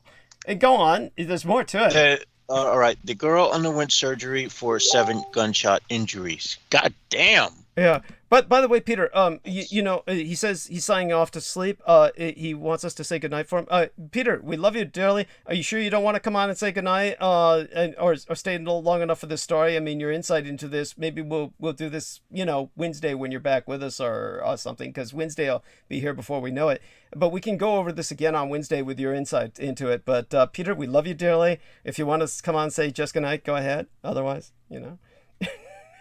Otherwise, okay, blessed be, sweet be thy dreams, and Peter. blessed be thy slumber. Okay. Okay. So, Riley, who had no connection to the victims, allegedly exchanged fire with the police before giving up. Wait a second. Yeah, so wait a second. So he exchanged fire so they could have killed him. They had every excuse to kill him. He exchanged fire before. I just read on the bottom, it would have been nice if he had came out with a gun. We would have shot him up a lot. But he didn't because he was a coward, Judd said. When someone chooses to give up, we take them into custody peacefully. Oh, how is that possible if he exchanged fire with them? Thank you. What the fuck? Thank you. And now go beyond that. There's something. Wait a second. They said not only did he kill his family, he came back and killed the dog. And they say he came back, and they put this over a period of several days. That this guy, came and randomly shot at the family. Then he came back and killed them. Then he came back again and shot the dog. So this guy's making multiple visits to conduct a family massacre. How does this happen? All right. So he returned Sunday morning. Where did he go before then? Yeah, thank you. And how is it that the police didn't get involved when somebody randomly shoots at a family in the first place? How is what? So he went somewhere. He shot people. This girl gets shot 11 times. 11 times. Goes in for surgery. How the fuck does an 11-year-old girl survive getting 7 gunshot wounds? Oh, 7 gunshot wounds? 7 gunshot wounds? Okay, 11-year-old girl, 7 gunshot wounds, and she is being operated on, but this guy's still loose, and and at the time, he's still loose at the time. Yeah, so come on, and read this. Shooting. All right, a veteran of the U.S. wars in Iraq and Afghanistan, Riley was working as a bodyguard and a security guard. His girlfriend of 4 years told investigators he suffered from post-traumatic stress disorder and occasional depression, Judd said. About a week ago, his mental health worsened, and he told his girlfriend he had started speaking with God, Judd said. Oh, that's always a bad sign, by the way, but go. He said at one point to our detectives, they begged for their lives, and I killed them anyway. Judd said at a second news conference. Okay. He's holding news conferences. Wait. That doesn't make any sense. He said at one point to our detectives, they okay, this is Judd. Okay, this is Judd speaking. All right. So this is what he told the news conference. Okay. Riley also told the sheriff's deputies he was allegedly high on methamphetamine. Are these guys trying to rationalize an excuse for this son of a bitch? Okay. So first he's post-traumatic stress disorder, then he's on methamphetamines. Why? I didn't know post-traumatic. I didn't know they treated PTSD with meth. Oh, shit. Nice. Please Where allege. can I get that treatment? I want that shit. Oh, I guess I got the Sudafed. Yeah, that's Yeah, and I'm stuck with the DXM. Yeah, there you are. Yeah, I gotta manufacture my own speed. So I gotta crush down the pills and shit, and screw it. I'll just put the plastic bag or the condom over my. Yeah, that's right. Back in there, Daniel will come by and hand you something else to play with. This is what Daniel does at shop. By the way, I'm just kidding, so people don't like really go after him. I mean, God, I was gonna make a joke about this is what Daniel does at shopping centers is he passes out, plastic bags to infants on the, riding on the shopping carts. But he might as well with the shit he did for. Holy fucking shit! Just the crap that people do. I mean, honestly, it's just it buggers the attention.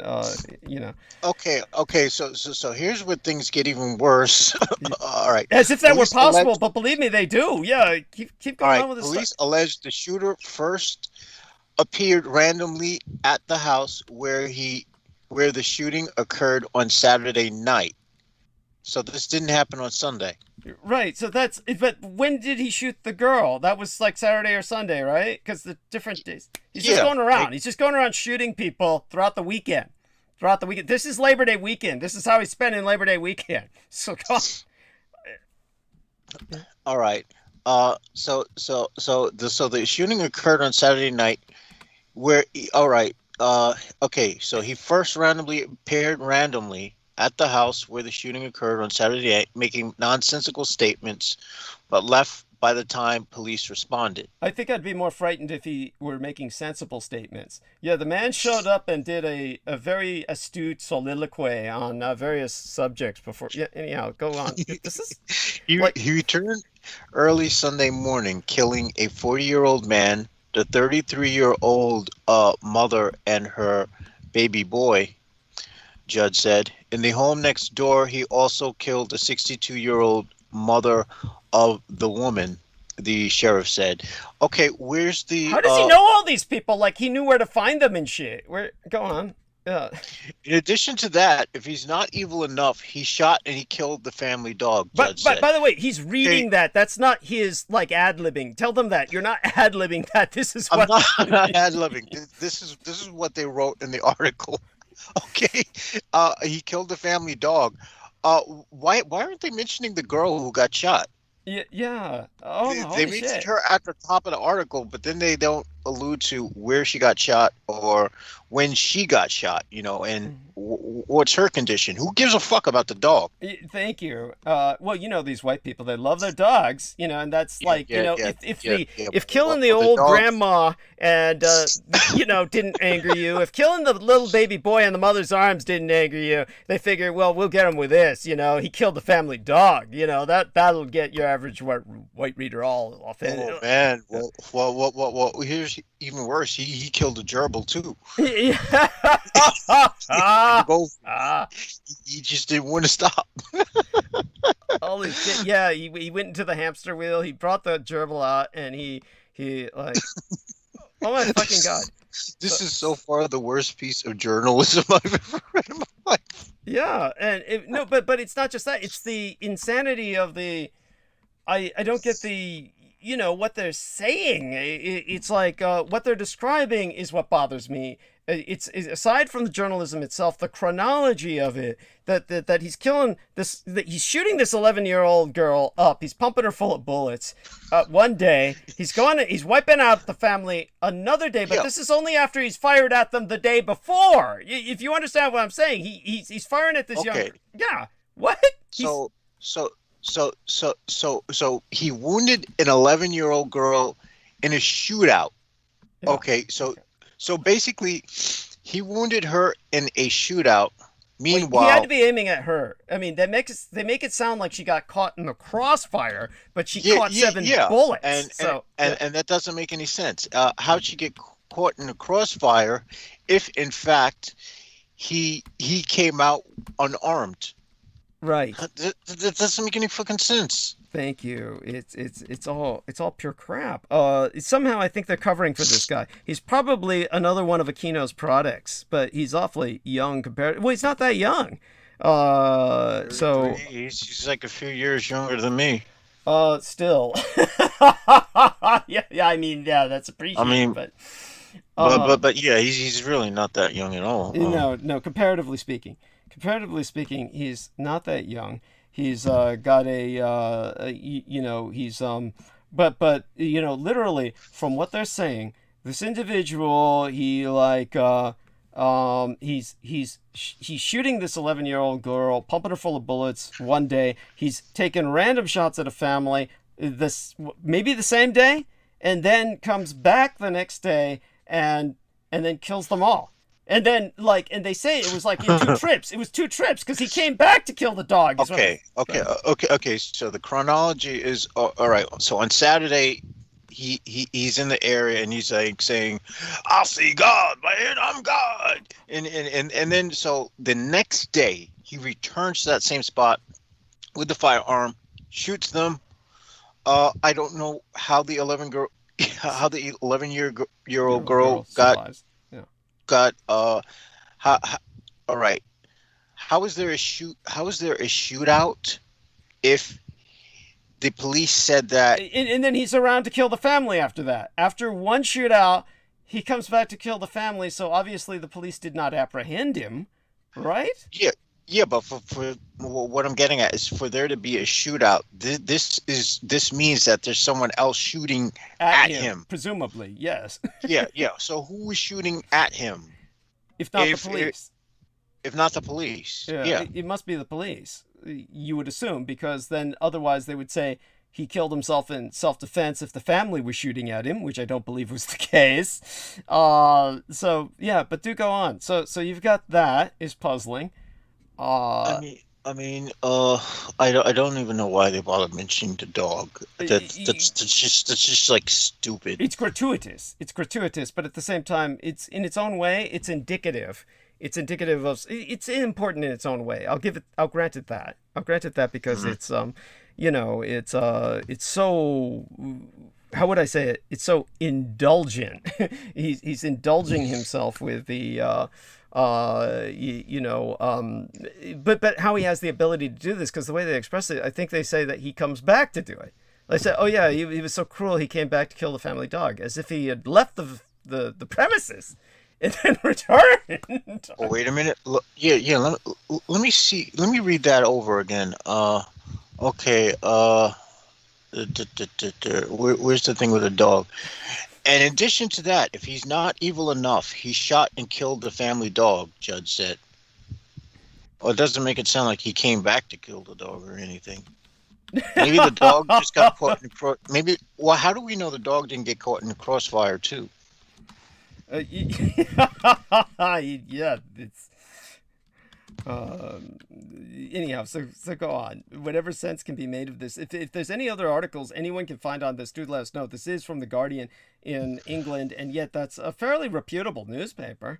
The other articles, I'm guessing the New York Times is going to have the same thing.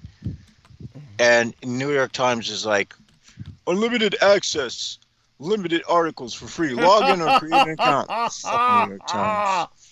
New York Times is falling down the poop chute. They used to be the only newspaper that was reputable for school projects and shit as a kid. Yes, that's right.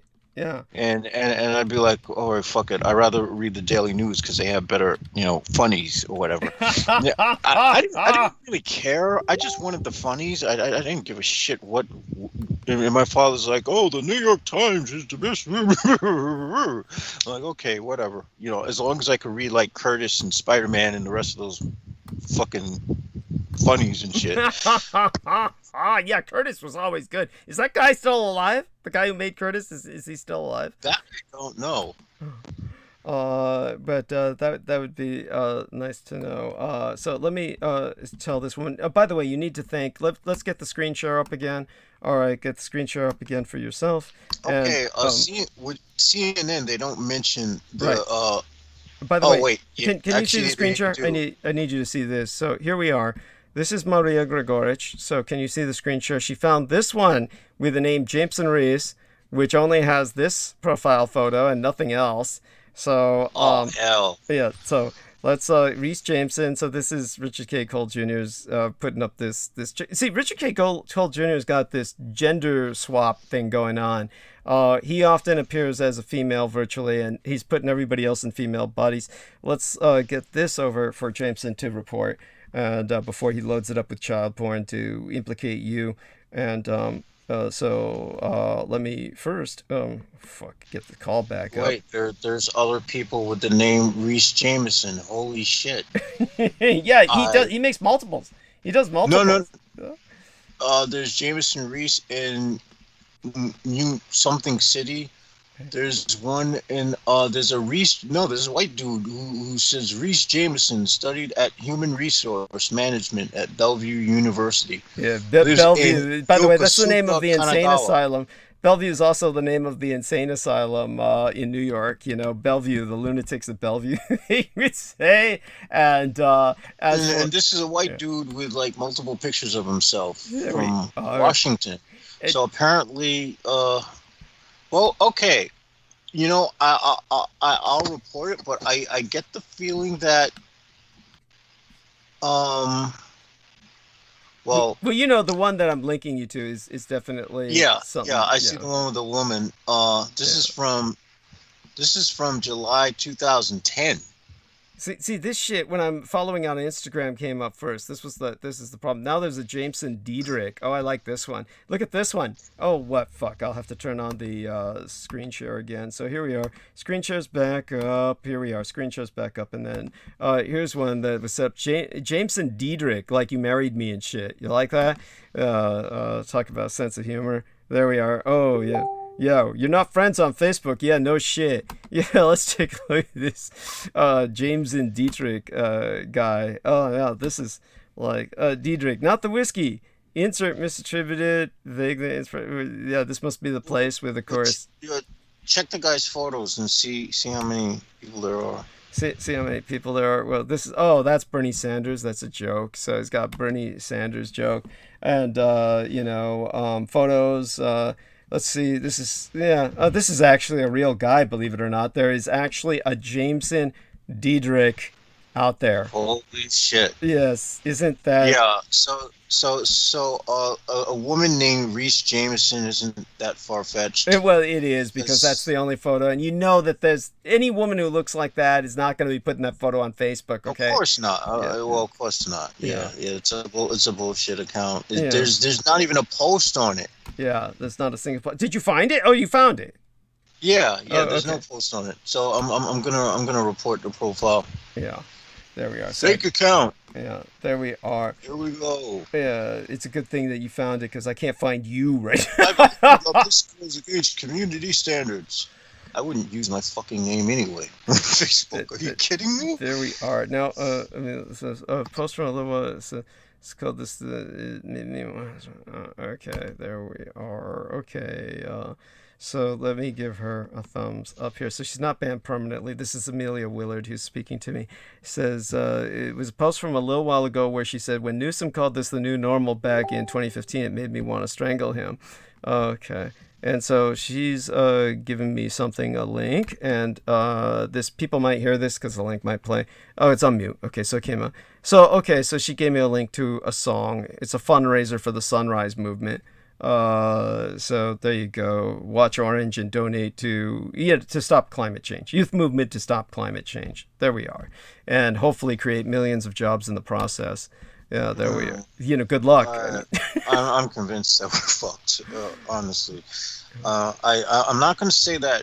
I'm pretty sure I'm sure the human population is going to survive this somehow and wind up, looking all like something that we didn't think the human species would evolve to look like, but it's definitely not going to be anything pretty.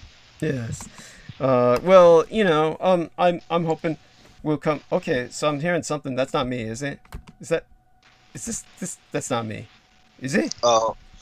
What? Sound. Like in the background.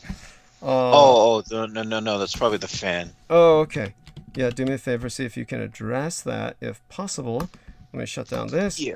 I'll try to get out of the way of it. I had to have it on because I was going through those really heating spells of too many substances in the bloodstream. Understood. Oh, okay, so it was that. Thank God. I'm so relieved. I always want to make certain that stuff's not coming up in my head. Anyhow, so our man Peter took off quite suddenly because it was after midnight. Where by the time he left, he had indulged himself into recounting. You know. By the way, you know this, right? Peter lived with that dude. What's his name? That doofus. That with the Russian name, Stuart Sverdlow. He lived with him for at least 5 years. He lived with him for around half a decade. I'd be wary living with someone who just got out of prison. Yeah, no shit.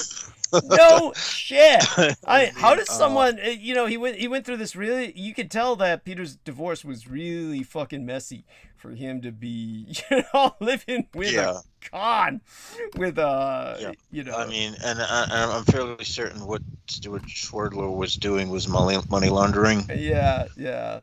Oh, I have no doubt of that. Cleaning the books for. Oh, at least. Yeah, I mean, I mean, granted that it's probably white collar prison, and he's a white dude, so it's probably like, they probably play tennis in like white collar prison, and they have like a movie night with popcorn and shit. Yeah. I mean, I'm fairly certain it's different from the prison that blacks would go to. Which is just literally hell on earth. What blacks are poor whites? Yes, that's. Yeah. Oh. Supposedly Rikers was due to what do you call it? The hurricane. Like Rikers was just being run by just the prisoners. There was just like no guards or anything. Really? Well, let's be honest here. That's the normal condition for prisons, okay? The guards are just there as window dressing. I mean, the guards are just there.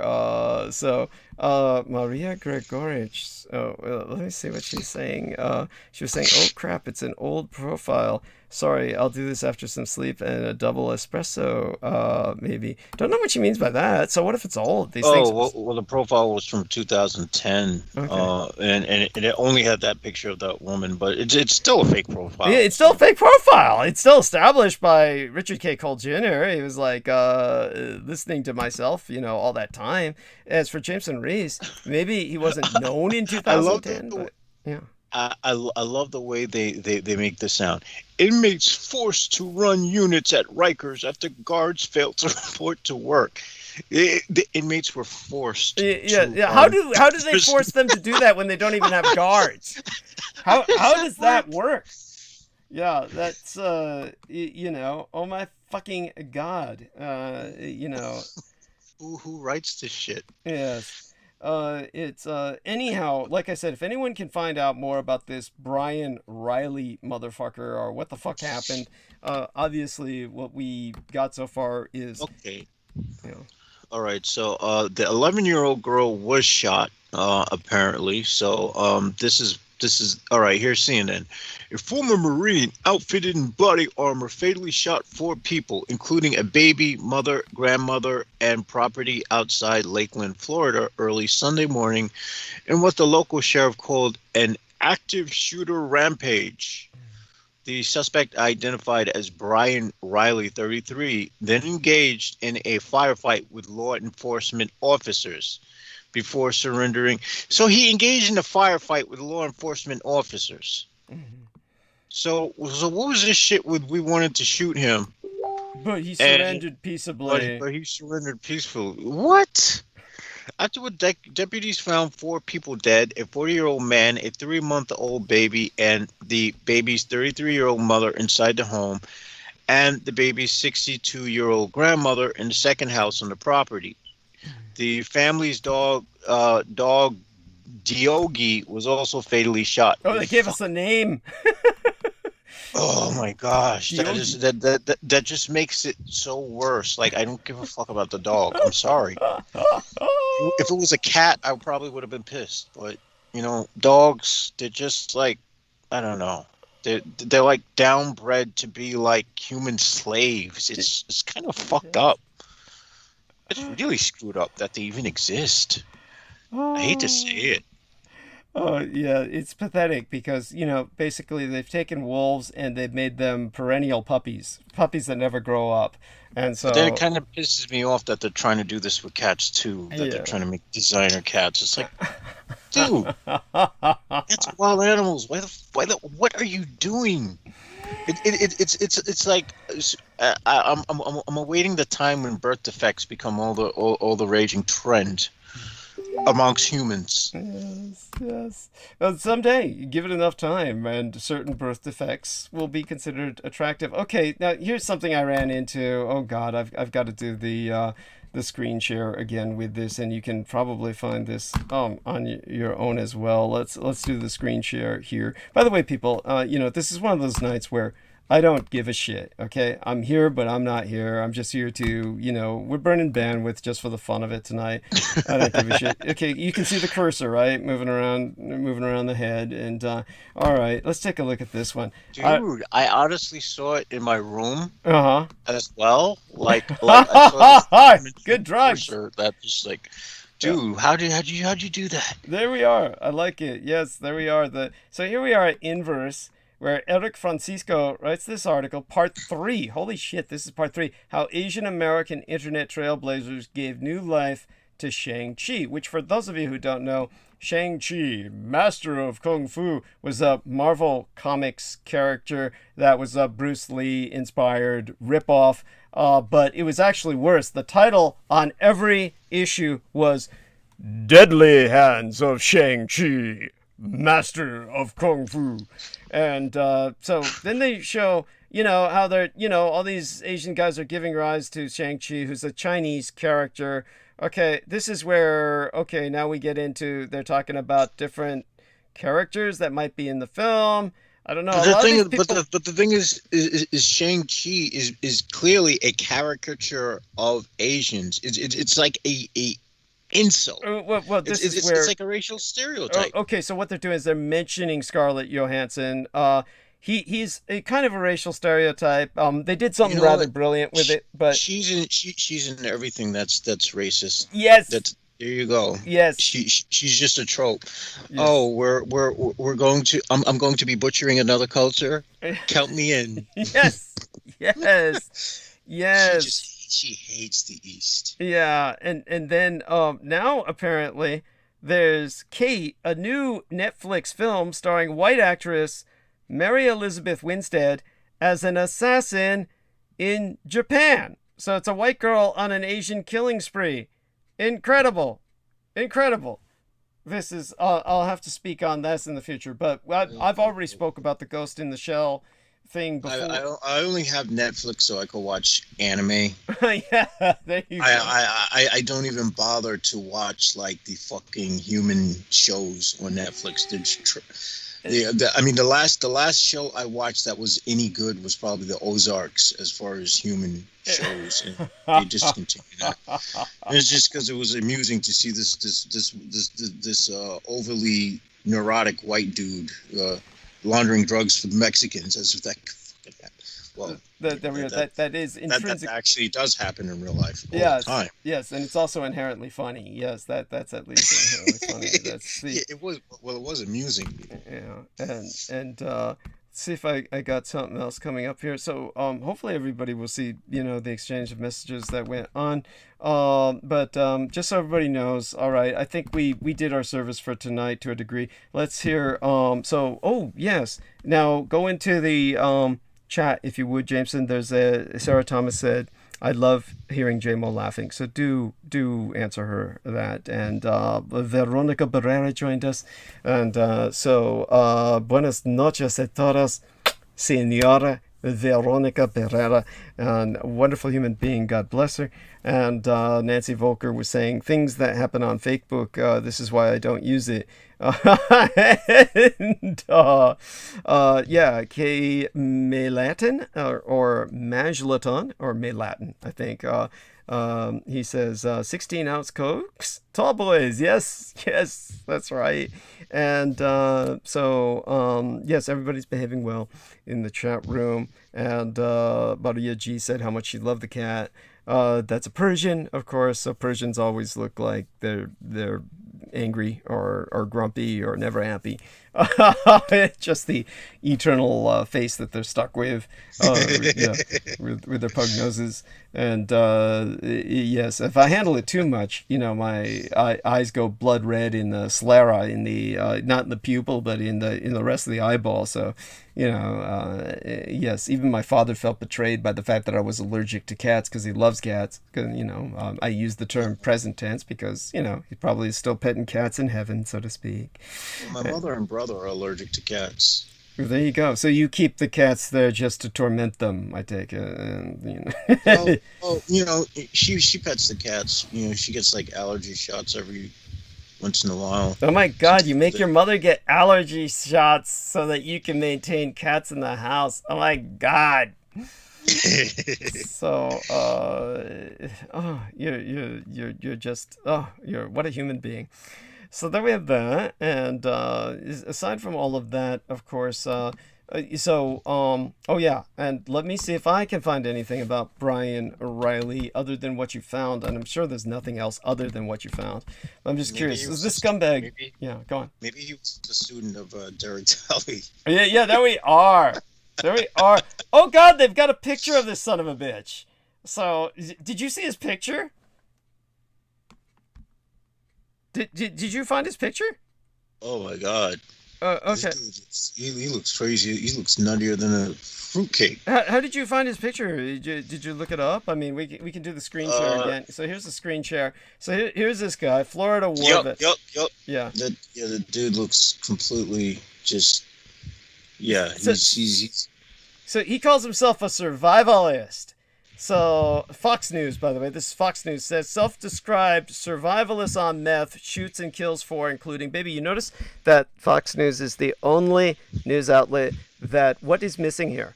What's missing? Come on, Jameson, this is a test. They don't describe him as a Marine. They don't describe him as a veteran. They describe him as a survivalist. As a survivalist. Incredible. That's Fox News. Don't want to, don't want to poop on our Marines, Yeah. There we go. What's his name? Murdoch is trying extra hard to give them that one. Yeah, there you go. And he was wearing body armor. Oh, look at this shit. The more we find out about this, it's like, look at this shit. A short distance down the road, 2 other people saw the man, later identified as 33-year-old Brian Riley. I mean, it's like people were seeing this guy. He's walking around casually, killing people. Marine Corps sharpshooter who served in both Afghanistan and Iraq. Oh, there, delightful. A Marine Corps sharpshooter. There you go. You know what? Yeah. Listen, I have to say this, but I don't feel safe around white males. Yeah. This guy is not even really, whites would not call him white. Honestly, if you saw this guy's face on a Chinese Kung Fu poster, you would think this was a fucking Shaolin monk. This guy looks, and I can say this because I'm Asian, this guy looks like a chink. I mean, he's got like a block head. Yeah, and he looks like, basically, of course, I believe he's probably Latin American. He's got an Irish as hell name, Brian Riley. So it's like, he's just a total fucking mess. And, but this guy's been allowed to run around because he's a veteran. That's basically what it comes down to, because he's a veteran and he's not black and he's not Asian. And he's basically, by the way, for those of you who don't know, none of this is to in any way.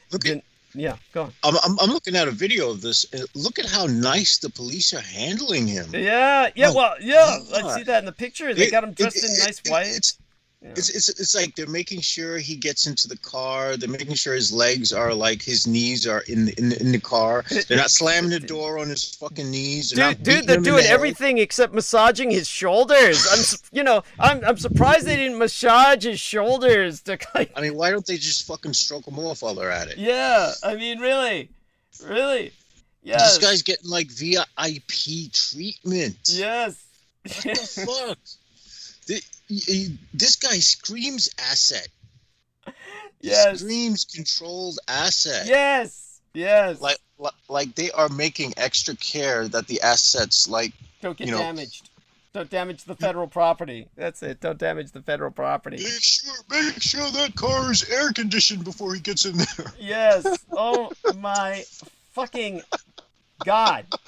Are you serious? I'm sorry. By the way, we should not be having so much fun with this. We've got to control. We've got to take time out. I mean, listen. It's not what the guy did that's funny. It's the way he's being treated. Thank you. Oh, by the way, did you like the way Peter Moon said "This isn't funny, Douglas" when I was laughing about what was it he was talking about again? He was talking about how he was talking about what you call it, the money laundering guy, fucking Stuart Sverdlov. Oh yeah, going back in time to kill Christ. Yeah. And then Peter's telling me, you shouldn't laugh about this, Douglas. This guy's going back in time to kill Christ. And Christ says, oh, hey, man, take some of my blood instead. And then he takes the blood back, and they give it to Duncan Cameron so he can be the Antichrist, but it purifies him. And then he's no longer any good as the Antichrist. Okay, how is this not funny? Okay, this is like, and Peter's admonishing me, telling me, oh, come on, Douglas, this is deep. This is deep.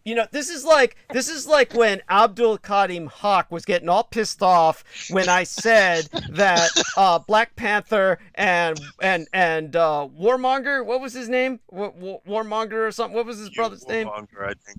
No, Killmonger. Yeah, stupid fucking name. So, I said that Killmonger and Black Panther were fighting over grape soda, and of course then Abdul Karim Haq took great offense at this, took great umbrage, and said, this is deep. They're fighting over, the purple liquid. What was the purple fucking liquid again? What was the stupid purple fucking liquid? I think it was fucking grape soda. I don't know. No, but I mean, what was it supposed to be? I have no freaking clue. Was it supposed to be vibranium or some shit? Well, that's supposed to be the miracle metal, right? But why is it purple liquid? They were fighting over drinking the purple liquid, so it like made them. I didn't get. Okay, what is that supposed to be? So... It's like, is this why they're? I hate this, but this is essentially what they're implying in the movie. If that purple liquid is supposed to be so important, basically what they're saying is this purple soda makes all the black people in Wakanda smart. That's why all the other Africans outside are dumb, but they got this smart drink and it makes these black people smart. And that's why, so what they're saying is, without this purple, these black people would just be, it's a commercial for Nutbuster drinks. Yeah, various kinds of smart drinks or something. I mean, what the fuck is that? I mean, so grape soda that kills your sperm. Yes, that's right. Let's go. Yeah. And Abdul Kalim thought that was deep. That was deep to him. Yeah, he was all offended because the purple liquid in Black Panther. Let's look this up and see what they tell us what this shit is. Purple liquid in Black Panther. Okay, let's see what comes up. Marvel Black Panther, and they call this herb. It's a heart-shaped herb, a plant native to Wakanda, traditionally consumed by the new ruler and the heir to the mantle of the Black Panther in order to obtain enhanced physical abilities as well as entering the ancestral plane through a ritual process. They only call it the heart-shaped herb. So that's like they don't even give it a name. They don't even give it, which is unusual because most of the time they're pretty good with that. I mean, Marvel was good at one thing, and then I've got to do the screen share here again so our man Jimson can see this shit. I mean, it's like the heart-shaped herb, and this looks totally phony. I mean, it's like it doesn't even look like something that's real or organic. What is the? It looks computer generated. Yeah. So what is the purple liquid in Chala drinks the liquid produced by the heart-shaped herb, and so does anyone who drinks the juice Chala drinks in black? This is what I'm wondering. If anybody can just drink that shit, it's not juice. Okay, this is what people see how people are responding. No, you can't. Oh yeah, it's not juice. Not a juice. It's a heart-shaped herb plant native to Wakanda, traditionally concerned. Yeah, it's like, come on, dude. I bet you the person who made that answer was Abdul Kalim. Yeah. There we are. Thank you. Yes, but he's the only one who would take it seriously. I mean, but that's just sad. That's just sad, and so it's anyhow. So this is what I think of it. So here we are. You can see the messenger. So here we are. Let's go to what I think of it. Here's what I think of it. This is what it is. All right. Nice. Yeah, that's there you go. That's what it is. It's what I've just shown Jameson Reese is That'll it's put you to sleep for a good month. yeah. And here we are. This is like there we go. Free hugs from the prickly pear cactus and shit. And it's like that. It's phallic prick. It's prickly phallus. There we are. And there we have that, and I don't know if I'm all that inspired to go much further tonight, but I mean, we've gone from Marines killing babies and shit down to and this is people have got to get their heads out of their ass. This is we're living in Edom now. Yes. It's a done deal. Yeah. Honestly, okay, well, do me a favor. Okay, so you saw the whole interview between Salman Sheikh and myself. So tell us what did you get out of it? What was the points what was the coherent narrative? You said that it put things in context. Okay. What I loved was how you fucking ripped on Eric von Daniken and the rest of those shitheads, Thank you. who just essentially plagiarized Lovecraft. Thank you. Yeah. To create this whole disclosure bullshit. Thank you. Yes. I mean, there's no creativity at all.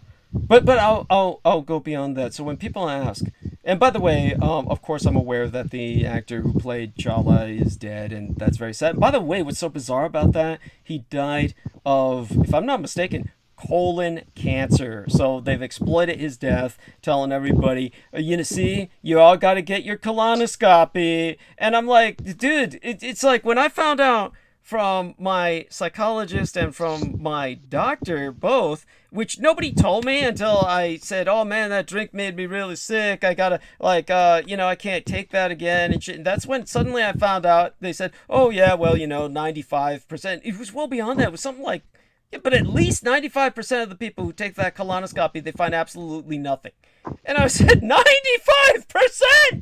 I said, I'll play Russian roulette at those odds. I mean, holy fucking shit, if there's 95%. Yeah, so I mean, honestly, what's the point of even getting the colonoscopy? Basically, you could get a colonoscopy and probably still have colon cancer, I bet. And the thing will come out clear. I agree. Odds. Yeah, I agree that's... Oh, we didn't detect... Well, our colonoscopy didn't detect it. We're sorry. Yes, I'm certain that happens. And, it just doesn't make sense. Honestly, these are people who... This truly is... That's a form of medical exploitation. And, that's what they've been doing to us people of color since forever. Yes, thank you. Medical exploitation. Thank you. So just because this black actor died of colon cancer, the chances of any other black man getting it are still, comparatively speaking, so non-existent. By the way, this is something. I am curious about this. I do want to ask you about this. Did you? So here we are. We go back to the YouTube videos, and when we go to the Douglas Dietrich channel, here we are, this individual. I'm hoping you didn't block this guy, but his comment disappeared. He may have deleted it himself, but I didn't take it as anything very threatening. I even left that other, that black guy up there who was like saying... Oh, I didn't even know he made that comment. Oh, okay, so you didn't see this Avron North Pass comment? You didn't see that then at all? No, I didn't see it at all. Oh, okay, no need to block him. He's just on his own trip. When you go to his channel, he's just a white guy working with motorcycles, and what he has is a big Scottish sword that's called a claymore. He's got a big Scottish claymore like James Arthur Yanchik used to have. I mean, kind of like the manga claymore, which was actually pretty cool. Okay, I love that, man. So that's probably where the anime character got their name. Yes, originally you've heard the term claymore mine, but the claymore mine gets its name from the big Scottish sword, which is called a claymore. Just so people understand that. But anyhow, so this guy was tripping off. He basically said, "What the fuck is this crap about anti-vax being a Russian conspiracy? Bullshit! What the fuck, dog? What the fuck?" Obviously this guy is dedicated anti-vax, but it's like, at this point, what's so bizarre about this video is this then is probably the reason we have finally found out the reason why this is the most hated video I've put up in a long time. These are all people who felt that because the Muslim guy, Salman Sheikh, was saying, hey, I got my vaccine, and he was proud of getting his vaccine. I was saying, way to go. And we were all congratulating him on getting his vaccine. Everybody thinks we're like now an ISIS insurgency that is pushing vaccines and shit. So, you know, come on, people. We're the cult of Bill Gates or something. Yes. But you notice I've talked about this stuff before. I never got this pronounced a response. And I was thinking, was it because of George Lincoln Rockwell, the white, Nazi from back in the day? I was thinking maybe it was that. But now I realize, no, it had to be, there was something about Salman Sheikh saying, I got my vaccine, the way you and I were encouraging him and giving him... Yeah, and the thing is, he just said it casually. Yeah. It wasn't even like, we didn't even have a big conversation about it. How the hell did they say something about you? We didn't even bring it up being a Russian conspiracy, the anti-vax thing. That's right. Oh, that didn't even come up. Right. I didn't even bother to block Alexander Griffin, because actually, to tell you the truth, it might be amusing and entertaining to see what other stupid shit he comes up with. So nobody's up to this. You know. By the way, I'm sure Jameson Reese has probably noticed this. Normally, whenever somebody says anything negative or critical, Richard K. Cole Jr. will put an upvote on it, and he didn't give Alexander Griffin an upvote because he's black. Wow. He's not even worth. Damn, Alexander Griffin is in a league of his own. Yes. He's not even worth Richard K. Cole justifying. Yes. So Holy shit! There you go, Alexander. That's the lowest of the totem pole. Yes, thank you. Come on, Alex, do yourself a favor, and I mean, at that point, you're like, oh, geez, you might as well be buried underneath Michael Aquino. Yeah. That's the lowest you can get. Oh, thank you. Yeah, that's so true. I mean, honest to God, it's like you just it's so sad. It's sad. It's like these these haters. They hate each other ultimately too. Very few of them get along. I mean, why? Because they're all such assholes. Okay, now Sarah Thomas. She said, Fandom Wiki, in legend, it was said to have been a gift from the Panther God, the local deity they worshipped, but in reality, the plant had been mutated by a giant meteorite of vibranium crashing into the earth. Thank you, Sarah Thomas. Mwah. Oh, love you dearly. And I figured it was something with vibranium. All right, so we recognized it was something to do with vibranium, but Sarah Thomas found the CODIS, so to speak. She was able to bring up in other words, the canonical, shall we say, the canonical lore. She was able to retrieve the canonical lore concerning this particular, by the way, these are all fandom terms, canon, lore, etc. But she was able to get the get the answer. So okay, that's the perspective. It's still stupid as hell. It's just it's one of those things where first off, this is like implying that there's some kind of radiation emanating from the meteorite, and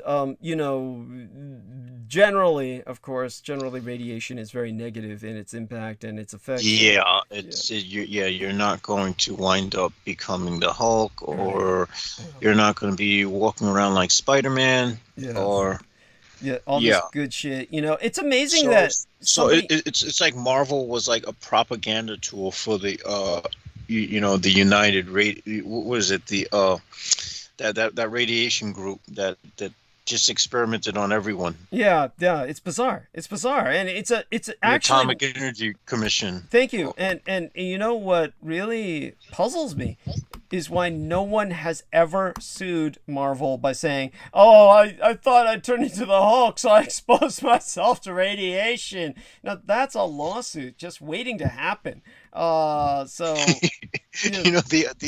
Atomic Boy Scout should have used that one. Thank you.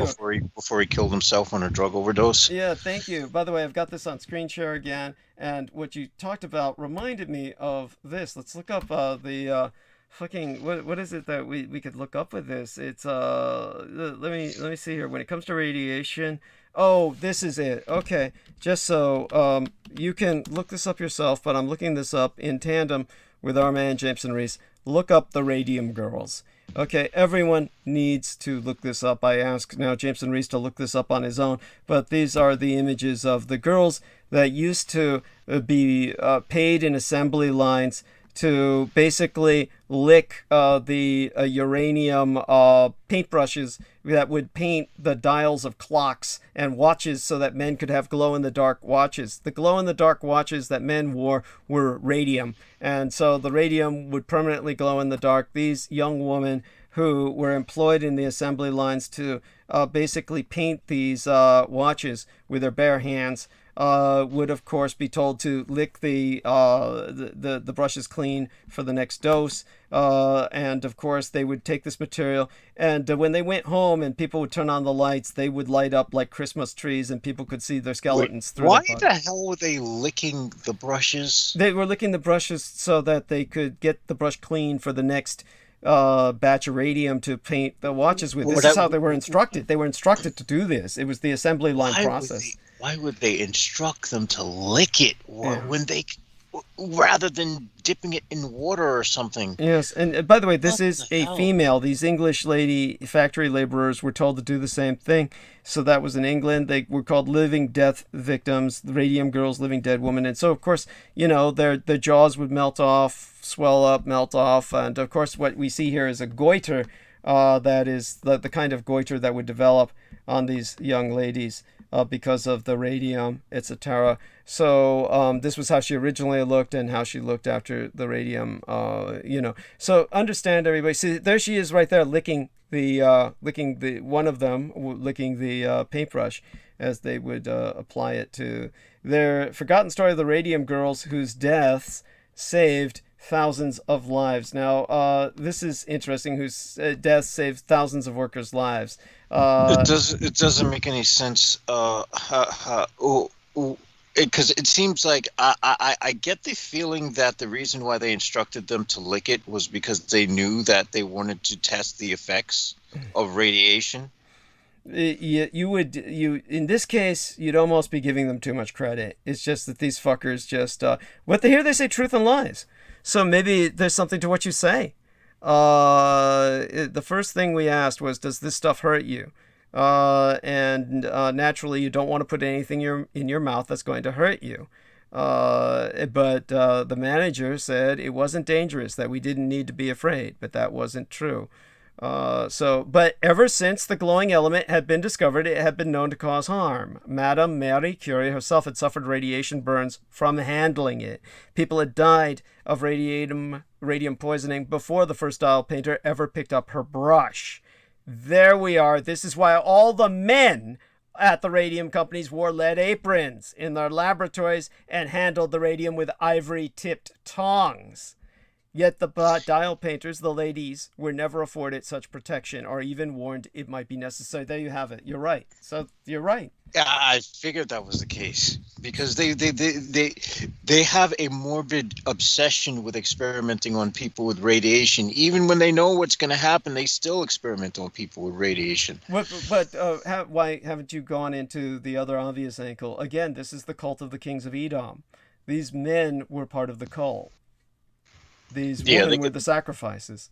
This is more sacrifice to the anti-gods at the industrial scale. What I can't okay, here's how they saved thousands of lives. Because people drank radium water as a tonic, and one could buy cosmetics, butter, milk, and toothpaste laced with the glowing wonder element. Newspapers reported its use would add years to our lives. Nice. So all the and by the way, see, Charlotte Purcell demonstrates lip pointing. So what they would do is they would lick the paintbrush to make certain it was pointed enough so that the radium could be painted on a very tiny watch dial. A watch dial, of course, is minuscule, and this was the way they would get the paintbrush pointed enough where they could apply the radium. And they were putting this.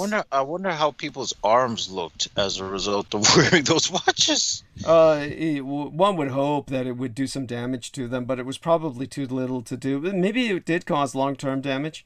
But, it's nowhere near what the girls were exposed to, of course. No, it's nowhere near what they were But then exposed dig this shit. Like, basically, people were drinking radium water as a tonic. You could buy cosmetics, butter, milk, and toothpaste laced with this glowing element so that your teeth would glow. And they'd say, see, your teeth are glowing. How healthy? And then their teeth would fall out later. That's a fact. We know that for a fact because I've read about that.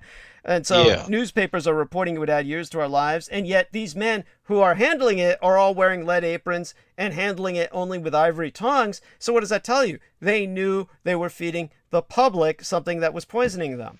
So well, it kind of reminds me a little bit of the fact that, and I'm not saying that fluoride. I don't know if fluoride in drinking water. I'm sure it's such a minuscule amount in drinking water that it doesn't cause harm. Or at least we hope. At least we hope.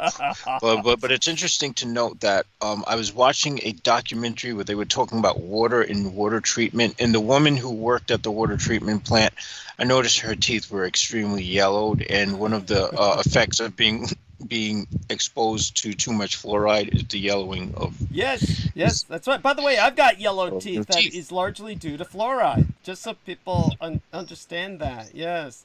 I stopped brushing with fluoride a while back. I use like this fucking activated charcoal shit, which is probably radioactive anyway, so I mean it doesn't matter. By the way, I was using the fluoride toothpaste to try and negate the effects of nicotine. My teeth yellowing from nicotine. Then the fluoride turned the teeth yellow too, as well. Made them further yellow. So it's just, you can't get away from the yellowing of my teeth. That's right. One of these days I'll probably have them all capped. That was ultimately. And what's crazy is like the all right. So they say that the amount that is in now if fluoride's already in drinking water, why would you need it on your toothpaste? If they say that they put fluoride in the drinking water to keep your teeth from falling just out to your clarify face, right? that they don't put it in toothpaste anymore. This is the kind of toothpaste I would get prescribed from dentists. You have to get a prescription from a dentist to get fluoride toothpaste these days. You might be able to buy it, but they usually have they have a tiny amount of fluoride. Maybe. I think they don't put it in at all anymore. It might. Yeah, they do. They still do. Okay, they still do. Yeah, just a bit. All right, so there you have it, and but nowhere near the amounts that there are other actual fluoride toothpaste that you get prescribed from a dentist when your teeth are really bad, and at any rate, I know because it's been prescribed at times. Nevertheless, my teeth are, comparatively speaking, every dentist who's looked at my teeth has said that comparatively speaking, my teeth are good. So other people's teeth must be falling out of their fucking gum line. But well, most people don't have their own teeth at your age. Yeah, most people have a lot of prosthetics. Right. But by the way, the Real Tech Geek says activated charcoal takes the enamel off of your teeth. Great. Yeah, so, great. Yeah. Well, it's a good thing that now I'm using this stuff that has like coconut oil and something organic. Basically something organic that's gonna rip the enamel off your teeth and probably turn my face like into this deteriorating red mush, skin hanging off and whatnot. It's at this point the FDA essentially exists to do nothing. So if you want a job where you do absolutely nothing on date, join the Food Drug Administration, folks. But by the way, Chris Collins says, I can't think of a single legitimate reason why any water supply would be fluoridated. I mean, it wasn't such a bad idea, and I don't ascribe to it all of the evils that so many other people do. I don't really give it much of a thought, to tell you the truth. But I'm not. If they took it out of the water, it wouldn't be an issue with me. I'm not like a proponent of maintaining it either. It's just like Well, that they did because they just wanted to get rid of the waste that they had from all the aluminum production. I shit you not. This is at least what I read from research. I can't verify whether that's the case, but it wouldn't surprise me. Yeah, well, after what we've just exposed to the people about the radium girls, and what they did to the rest of the public. Yeah. I mean, America, your social security number is your experiment number. Remember that, folks. Yes. There we are. I don't know what they do and now if this is what they do in America, what the fuck are they doing in other countries? Well, imagine what they do in India. Oh God, I think India, they don't even need to do anything that organized. Just living in India is fucked up enough. Chris Collins says most toothpastes have fluoride, still have fluoride. He says most toothpastes still have fluoride, although there are now many fluoride-free options. Okay, so you just have to be educated as a consumer. Yeah. And, I get the fluoride-free stuff. I pay the extra money. It's like fucking $7 for a tube of toothpaste. Okay. It's fucking ridiculous. Where you can maybe spend like $3 or $4 for fluoride stuff. And then the Real Tech Geek says gargle using coconut oil. I think what he's saying is no need for toothpaste after that. I think or neem for toothpaste. Okay, so he's got like a brand, or this is like some organic brand or something. We could look that up as to what that is. The toothpaste I have has like mint and this like natural peppermint and freaking coconut oil in it already. So it's probably. Okay, good, so what this neem stuff is holy shit. So if you look up this neem, N-E-E-M, this is, the Latin name is Azadirachta indica, and that's a member of the Malvaceae family, and its role as a health promoting effect is attributed to its rich source of basically this is also known as margosa oil, which is a vegetable oil. So it's extensively used in Ayurveda, Unani, and homeopathic medicine, and has become a cynosure of modern medicine. So basically this is commonly known as neem, or neem tree, or Indian lilac, and in Nigeria is called the Dogoyaro, or the Dogon Yaro, after the Dogon tribe, whom the white people were ripping off and exploiting. And it's a tree, and hopefully Jameson said it better. It's basically the Dogon tribe was actually ripping off the stupid white men. But yeah. And if anything, there is a book I have by someone named Scranton Laird where they're actually arguing that rather than the Dogon getting their culture from the Egyptians, that the Dogon culture was something that eventually evolved into what the Egyptians had.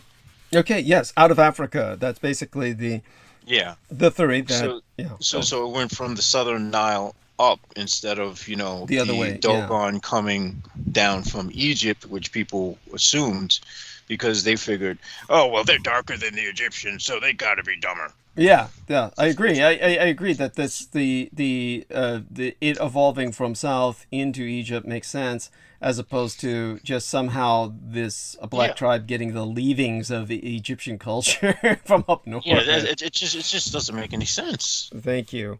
It's. I mean. Yeah, I mean the diffusion of cultures, the spreading out didn't work that way. Everything went from the south up. I don't, it's and you did a good job ripping Robert Temple and the rest of those assholes a good. Thank you. Even bigger asshole, because they are. Thank you for bringing me back to that point, and that's a point I want to make. Thank you. There's a point I want to make about that. Just to finish with the neem topic, because this is new to me, and but this is exciting. It's like something my medical cosmetologist V would know about. But it's used for leprosy. It's a popular ingredient in natural hair and dental products. Neem oil is a common pest repellent, effective against sand fleas, I presume, or sand flies, or various other, sand scorpions, maybe. I'm not going to open up the whole article and read the whole thing, but for the moment. But it's just the fact that this neem leaf is used for leprosy and eye disorders and bloody nose and intestinal worms and stomach upset and loss of appetite and skin ulcers and diseases of the heart. Holy shit. Holy shit. Can it get rid of acne? Yeah, good God, yeah. Just because, people talk about the 40-year-old virgin. Well, what about the 40-year-old guy who still has fucking pimples? Yes, oh my God, it's got to be hell on earth to be that. That's got to be bad. People with a lifetime case of acne, so in terms of what I was going to say about the stars are right when it comes to and remind me to bring this up on the how do I say this? What do we do? Remind me to bring this up on something. Maybe my next interview with Salman Sheikh, but we'll be talking about satanic ritual abuse. So whenever that's held, either in late October or late November, then by that time he may be back on with us on the show, or he or may still be doing what he's doing, whatever that may be at the time, other than what we know he does. Then the point that I wanted to make is, if anybody remembers the point that I've always made about Hister, his star, about the Star of Christ, the Star of Bethlehem, about the Magi. The important thing that I pointed out was that people are trying to seek an external source of the Star of Bethlehem. And all of these attempts at theorizing the external source of the Star of Bethlehem really are, they're missing the whole point, because in the revelation of the Magi, which everyone should investigate if they're serious about being a Christian. If you truly claim to be a Christian, you cannot avoid the revelation of the Magi. It's something that should have been part of your Bible. And this is something that, remember, the Council of Nicaea is the most important thing that ever happened in your history if you're a Christian. Aside from Christ himself, the Council of Nicaea decided what was going to go in the Bible.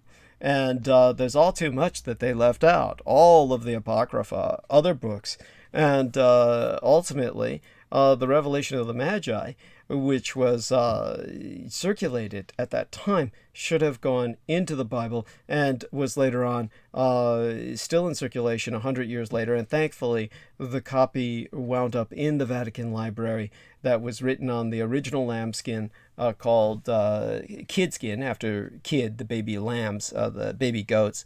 This was what created this kind of vellum paper. And the vellum paper is the goat skin that is transparent. This was the most valued paper on earth.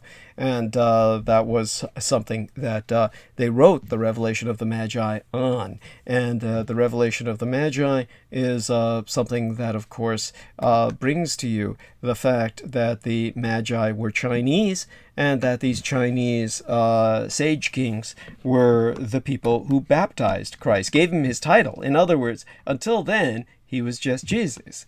And this was not as an infant. He was a young boy. He was a young lad when they encountered him, and and Herod wanted to kill him. So Herod didn't know whether he was a lad or whether he was a boy. So he just had all the firstborn sons killed, period, within his kingdom, to try and kill your God if you're a Christian. And so when it came to that point in his life, he was still Jesus, but the Magi made him Christ. It's a title. It's not a name. So he was consecrated and he was baptized by the Magi. And these were, of course, the Chinese vampire ancestors of the order of which my mother was a part. And so in terms of these Chinese vampires who were viewed as the sage kings in China, who literally invaded with an army, the nation state of Israel confronted their king, and it was an army powerful enough where the Romans were powerless to do anything. Then the king directed them to not the child Christ in the sense of an infant, but as a young boy. And this young man, Christ, was baptized by them and became the Christ, as in the Messiah, the anointed.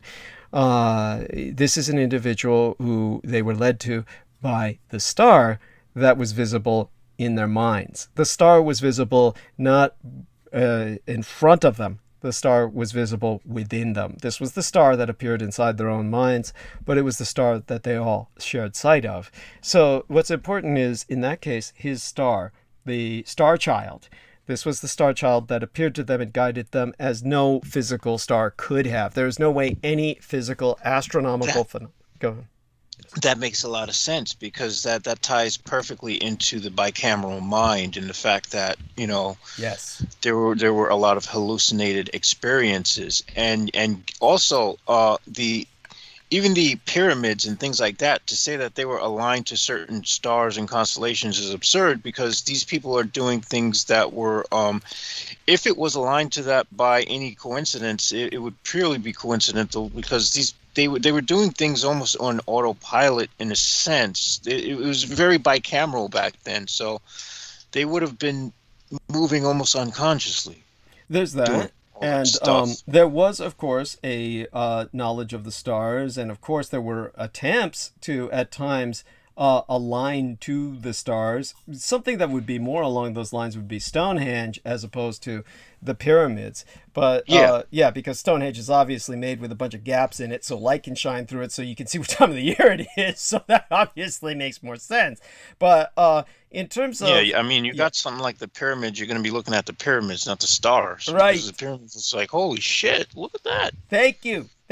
So, but the point is, it's the way that these people are trying to pull the star alignment thing is they have an agenda that they're trying to push by saying that it's alien intelligences that are guiding this.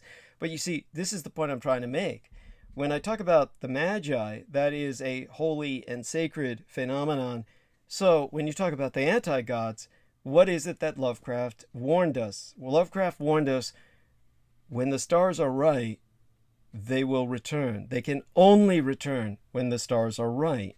Now, as I've pointed out before, the sign in the northern sky, the polar stars, they form the constellation of the Big Dipper, or the Great Bear. And this, in its orbit around the sky, produces, in the seasons that it spins, a celestial, that's the correct pronunciation of celestial, the celestial swastika. So this is the Hakenkreuz in the Nazi sense. The literal arms are pointed in the Nazi direction, okay, the swastika, as opposed to savastika, the opposite. And so people understand this is the ward, the elder sign that keeps the gods at bay. So with the fact that, well, if they just have to wait for the stars to realign so that ward is no longer there and has moved away from the polar north, and that ward no longer keeps them at bay on this earth, then, well, why don't they just wait it out? Well, you could argue that it's impatience, but it goes well beyond that. You see, because it doesn't matter, not just that factor, which is a factor, but it's not the sole factor that keeps them at bay. What keeps them at bay is man's minds. So what H.P. Lovecraft is warning about is the stars within man's mind. So if you get enough men or humans to believe the crap these anti-godly cultists are spewing, that all the pyramids are aligned to the belt of Orion and the Dogon were informed by interstellar amphibians, that they came from the dog star Sirius, which is just a subtle, way of saying these blacks are descended from the dog star, etc. And all of this, when enough people believe it, then the stars are right within men's minds for the anti-gods to enter our dimension. Understand that. This would be the anti-godly version or perversion of the Christ child, the star child, seen within the mind's eye of the Magi. In other words, you get the stars right in enough men's minds, and that can be the gate for the anti-gods. Does that make sense? It's a complete inversion of the divine. Yeah, it's like the inverse of the star of man's mind that man saw within, because now people are looking out and projecting it externally. So it's completely inversed. Yes. They took everything and they inverted it. And it seems like that's what Lovecraft was trying to prevent before he was killed. Yes, this is true.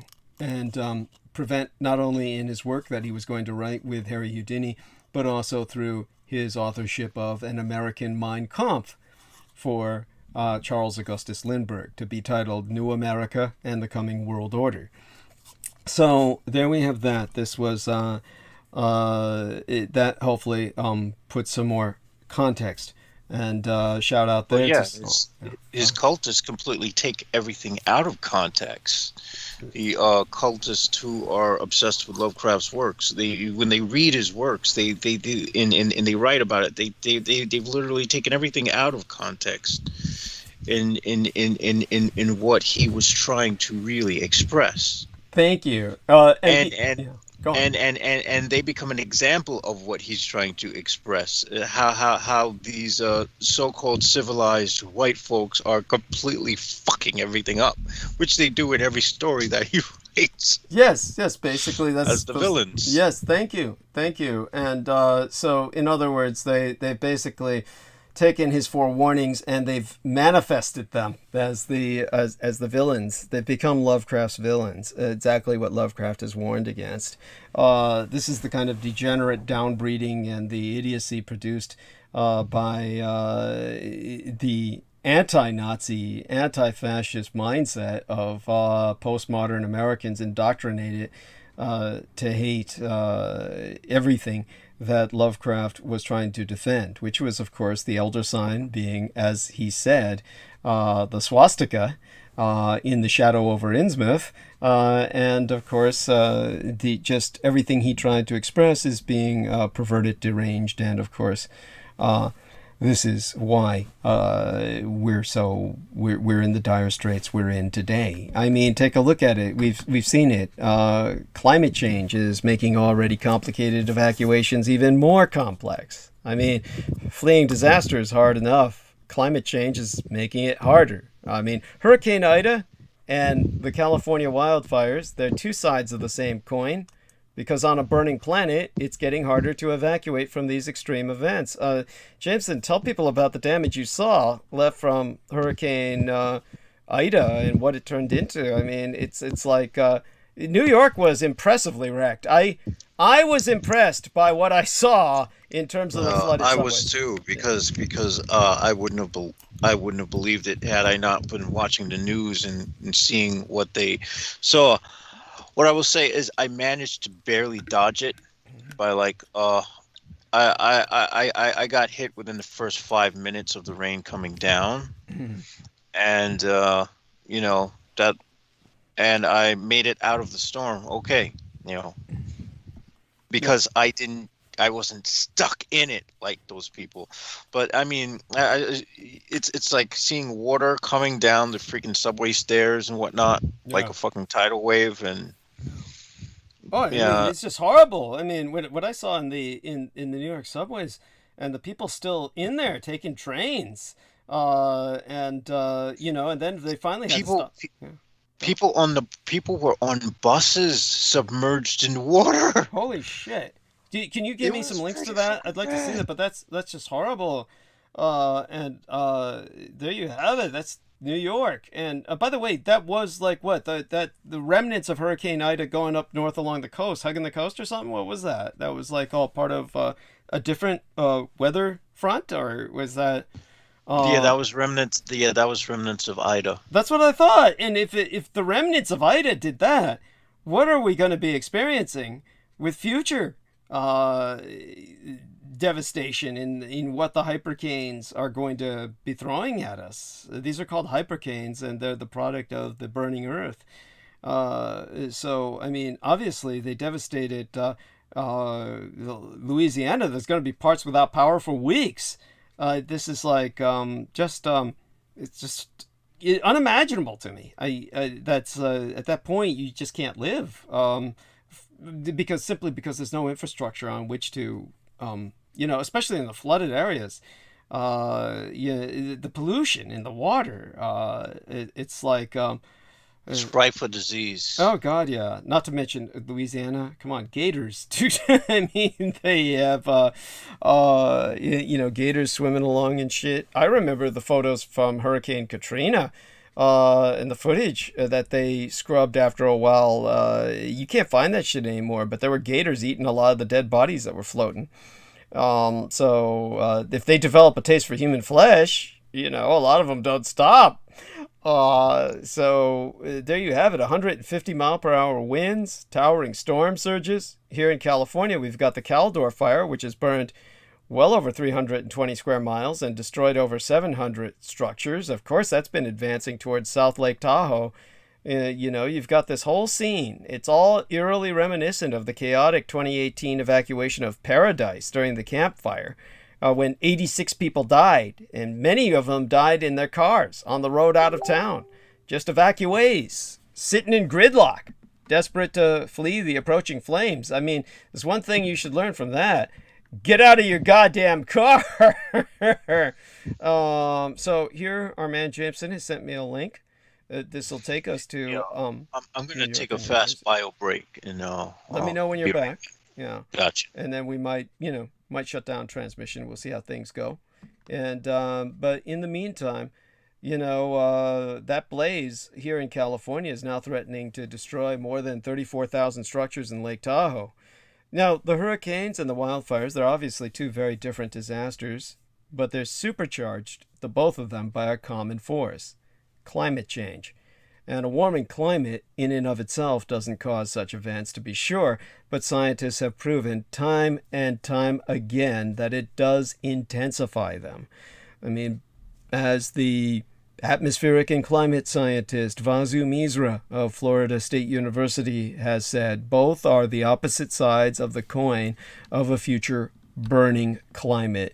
You have extremes on both sides, extremely dry weather and extremely wet events occurring simultaneously on the same North American continent. And the two have something else in common. When they strike, it's getting harder and harder for people to get away from them. They're becoming impossible to escape. Keith Porter, a researcher at the University of Colorado Boulder's Natural Hazards Center, has said that more frequent, severe, and faster-growing wildfires and hurricanes increase the size and frequency of disasters and evacuations and decrease the warning time. That's partly because it's getting harder to predict their behavior. The warming ocean temperatures accelerate the intensification of hurricanes, and a drier, hotter climate makes for wildfires that grow with unprecedented speed and ferocity. And so, in a rapidly changing climate, it gets harder to do accurate risk assessment because the analysts cannot rely as heavily on nature's past behavior. We have less historical guidance and proof for costly evacuation decisions.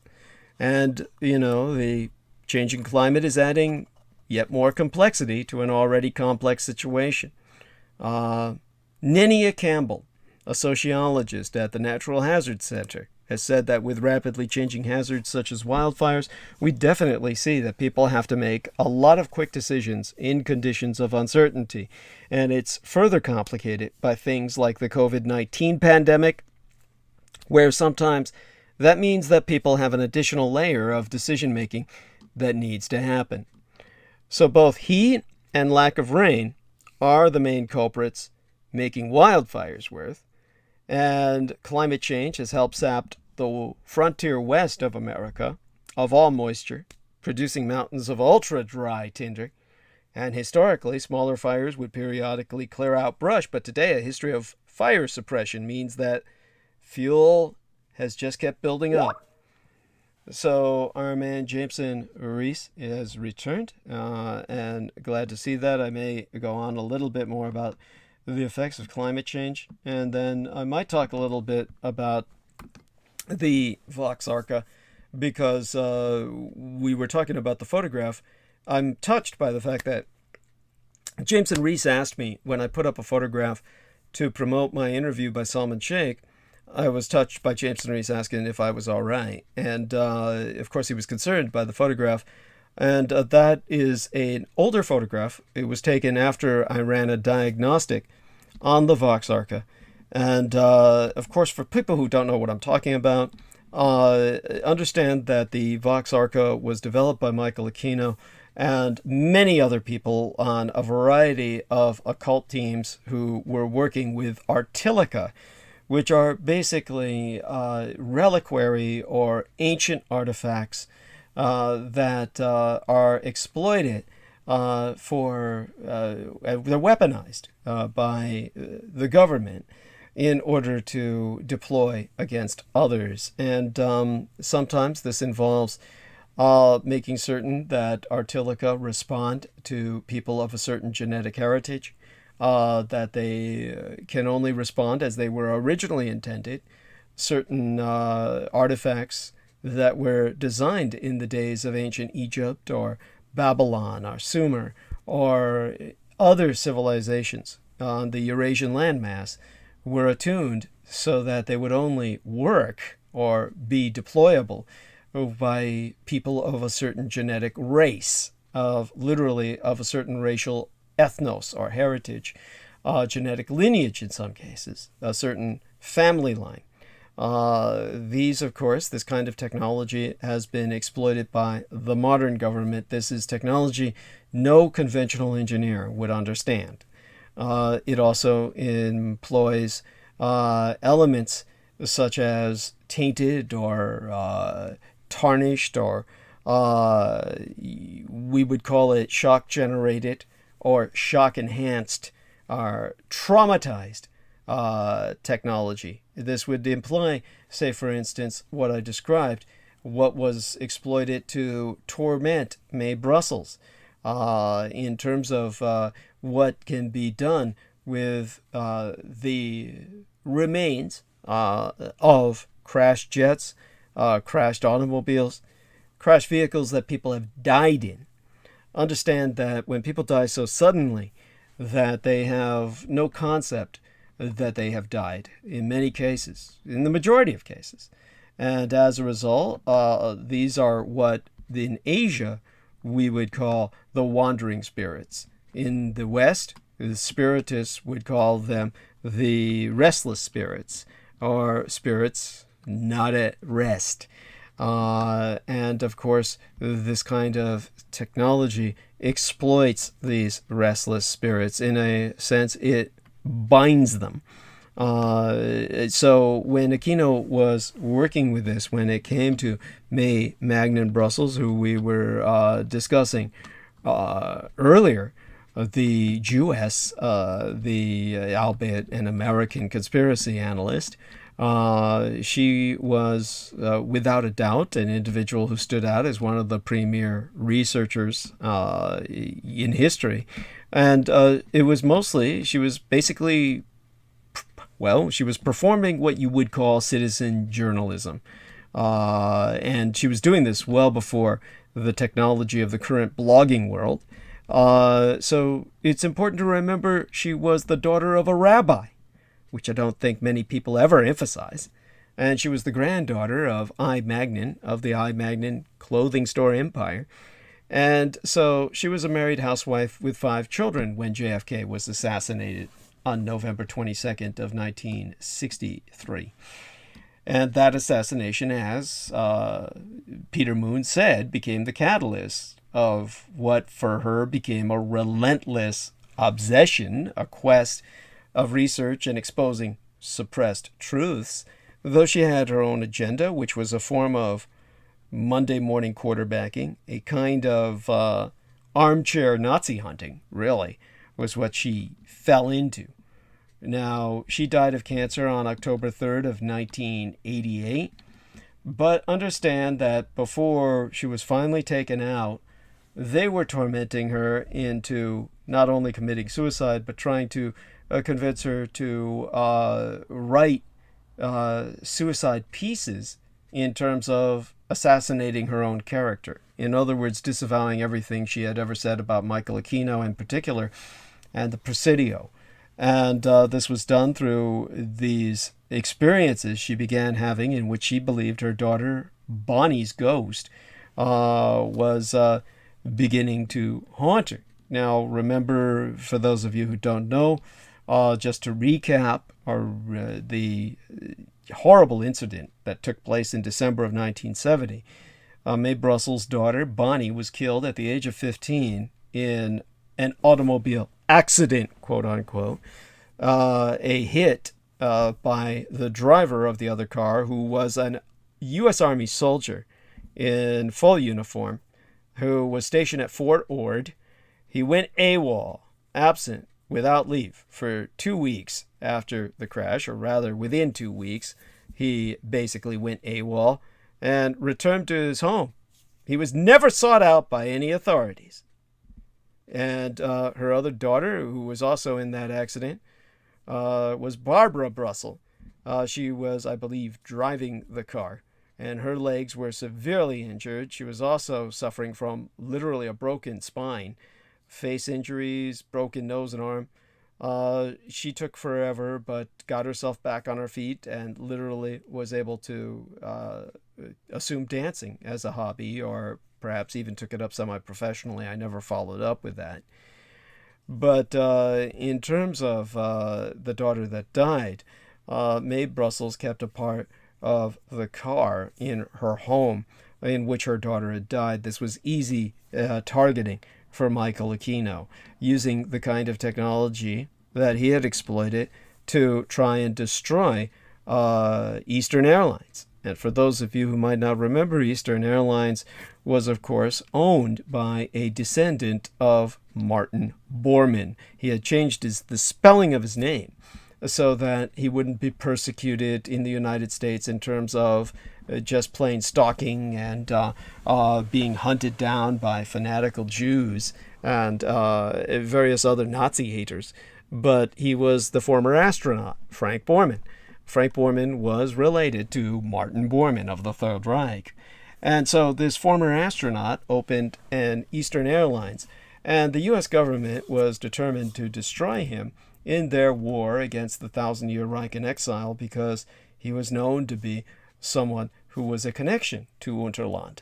And so as the CEO of Eastern Airlines, the former astronaut Frank Borman basically was confronted with the fact that the flight basically that had crashed, and as Aquino later informed me, his own agents of chaos, his own cultists had taken it out. Basically, this was Flight 401, and Flight 401 was taken out in 1972, and it ultimately crashed into the Florida Everglades.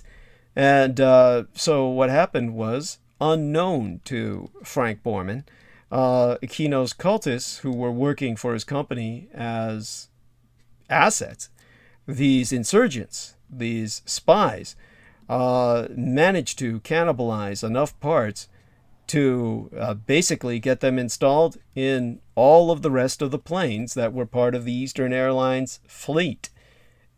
Now, because all of these parts had been salvaged and cannibalized into other planes, it was easy to use a technology of binding these restless spirits.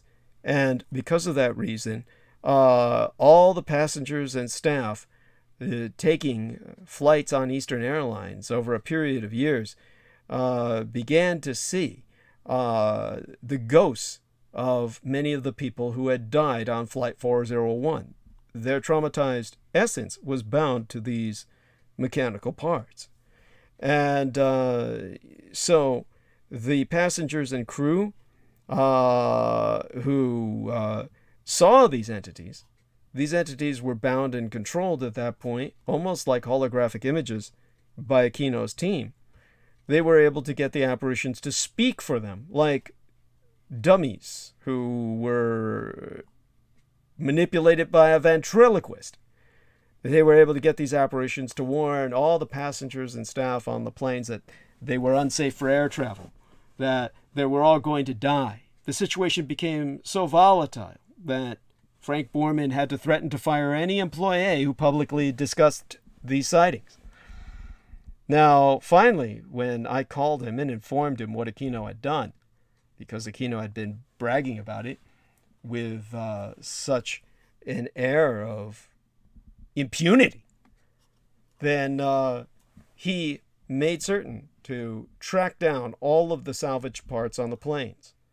This involved a bit of terrorism. I can talk about it at this point. The cultists were identified in his company, and they were interrogated. This was done by some of the Nazi connections that were here in the United States and working with him.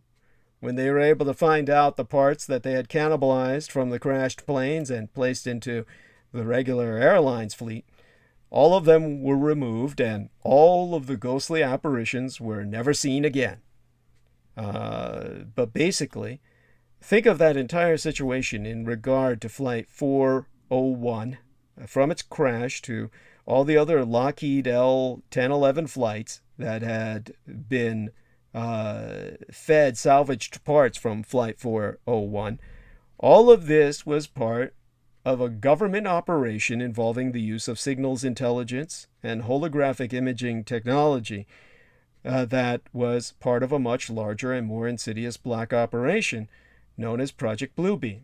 So it had nothing to do with aliens as you perceive it, or trying to get everybody to expect an alien arrival on Earth, but more the exploitation of very real wandering spirits and basically binding them, enslaving them, forcing them to say that which they would never otherwise have said on their own, and using them to terrorize the civilian population.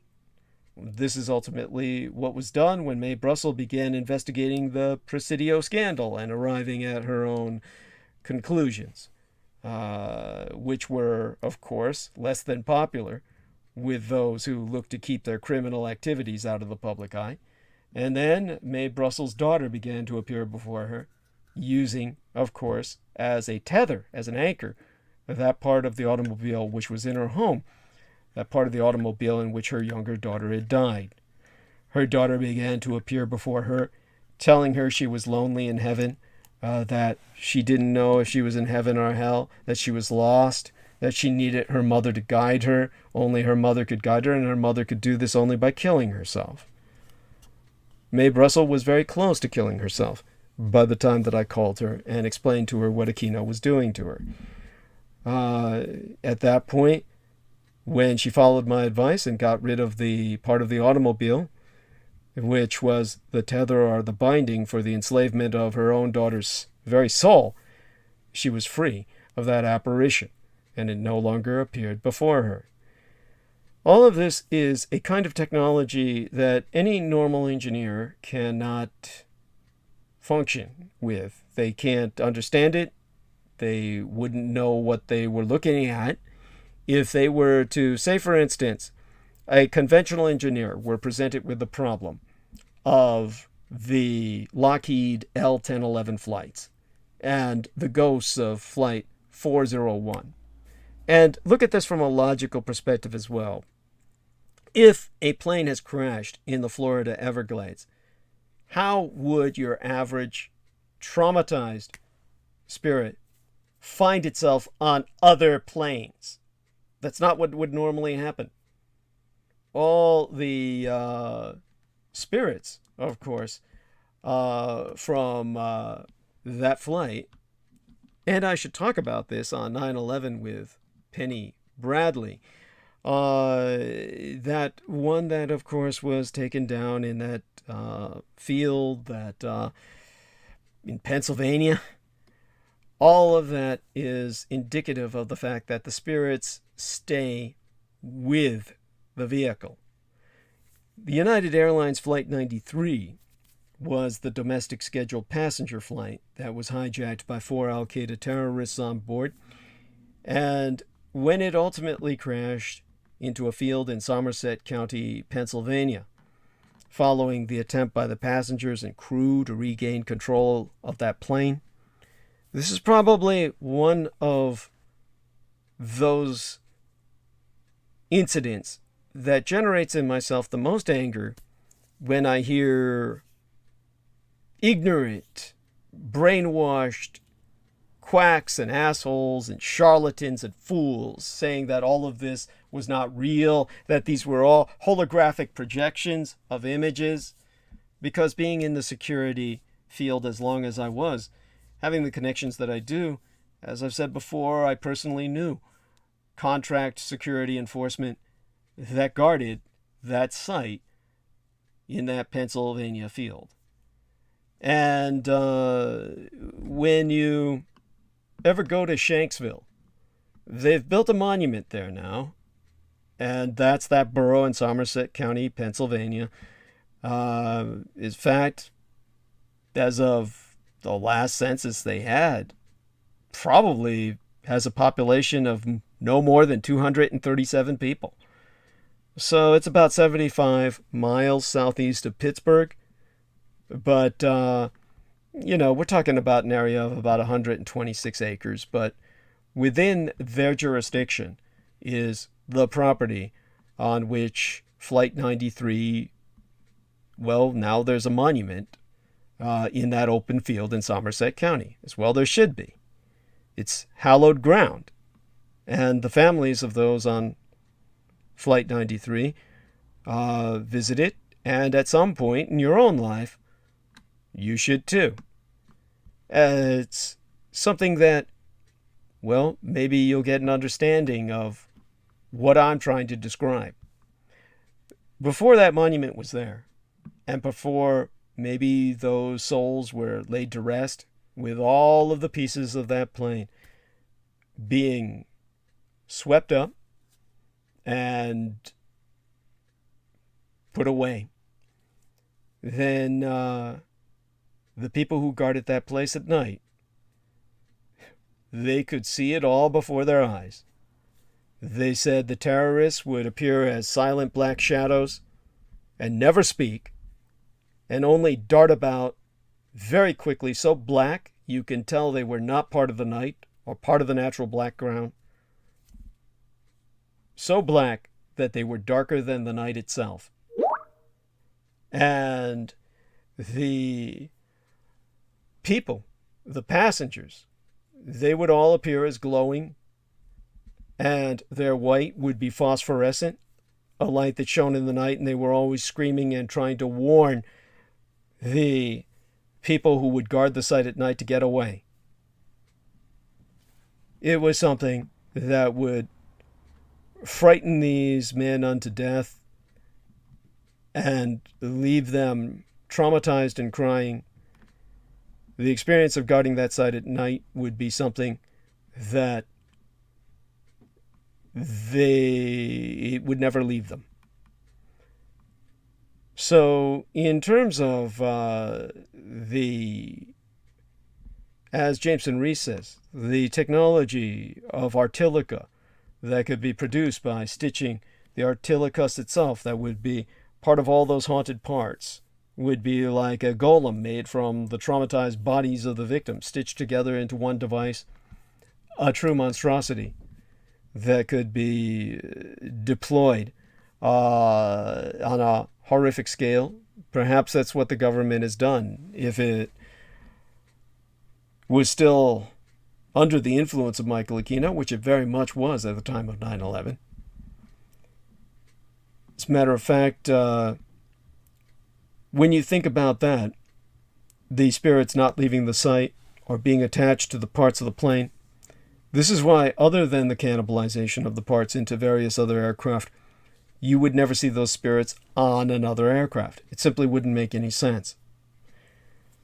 So understand that in terms of what happens with all this kind of technology and how it was applied into the Vox Arca, which was established to be the occult version of the nuclear football, the portable red button which could be used to launch all missiles. This is something that's meant to unleash all the anti-gods from their binding at once, many of them being bound and continuously fed at the various sites, such as HARP in Gakona, Alaska. Because these sites are almost never on. They're almost never active. They're passive. They're binding devices far more than they are devices that are generating energy for some form of offense. They are strictly passive binding mechanisms. And so Jameson's asking, what would they have done to the parts of the buildings of 9/11? Rather, what kind of nightmare did they create from them? Well, supposedly, all the parts from the Twin Towers were shipped to China to be recycled into various things. That's what they tell us. Whether that's true or not, we could only investigate where it all went. If somebody were to trace that down, and if it went to China, the majority of it, but how would one keep track of how much went to China? How much went to China? How much was recovered, utilized by the elements of the U.S. government? Of course, Jameson himself doubts that any of it went to China, or at least probably a majority of the crap did go to China, but I'm certain parts of it were kept here. And obviously, there was that part of the structure that formed a cross. I believe that wound up somewhere in the United States, and that was considered a very comforting sign by many of the people who were working in the rubble. But if people were doing that with a cross, maintaining it in the sense of the positive that it projected, certainly you can imagine what they did with that, which would be used to project the negative. Now, in terms of the people who live in that area, I'm looking now at an article where there's someone who is writing, and this was written this year, September 3rd, 2021. This month, this was written 48 hours ago. This man wrote, "Part of Flight 93 crashed on my land. I went back to the sacred ground 20 years later." And so what he said was that basically he was looking for, on his land, a spray-painted X on the bark of a tree. And that would be the evidence that the tree had been climbed and searched, because people had to search in the trees for parts of the plane and parts of human bodies. So he was describing in this article how he's fixing his gaze just above the base of each tree, but he kept looking down. And then he found something. He found a piece of metal, a twisted piece of metal. This was written just 48 hours ago. And he said, even now you can find a twisted piece of metal. And in this case, this one stretched from the middle of his forearm to the tip of his middle finger. This is a charged particle. In other words, this piece of the plane that this man found, and he photographed it, he found it on the grounds of the National Memorial. He could use that, if he were an occultist or an arcanist, to create a piece of artillery. He could create a kind of offensive technology with that, were he knowledgeable enough in the black arts.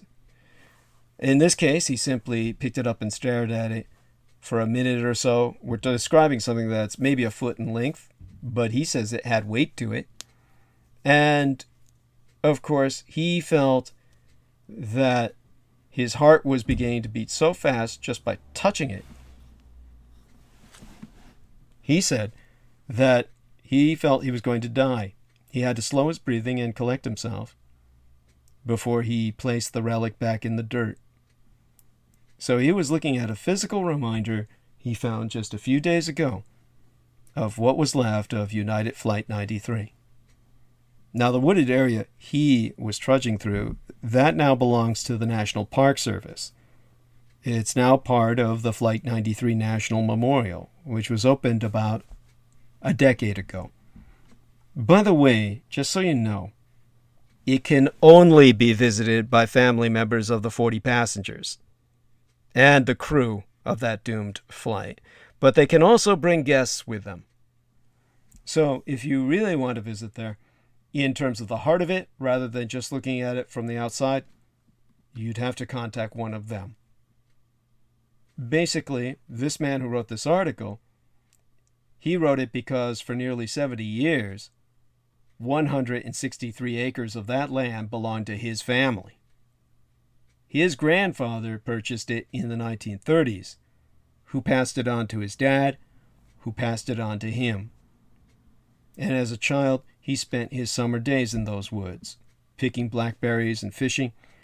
Sometimes he would check out these log cabins that are on that land, which were cabins his grandfather had built by hand, and they're all still there. So then all of that became part of Flight 93 and its impact on all of us. So there you have it, near Shanksville, Pennsylvania, and on that crash site, where people I know who worked in security saw the spirits of the dead, either trying to forewarn them or tormenting them if they were the dark black shapes in the night. They have their own wall now, which kind of forms an enclosure. It's far taller than human height, and it has their names on it, kind of like the Vietnam Memorial Wall. So that is something that, in a sense, hopefully helps these spirits stay at rest. Now, when it comes to the kind of technology Michael Aquino was working with, he had a grimoire at one point, one of those ancient spell books, and I think that the title page on that grimoire said it all. There was nothing writ on the cover itself, which was bound in human skin. But within the book itself, written on kid skin, but in this case not vellum, but rather the skin of children, the title page was written in the vulgar Latin, "And the dead shall know no rest." This is the mentality of the necromancer. What Michael Aquino worked with, and his entire government department that worked with the salvaging of these kinds of parts, the exploitation of the dead, this is all based on their axiom that the dead shall know no rest. That the dead can be enslaved as much as you can enslave the living. So, Jameson points out that this is why one wants to leave the wheel of samsara as soon as possible. But understand that the necromancer is a rare breed. It's not like the world is crawling with them. There's not that many people who have the talent or the mentality to make this sort of technique work. It's a technology and a technique all of its own. Okay, here we are. Just taking a look into the chat room, and hog on here who was a yeah, EB's not letting that go. Just let it drop, EB. It's just something that we don't even need to bear going into now. He knows what he's doing. He's probably a troll, which is why he says he's wanted to get into contact with me. That looks quite suspect now. As you know, it's one of those things that honestly, if someone wants to get in contact with me, you know where to go. You know what to do. You could just shoot me a line and tell me what it is you're seeking, or what it is that you think you can do for me, or whatever. Right now, what I need is for people to help. And of course, I need help financially. There are some wonderful people who have volunteered that already. But of course, I need more help beyond that. And so everyone who can, do send money through PayPal. If you're in Canada, you can contact Maria Gregoric or Peter Moon. Either one of them will help you to get myself what you feel you can help with. And Jameson Reese responded to that, well, nope, we've had astral gremlins. Good for you. Good. So when we speak of this, I'll speak of this again on 9/11 with Penny Bradley. And but the point that I'm making should be taken so that people understand a bit about the forces that we're dealing with. And the reason I brought this up was because of the Vox Arca.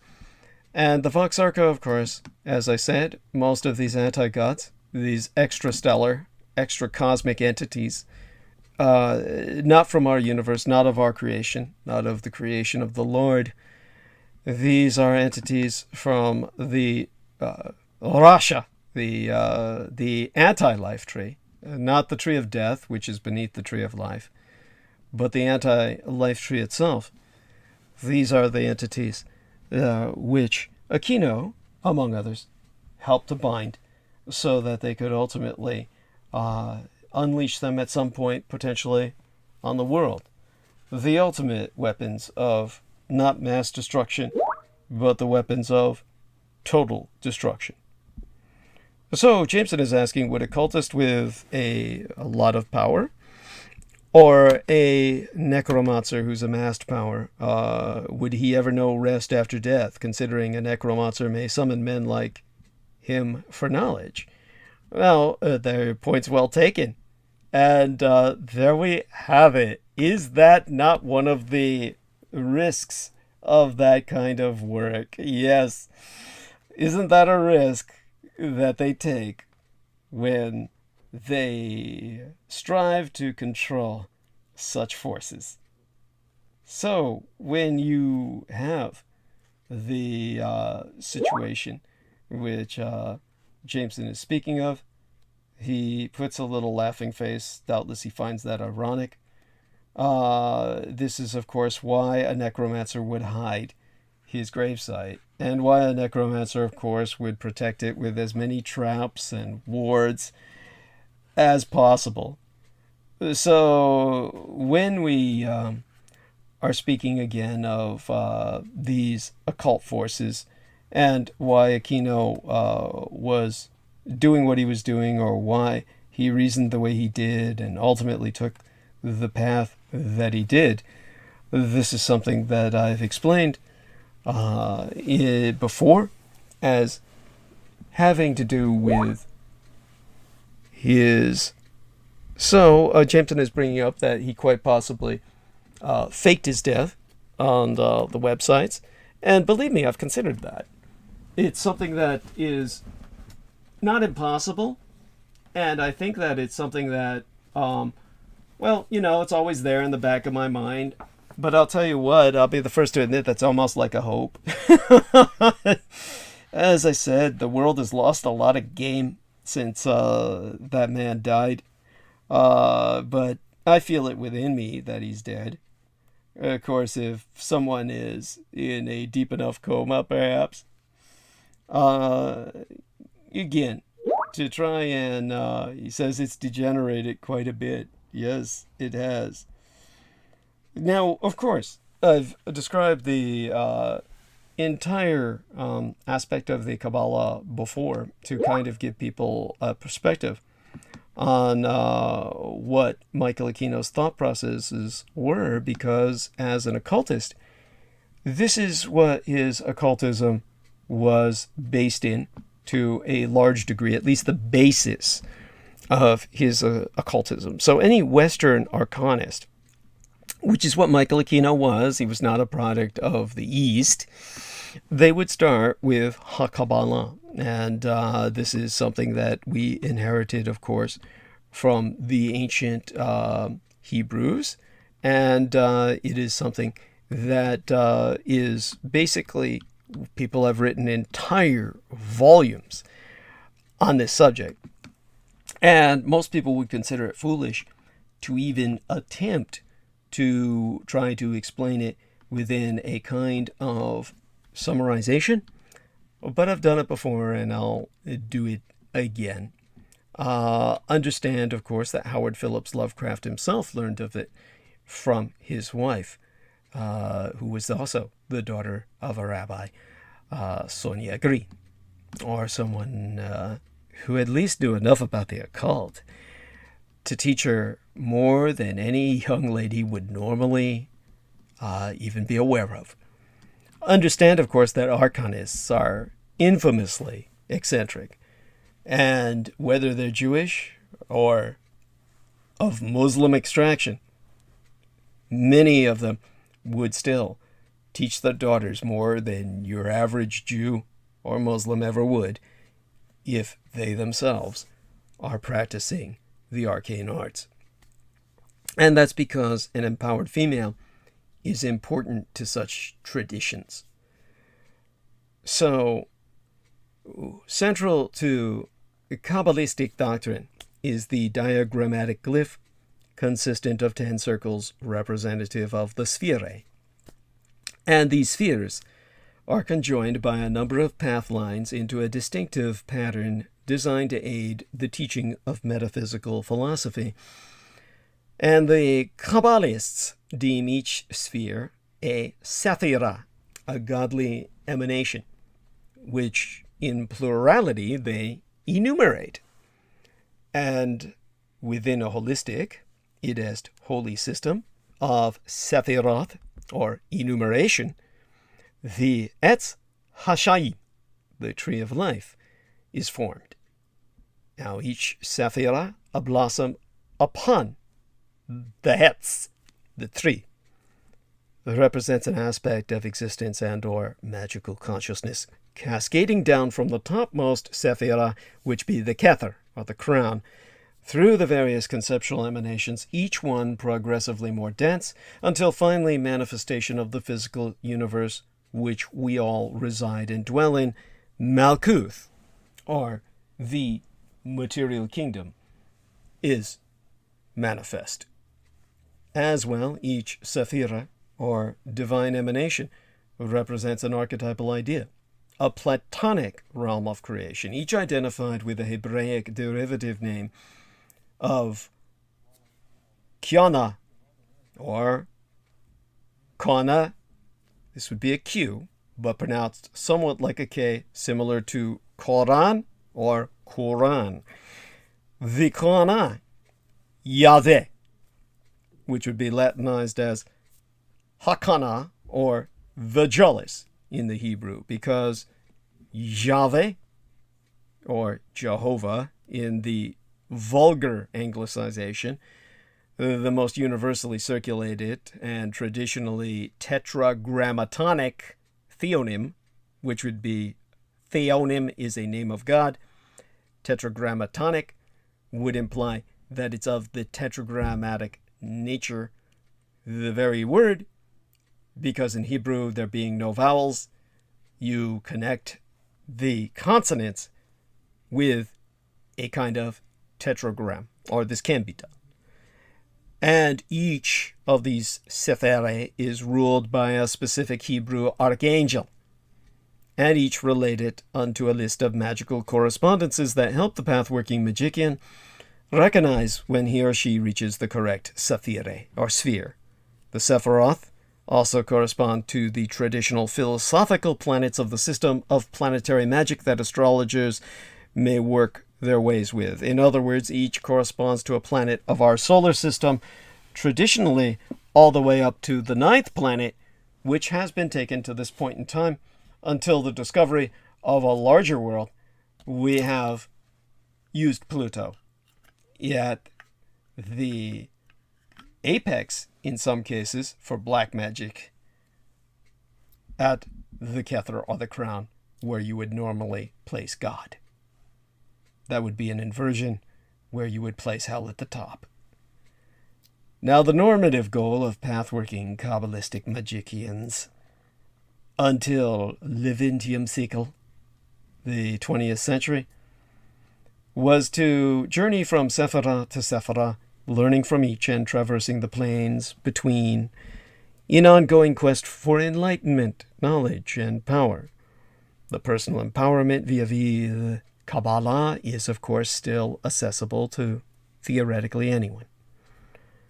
At the time of the Findesicle, the turn of the 20th century, we saw the desecration of Kabbalistic mechanics by way of such receptivity of gnosis, or knowledge, which was ultimately integral to the limited deployment of WCDs, or weapons of cosmic destruction, which we saw on the fields of Babylon, when in his last battle in the service of the Constitutional Republic of the United States, within the United States Army, Michael Aquino, as a called-up reservist, called forth the anti-gods, and the Iraqi army, which was combat experienced through one of the longest and bloodiest wars in recorded human history, fell apart on the field in a matter of hours. This was truly forsaken warcraft, when America's anti-gods responded on the fields of Babylon itself. In terms of the schematics of divinity, so perverted by Michael Aquino, in radiance of halo about the crown of Kether, the sphere at the top of the Tree of Life, oft be conveyed concentric rings, the veils of the unmanifest. In Kabbalistic cosmology, the great unmanifest condensed out of itself, the sphere of Kether, whilst remaining in itself unchanged. Thus Kether represents the original positive manifestation of our universe, but not the universe itself. That doubtful honor going unto the bottom sphere on the diagrammatic tree, Malkuth, whereon humanity acts out fulfillment in kingship. Now, in terms of the Ivrit, the Hebrew-speaking Kabbalists, they superimposed a generalized classification schematic, which I will simplify for our purposes here. And this was 4 lines overlaid over the detailed schematic of the 10 Sephiroth to describe the arrangement of reality itself by division into at least 4 basic levels of being. The Olemos, the concealed worlds. At the bottom, of course, be Asiya, the lower material world of action, matter being but retarded motion. Next, above us, in Malkuth, within the world of Asiya, comes Yetzirah, the astral world of formation. Then the Beraya, the creative mental world of Yeshmiyayin, or Creatio ex nihilo, creation out of nothing. And finally, the Absoluth, the archetypal world of Ein Sof, the endless one, the proper name for the hidden aspect of God, transcendent in pure essence, neither male nor female, literally that which is boundless without end, the infinite divine, the endless light which surrounds the void, the emanated spheres of realms of light, effulgent and infinitely bright. Thus, the 10-dimensional sphere of Sephiroth coalesce within these 4 planes of existence, the planar schematic of the Tree of Life. Now, the mystics use those 4 layered olemos, the concealed worlds, to comprehend the Sephiroth as various groupings of relative dimensions, the layers of Absoluth, Beraya, and Yetzirah. Each contain 3 of the Sephiroth. Asiya, the lowermost level, holds but 1 Sephirah, and that Sephirah be the material realm of worldly Malkuth, or Asiatic kingdom at the bottom of its Shaim, the Tree of Life. Now, for millennia, laypersons confused that very Hebrew linguistic term Asiya with the Helleniki or Grecian, the Greek people's term Asia, derivative from Askia, or what the Greeks called the place without shadows, which was a reference to southern Anatolia because of its being closer to the equator. There was less of a length to the shadows because of the spherical curvature of the Earth, which the Greeks were well aware of, or they never could have navigated.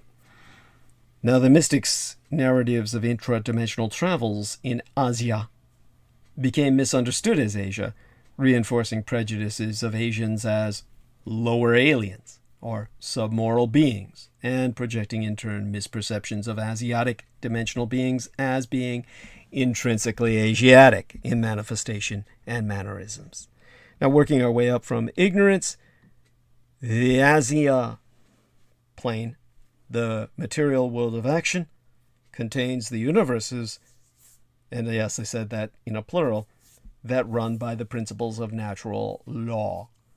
The angels of Asia function on the active level through our terrestrial cosmos, and they function throughout. And the inhabitants of the Asiatic plane may use magic, as Aquino did, but their worlds do not run by magic. The plane of Yetzirah, above us, does run by magic, and on those dimensions, symbols and beliefs control matter and energy itself. An astral plane links the myriad dimensions of Asia and Yetzirah, such being why mystics reference Yetzirah as the astral world, the astral realm of their own. And this hypothetical realm is also the place where many postmodern mystics have come to believe that humanity's machines generate an astral realm of their own, as we do.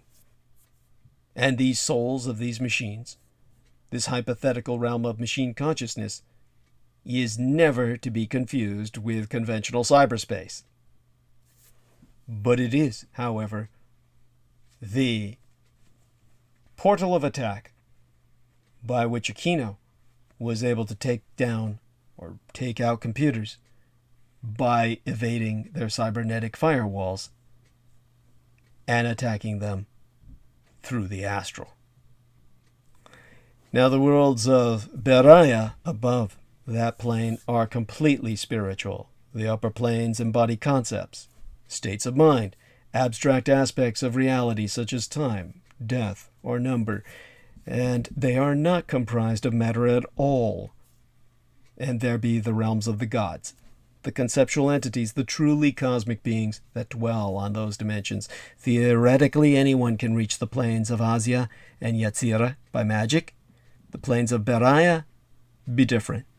Passing through the veil of the highest division on the astral plane takes wisdom, and no mortal is exempt. No matter how great their power, those who fail the test are hurled back to the realms of matter, or they succumb to dangerous monomanias, and no corporeal being who succeeds perceives the Berealic planes as they truly are. Human visitors perceive those realms as material because human senses and minds cannot perceive pure spirit. And yet there, the Berealic plane of numbers provides the key to entering the virtual realm of the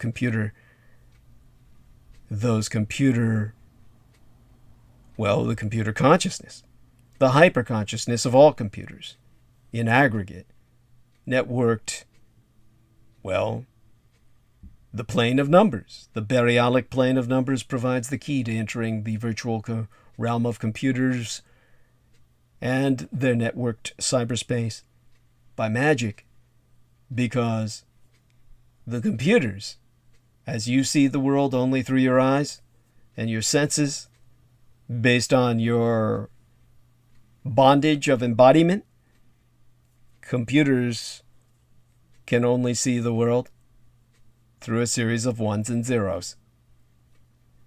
The binary filter of their experience. And through the realm of numbers in the Berealic plane, then you can bypass into their very essence, sans identification codes or passwords, and uninhibited by electronic firewalls. Now, beyond the cosmo-conceptual Olam, the concealed world in the singular, of Beraya on the diagrammatic canopy of Etz Shahim, or the Tree of Life. The Kabbalists, who are advanced, empowered, or the real deal, true practitioners of the arcane arts, they would draw a dotted line between the highest plane of the Kabbalah and all the planes beneath it. And there at the highest plane of existence that I've described, where you have the Kether and the crown. Before you could ever get to the crown of creation, you would have to cross Hithim, the abyss. That is literally underlining the essentially abstract nature of exceeding sphere. And there lies the edge of space, time, and even separation itself into distinct entities by which we can only perceive and interact with this world or the majority of others. All that disappears at that level when you enter a state of oneness. And before you would ever get to that point, you would have to cross a vast gulf the ancients pictured as a huge expanse of desert, crossing the abyss. Vim is considered the highest achievement of an adept, essential to transcending Maya, or the illusion of reality itself. Anyone who attempts that and fails to cross Vim is annihilated within the abyss, body and soul, or warps into something monstrous beyond all recognition. But those who succeed pass into Atziluth, the highest dimension. Across the abyssal barrier, the Olam, the concealed world of Atziluth, contains the triune Sephiroth of the ultimate aspects of reality, beyond spatio-temporal divisions into discrete entities, yet considered a single plane by the mystics. Only the most powerful and enlightened mystics could even perceive Atziluthic planes in visions, let alone travel thereunto physically. Such having been said, if we were to start at the top and go to the crown of creation, the ancients held Kether as almost as far beyond human understanding as the great unmanifest itself. But, by definition, the great unmanifest could never be understood at all by finite minds. The possibility of understanding something about Kether remains open to us since the mind has been properly prepared and expanded, or rather, once that has taken place. And in attempt to promote such expansion, various titles and descriptions are associated with the Kether sphere. And most of the Kether sphere concepts, titles, descriptions, they embody paradoxes, kind of like Zen riddles used to prepare your mind for ultimately, perhaps, someday, if ye be worthy, reaching that level beyond existence. Kether is the first manifestation, yet remains somehow beyond time. Kether is formless, yet contains within itself all forms and the possibility of form. Kether is a total abstraction, but is simultaneously the ultimate positive reality. Kether is the totality of everything. Its prime association is unity, and encompasses every last particle of matter and energy in the cosmos, but it is something more as well. It manifests in its totality in everything, macroscopic and microscopic. All of these conceptualizations remained obscured within religio-philosophical contexts of Hermeticism, all inaccessible to mundane exploitation and or weaponization, and hence the term hermetically sealed. Until Albert Einstein rationalized his people's ages-old tradition of Kabbalah as a subjective, non-falsifiable belief system upon which to extrapolate therefrom the general theory of relativity, one of the two pillars of modern physics, alongside quantum mechanics. On perceiving such symmetrics through the paradigm of physical logic, wherein they became instantaneously clarified with the multitude of paradoxes thereby resolved. Einstein had but to parenthetically substitute the term space-time continuum for the term kether, and all the veils fell away. And so while contemporary historical revisionism acknowledges Einstein's theories were not at all well received by the conservative scientific establishment for decades, entirely occluded from history are the reasons as to why, preeminent among them being that the world-bluffing Jewish physicist, as he was disparaged, sourced his original insights whilst mulling over a mystical and esoteric system of observing and interpreting the universe and mankind, whilst seeking to reveal the true relationship between God, man, and that universe created by the one for the other.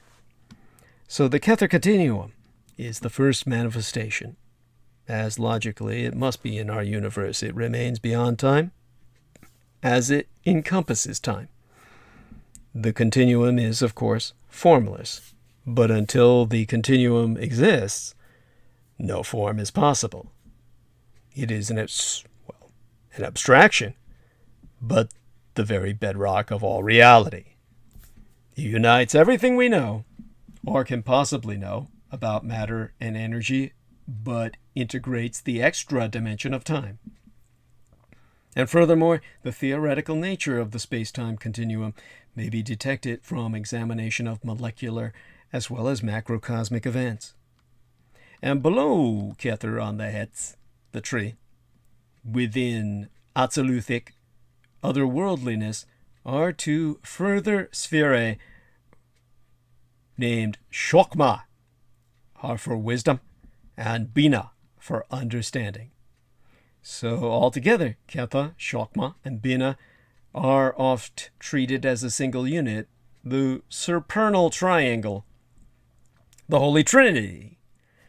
And tradition, which is a term synonymous with Kabbalah, has it that, while apparently distinct, Chokmah and Bina are, in a very special sense, merely aspects of Kether.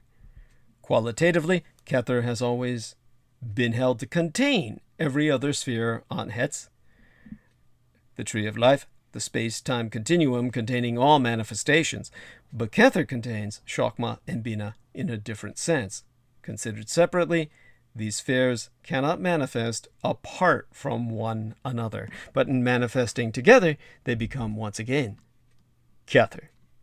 So when Albert Einstein equated space with Bina and time with Chokmah, the difficulties inherent per perennially obscured terminologies resolved themselves quickly. Bina and Chokmah are known to Kabbalists as the Great Supernal Mother and the Great Supernal Father. They call Bina, or understanding, the dark sea of being.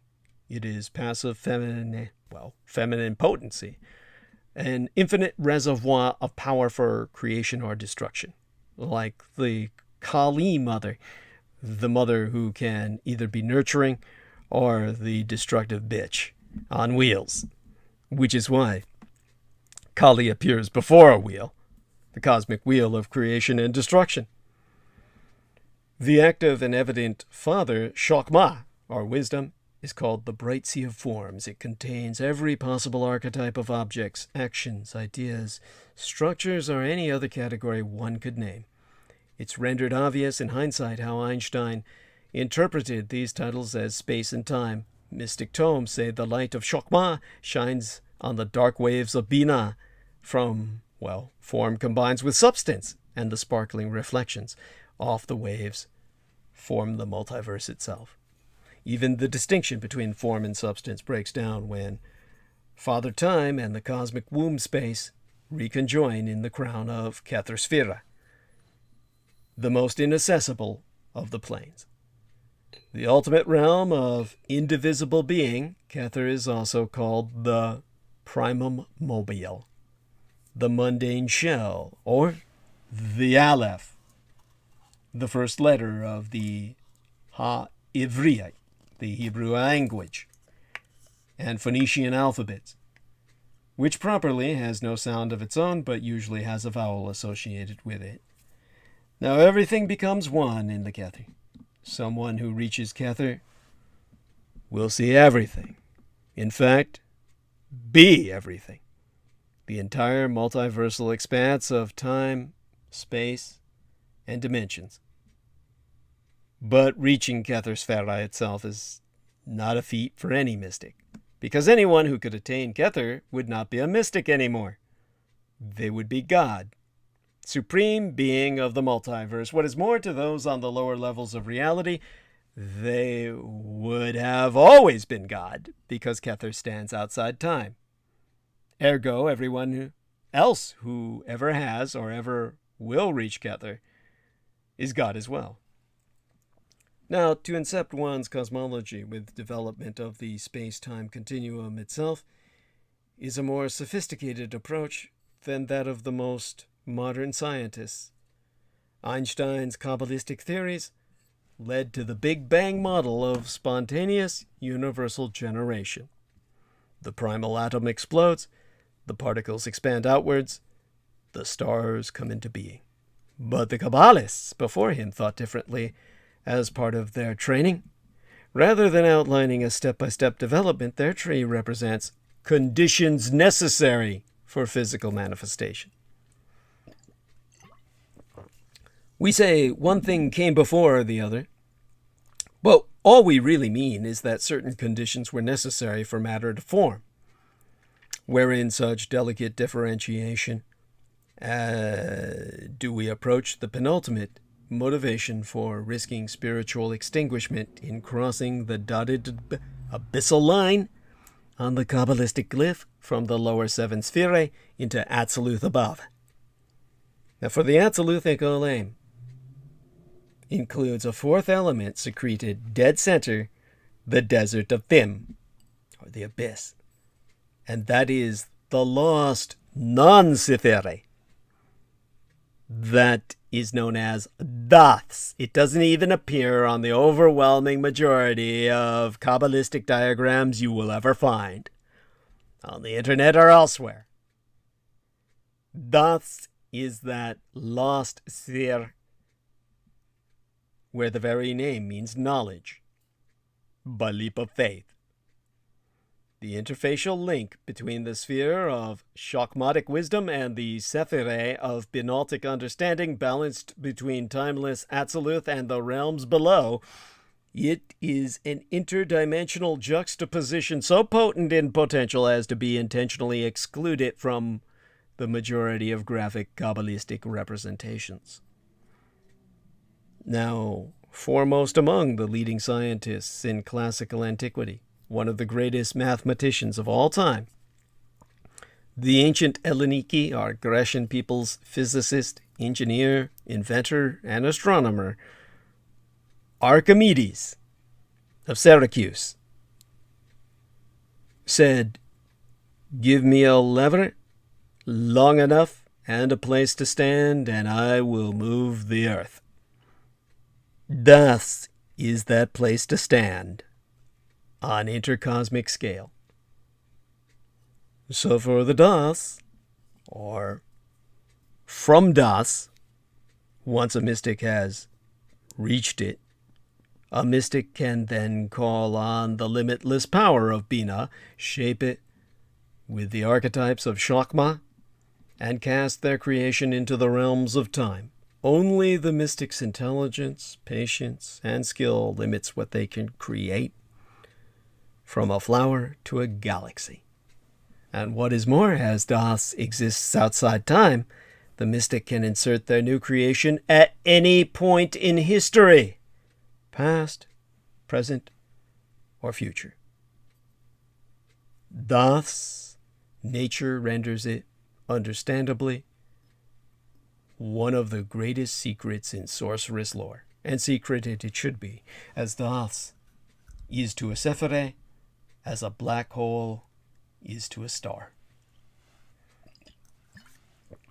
The gateway of Das is the opening of a pathway through the abyss itself, a Sephirothic wormhole allowing dissension to the netherworlds, Gehinnom, or access to the antiverses of Sitra Akra, the other side, the antithesis of the holistic, id est, the unholy. These are the domains of Diabolosh, the devils, and sorcerers know of a fifth Olamic base, a worldly level to the Kabbalistic schematic rarely ever acknowledged by open practitioners, on a bidimensional planar field of representation as applied throughout the ages, yet overwhelmingly excluded from popular Kabbalah graphics. Below the Tree of Life hangs entrails polyped by the 10 klipoth, the husks, or shells, or peels. The klipot, they are the plurality of the singular klifa, or husk, the representation of impure or evil spiritual forces. And this dangling extestinal tract mulches, or shall we say composts, beneath Asia as Timit, the tree of death, from which polyps the klipotic shells, the shattered sphere of evil and disease, containing ancient dimensions whose energies decayed into forms inimical to all positive forms of life and existence,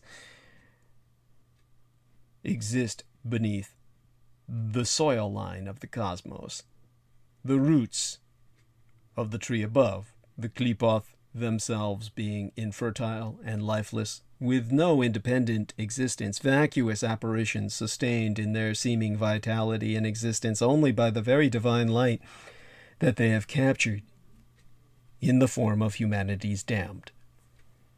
By way of Kabbalah, evil has no life of its own, as the very source of evil is both intrinsically connected to and yet parasitic in relation to the divine light. And as the Absoluthic Olam holds the fountainhead of all existence, the Klipothic netherverse holds the drain down which all existence eventually runs to nullification. Each Sephara has its correspondent Klipah, and the planetary correspondences are identical for both. While somewhat anticlimactic on discussion of the space-time continuum as I've articulated thus far, we might equally well wonder at how ancient Kabbalists knew of other planets and even other solar systems, for there are clear indications in any number of Vrit Kabbalistic, or Hebraic tradition writings, that they did. And the subsequent view of medieval Kabbalists was that the Klipoth festoon an inverted etz, or tree, and pendant below Malkuth, our material realm, our universe, as a malignant root system beneath all Etz Hashaim, the tree of life, as with Tmit, or the tree of death. Well, as such, Tmit bears poisonous fruit of the Klipoth, as it does, and has traditionally been perceived as the lowest depth of the Asiatic, and was to be avoided as a cosmic composture of gross materiality and the Carian spirits.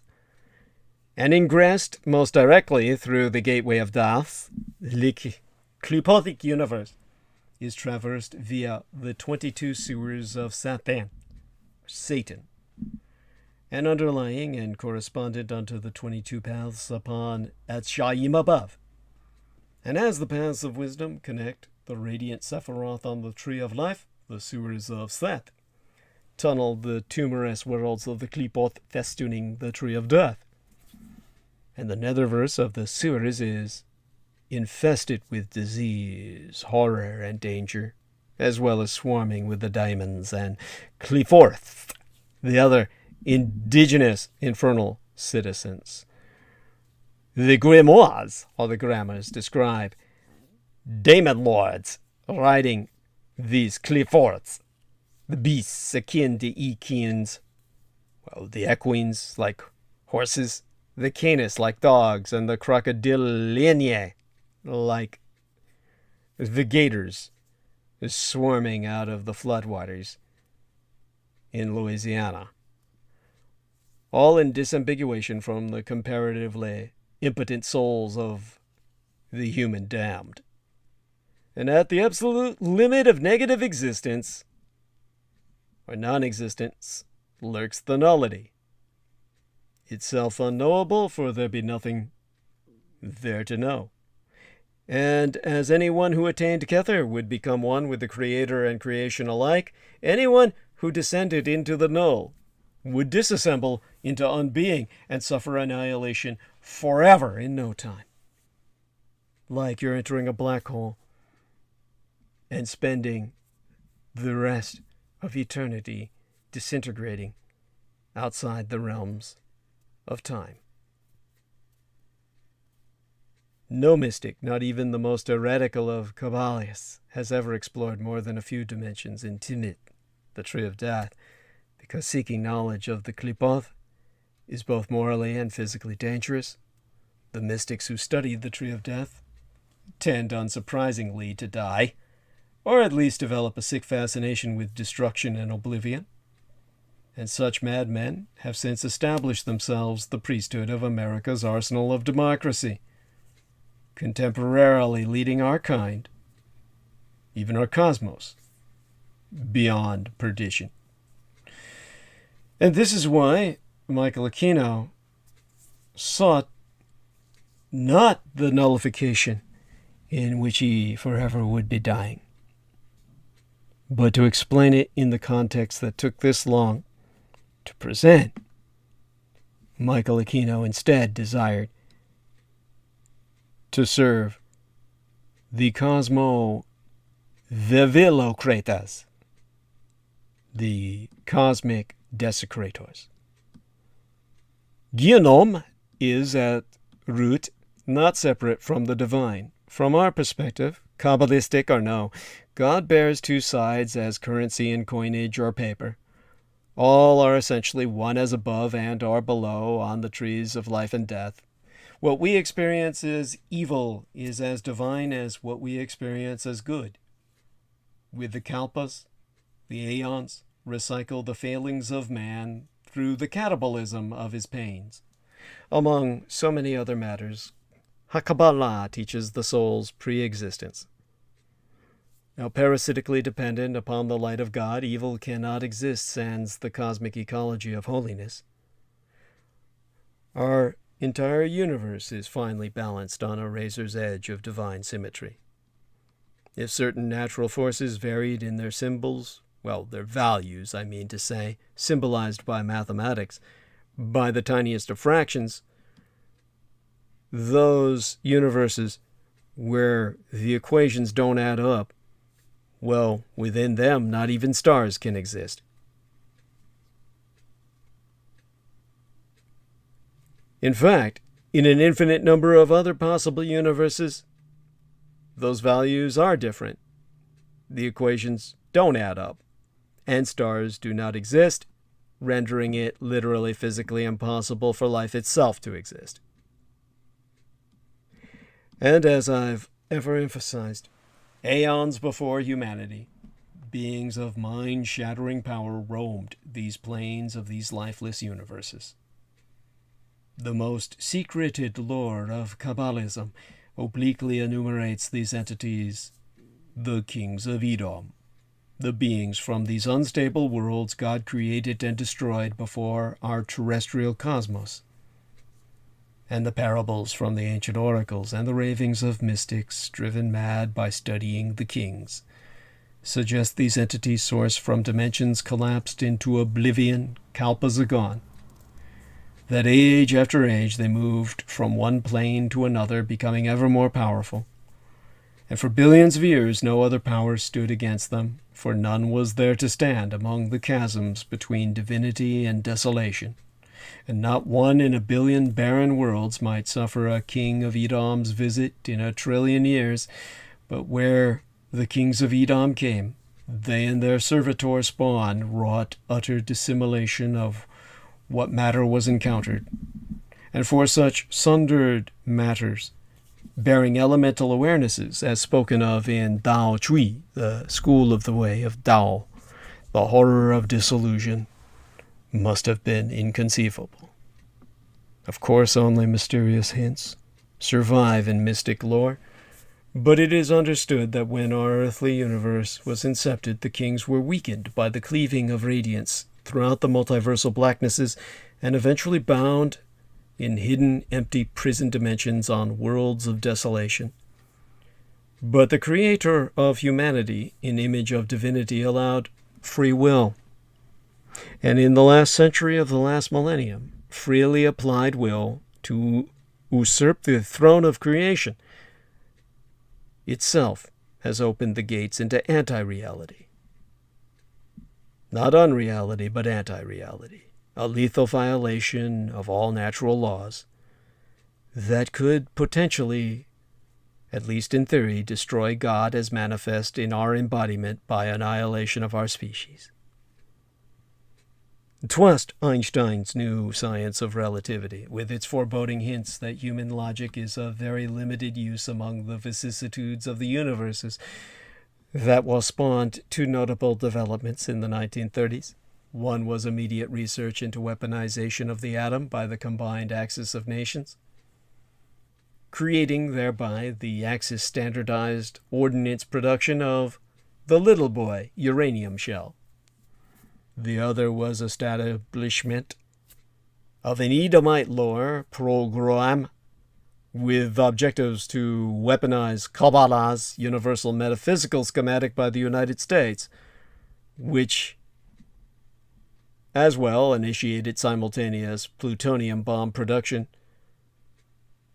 per like anti-theistic American rationale. Said project pursued in alchemical belief its deployment would disintegrate the primordial matter of the world, and thereby obviating extended efforts to evoke and bind the anti-gods for ultimate offensive against the Creator himself. And so it began that think tanks in Taos and Los Alamos ran non-Euclidean solutions through contemporaneously powerful computators to awaken the ancient ones and summon extra cosmic abominations. And whereas the necessary evils of war are recognizably human, the taint concomitant manipulation of that which man was never meant to know twists and malforms every thought and deed.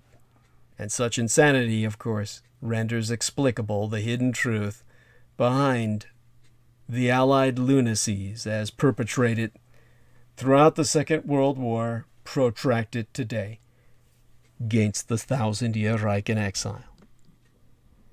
And this quantum leap into darkness taken place within the dimension of cyberspace by way of accessibility in disambiguation from centuries of bidimensional representation wherein only symbolic inversion of Gehinnom, Gehenna, beneath the universal model was extant. Today, modeled via the modern supercomputer processing, lies a dark reverse mirror image of the Sephirothic tree of life behind Etz Hashaim, the realm of anti-life, since designated simply Rasha, the unholy, extraneous to God himself and the divinity's creation. And so, 'twas the protracted programmatic coordination of an array of questionably acquired ancient tomes and pre-human artifacts of Edomite lore with the reconfigured HARP, the H A cubed R squared P squared acronym for High Frequency Activated Auroral Atmospheric Resonance Research Projection Program, popularly discombobulated as simply HARP, globally networked ionospheric conductor array project sites, originally centered on Gakona, Alaska, have all realized the evocation as a superscience. And the evocation has brought down the anti-gods into our own realm, where they be bound. So, when it comes to these anti-gods, there had to be a universal release mechanism that they could be unleashed against the creation of God himself, and thereby subject his creation to complete and utter destruction by entropic entities. A metaphysical bomb, as opposed to the physical bomb of nuclear weapons. The metaphysical bomb would not simply sunder the earth, it would render asunder the fabric of space and time itself. It would extinguish all life in the universe, whatever life there may be aside our own. Yes, the Americans have this power now. And of course, in creating a trigger to unleash the anti-gods at once,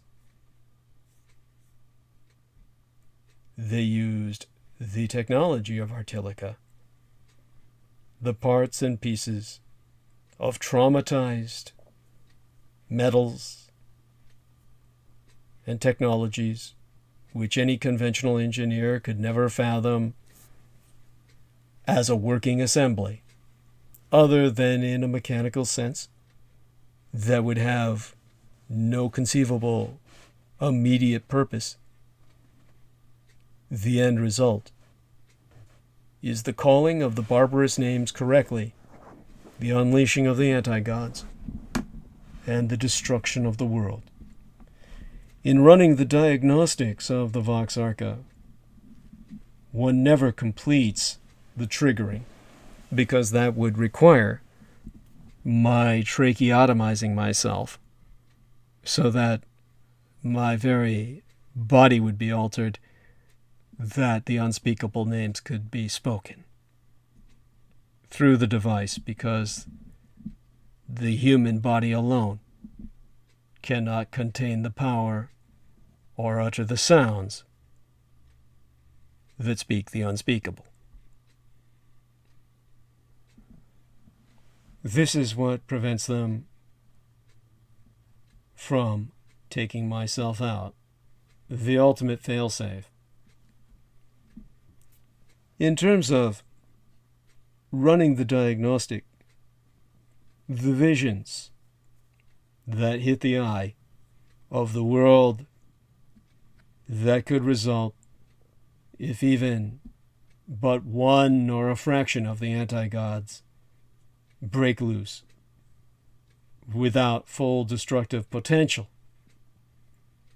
reach out from their bindings to pervert the reality around them.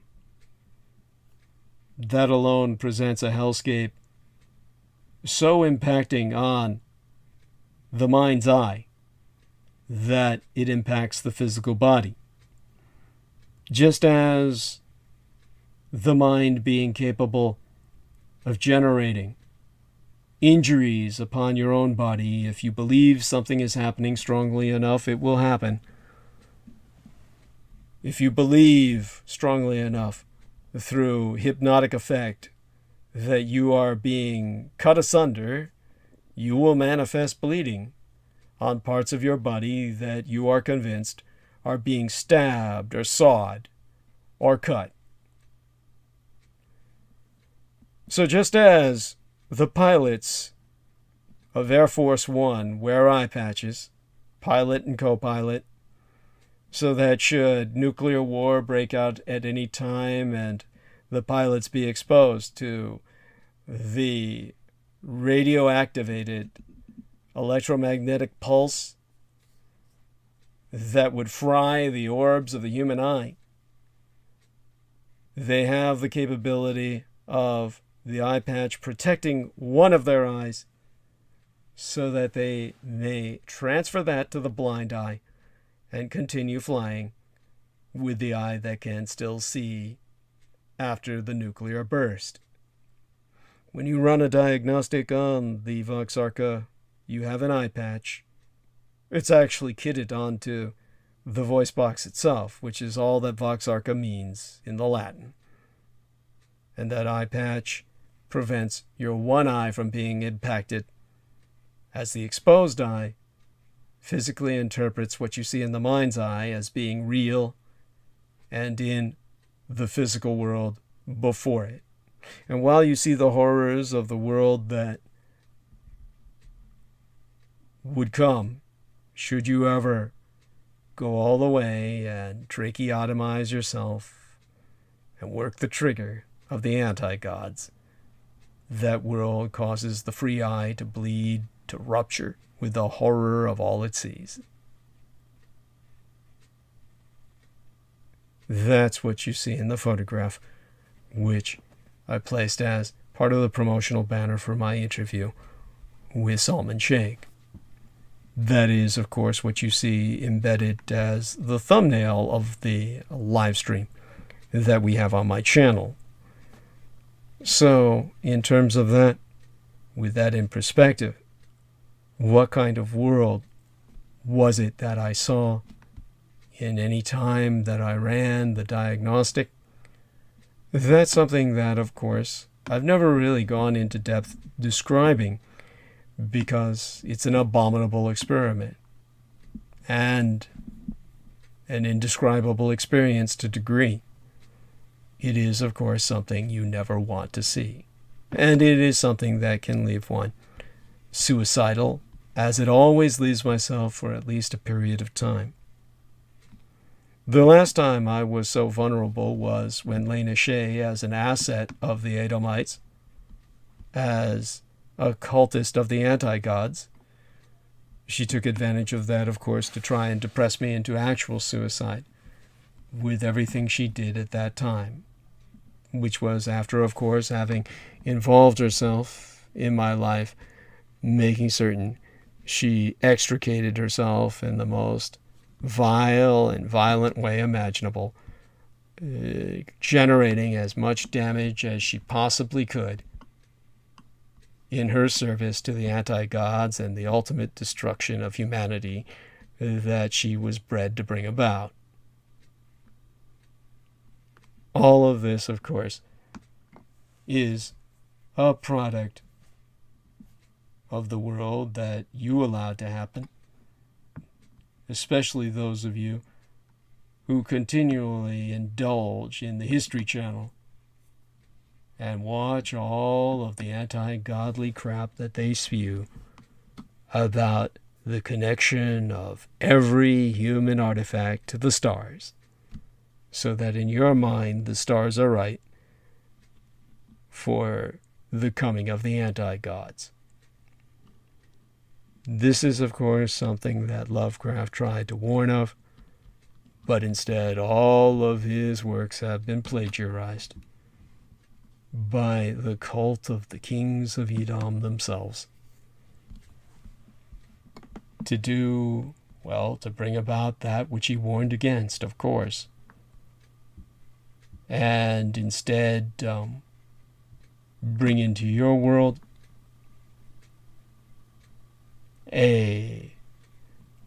the term hell on earth wouldn't do it justice. As a matter of fact, the lady who understood it best was Lena Shea. She resonated, of course, because of her background and because of her training as an asset. She had memories, of course, of satanic ritual abuse. It's a subject I don't enjoy talking about and will express such when I do speak with Salman Sheikh, whenever that interview takes place. Because, of course, so many of the people who come to me for help always have the same backstory, that they have memories of some kind of satanic ritual abuse. And in the times that I felt compelled enough to take a risk and extend myself, well, the results speak for themselves. The results that you saw with, of course, Christine Joanna Hart and Elena Shea. All of this, of course, are cultists who never left the control of the Herodian insurgency. The Herodians, of course, being synonymous, but another name for the Edomites. King Herod of Israel himself being an Edomite. This is something, of course, that always must be kept in context whenever you think of the anti-gods. Their intent, of course, for mankind, which would be as a source of food, not for the sake of sustenance per se, but more for the sake of taste. After all, these are beings who survived without sustenance for an ungodly amount of time. And therefore, the only need they have for humanity is more in the sense that they enjoy the taste. So always bear that in mind when you think of this kind of situation. Think of the fact that these are entities that cannot be bargained with, despite what people such as Michael Aquino concluded. This is basically the kind of, it's no kind of dystopia that you've ever imagined, because anything that you have ever imagined would be basically a human dystopia. If you were to try and map this world out as I once did for Justin White, and that map was presented to him on Facebook long ago, it's something that, of course, disappeared when Lena Shea made certain that my original Facebook timeline was barred from the venue of Facebook itself. You would have gotten a hint of what that world might be like to a degree. One in which you had the equivalent of a limited nuclear conflict. It would be a world where there was a limited anti-godly incursion. One in which the world itself survived, but not in the form as you understand it. This is the kind of dystopia that can barely hint at the kind of world that would emerge from someone triggering the Vox Arca. You might simply ask why they didn't build another one, but it's like the Artilica itself contains the codes. There's no way they can reconstruct that. So it's something that you can take some comfort from. Obviously, I'm not the person who should have such a item, but no one else would do it justice. It's simply the way that fate has worked out in terms of the affiliation I had with Michael Aquino, the price that I've paid in all my time that I was exposed to him. This is what has left us with the situation that we face today. So in terms of the kind of world that might emerge from something they might do that could at least trigger a limited incursion by the anti-gods, you would have to look at the world perhaps the way it once was. The world as it was maybe back in the Permian Age, when Pangaea, the single continent, covered the earth. And during that period of time, when you had the elder things that existed, the conditions that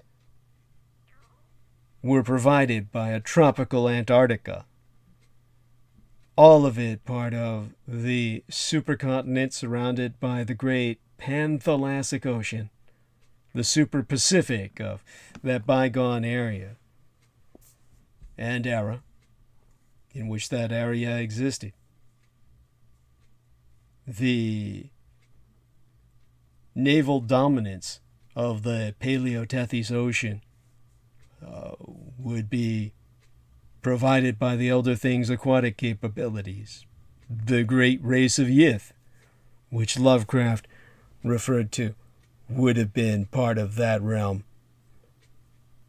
When all the continents were one, of course, R'lyeh itself was still above the waterline. Now, all of those advanced civilizations of Permian Earth, these pre-human, non-human races, they would be considered, of course, the servitor races of the anti-gods. These are the kind of beings which even your own government has tried to recreate. When I described the underground realms that were being blasted out of the earth itself by so-called underground nuclear testing. So, when they tried to breed a successor race for humanity that could inherit the earth in the aftermath of a nuclear war, and they had these bottled environments beneath the earth in the state of Nevada, where they had lowered the bombs, blew them, created mirror-like or mirror-smooth sphere. It would be like a bottle, a sphere, a cavity within the earth, a lacunae, whose sides were entirely glassed smooth by the nuclear explosion. All of that, of course, highly radiated. When they transported and seeded it, transported the plants to seed these environments with that they pumped atmospheres, artificial atmospheres into, then that's when they peopled it with animals that would live among that mutated, radiated foliage, that thrived on absorbing that radiation, much as surface plants thrive on the radiation they derive from the sun. The bananas that you eat and derive your potassium from. These are, of course, absorbing solar radiation. And they retain it, and you derive the nutrients therefrom. All of that, of course, is for the positive. Think of all of that in the negative, and you'll begin to understand what the Americans created in those worlds below.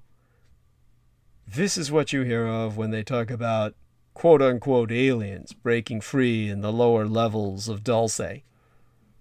These are products of these underground breeding programs for the successor race to man. Obviously hostile to humanity, perceived by many humans as being alien, and encountered in the lower levels of these deep underground military bases, where, of course, they've broken free when removed from their own environments and brought in for interrogation to see what level of culture they might have attained in those underground realms that the government created to breed them. These would become kind of the norm of beings that would populate the surface world, were the anti-gods to perform an even a limited incursion into our universe, something which the cults of the kings of Edom are ever attempting to accomplish. All of this, of course, is something you never want to happen. And of course, were it ever to finally happen, in her more inebriated moments when she was on this program, this transmission, Lena Shea would actually speak of such horrors. The horrors that she knew of simply because of the background that she had as someone conditioned in the satanic ritual programming, and ultimately, for something worse than Satanism, something that would serve that which the demons themselves would rebuke and reject, a servitor of the anti-gods. So, in that sense, she knew very well what I was speaking of, and could describe it, but she described it so luridly, most people couldn't get where she was coming from, or even understanding. They couldn't even understand what she was saying. She just sounded more or less like a drunken junkie. But if you ever listen back to what she was saying, she was describing visions like what I saw in the Vox Arca. Visions of the subterranean realm beneath New York City. She herself, of course, is a New Yorker in upstate New York. But she described a time and a place that might come into our world, come into our human experience, in which the subterranean world of New York would be seething with the risen ghoul, who would be breeding humans to the point where they could easily and conveniently rip babies from their mother's womb and devour them in front of their living mothers, just as the babies were being born. All of that, when she spoke of such things, was simply too much for most people to understand. They would just reject what she was saying outright. And yet she described the visions that I saw when I ran diagnostics on the Vox Arca. More than anything, of course, this demonstrates her training by the source of people who seek such a future for yourself and for your children. A world, of course, in which the anti-gods are worshipped, where you have a bell curve of insanity with functioning psychopaths like Hannibal Lecter and Captain Spaulding, or the ̶Chuǒngg-Yuè at one end, total catatonia, or otherwise prey madness at the other, with the main body being the raving, rutting, rage zombie-style lunatics the Cthulhu cult has always seen as their religious goal. And after that initial surge, Cthulhu's own psychic presence simply becoming a constant pressure in the background of human minds rather than the shattering force of Rì-Lì rising. That would be the kind of dystopia of a limited incursion, the entropic equivalent of a limited thermonuclear exchange. So, of course, in such a setting, you would have the Ð in northern Africa, everything above the equator under the dominion of the Chthonians. The southern part of the continent would be but a constant war zone of mythos religious clans and warlords. Obviously, the Chthonians would be engaging in a rather lazy hot war with the star spawn and Cthulhu himself. Australia, of course, would be depopulated down to a few hundred individuals, mostly hiding in mines or living as small cannibal families on Tasmania, tormented by raids of flying polyps. Tasmania itself wouldn't be long for the world, as the Shuggas would be invading the southern landmasses of the earth, with the ̶Chuò, of course, assuming full control of Thailand and the rest of Southeast Asia down to New Guinea, but ranging round the globe, hunting and collecting new and interesting things to torture and devour. Europe balkanized as a continent of minor great old ones, Glaki and Ihort warring with one another over England, but turning savagely against the Deep One armies of Rì-Lì that tried to invade their island, with Kiega controlling Germany while Italy and Greece would be given over entirely to the Deep One breeding colonies. Antarctica itself, of course, being the site of Sanchan's elder things warring against the Shoggoths. Canada would languish as Ithaqhua's hunting grounds. Greenland, the site of a small civilization protected by Hyperborean elder gods, perhaps. Central America being Yig's hunting grounds. Yet Yig itself all but in hiding to avoid Cthulhu. Of course, the United States, South America, Northern Asia. Well, all the world, the realm of raving madmen living at best in feral tribes. All of this, of course, if the stars come right, as they're coming right for the anti-gods in the minds of most men. And this is where, of course, the stars form their most important role, just as his star or the star child formed in the minds of the Magi. So, all the stars coming right in enough minds, expecting the return of the alien gods, creates a critical mass that opens our world to the anti-gods and the kind of dystopia which I've always warned of and almost never describe, because, of course, just the sheer luridness of it is too much for most.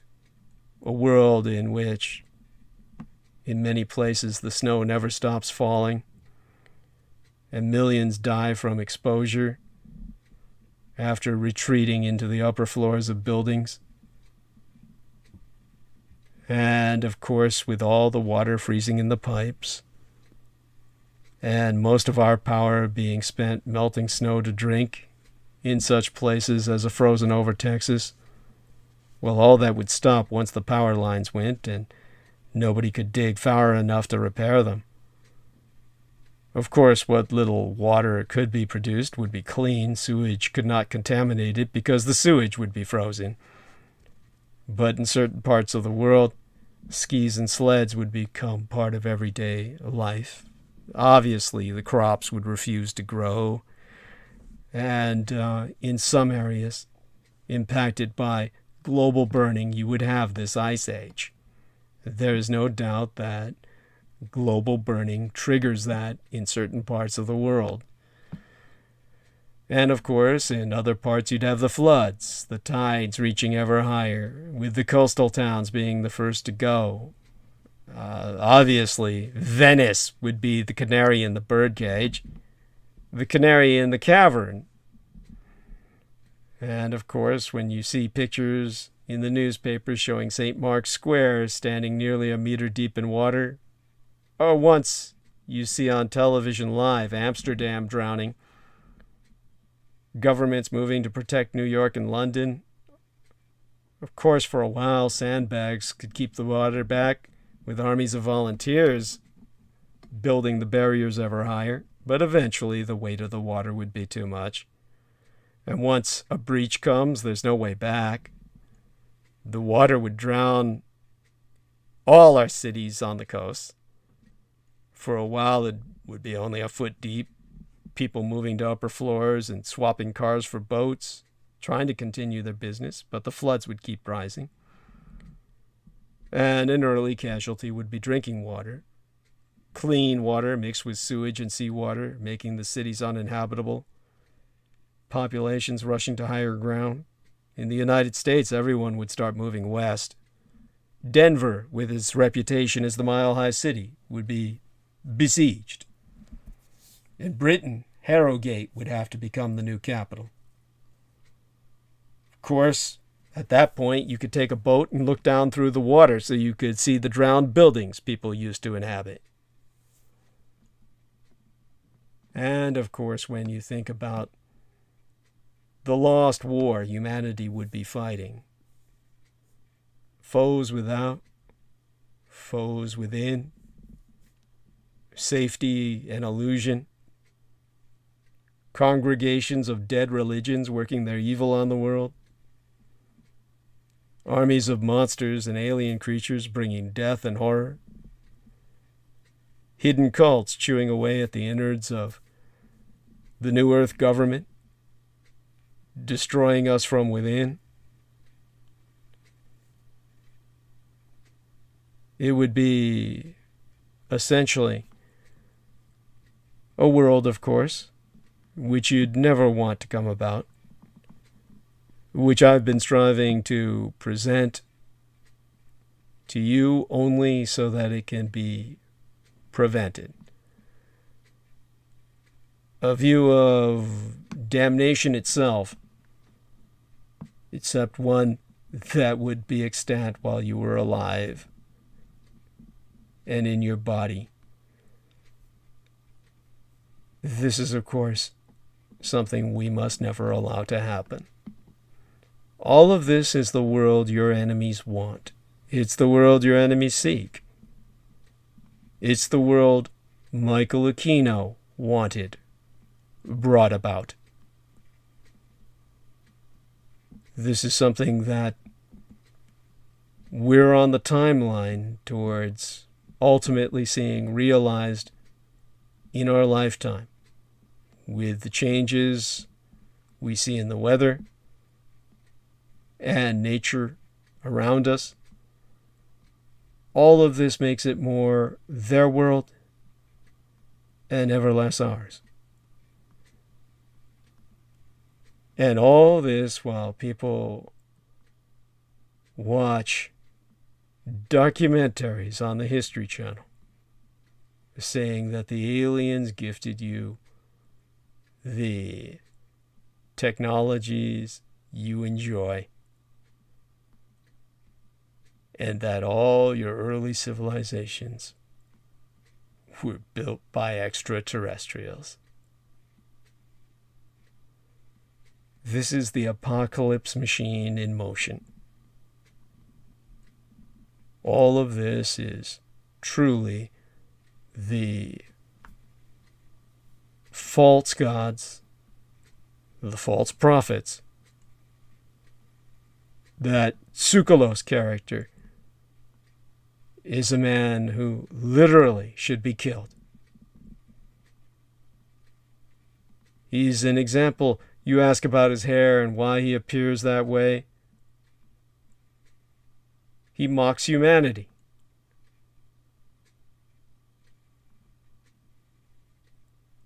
The world he wants to lead you to is one among the dead cities.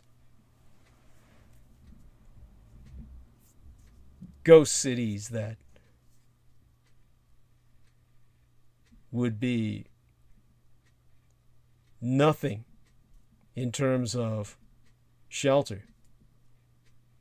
Nothing left but inhuman figures of dust, wandering shells of rust and crumbled concrete.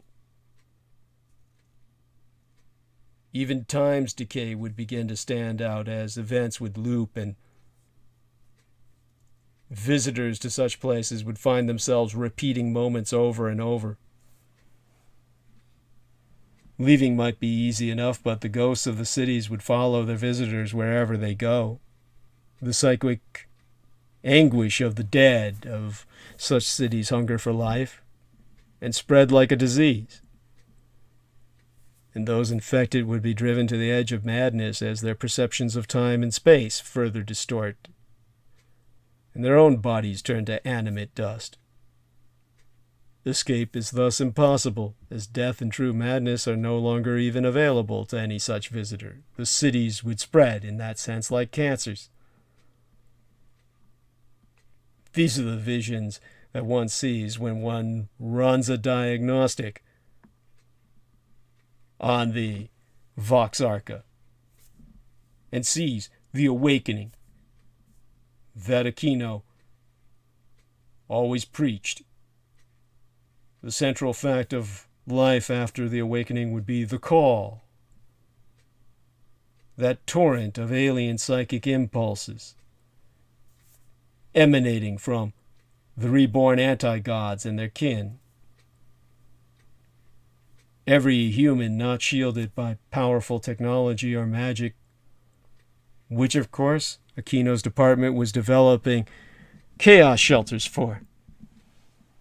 Otherwise, one would feel the call as a constant mental presence. And the ways in which humans would respond to that psychic pressure would vary wildly. Some cases, genetic factors would influence an individual's response, but social context would clearly play an important role. Entire communities would often change as a whole rather than fragmenting.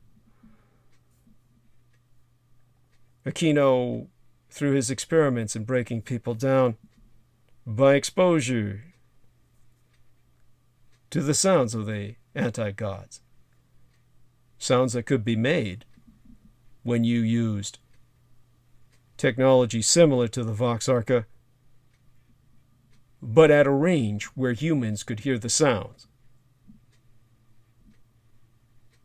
The broken would be what Aquino called those most damaged by the call of the anti-gods, with the alien nature being so traumatic they would suffer an irreversible mental breakdown. During the awakening, from what I saw in visions of the Vox Arca, millions become broken in an instant. Of course, while modern humans might seem to have built up some resistance to the call, roughly 1 in 10 would still become broken within the years to follow, usually during early childhood, many committing suicide in some spectacular manner, such as swimming into the sea towards the call's source, or carving messages from the old ones into their own flesh, like the woman who took on the responsibility of being my recipient payee did to herself when she was found mad,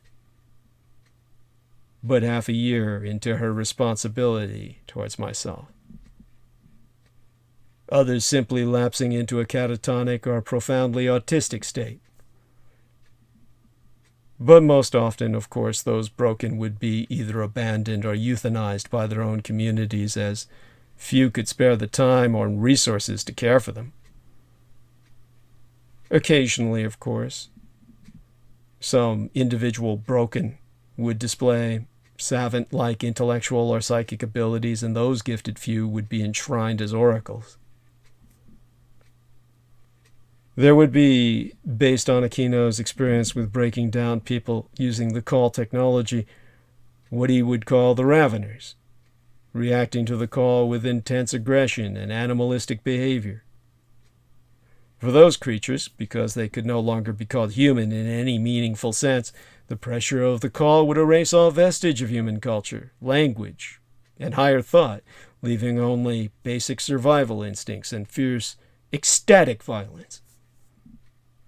The raveners, they would develop a pack instinct, banding together in small groups, not attacking members of their own pack, although different packs would frequently fight each other for territory.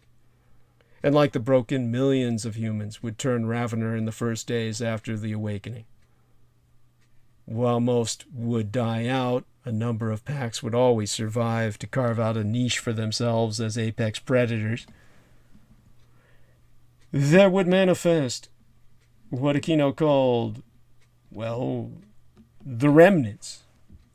And that would be an entirely different class of psychotic individual. The remnants would be the humans closest to the pre-awakening psychological norms, but they would by no means be sane.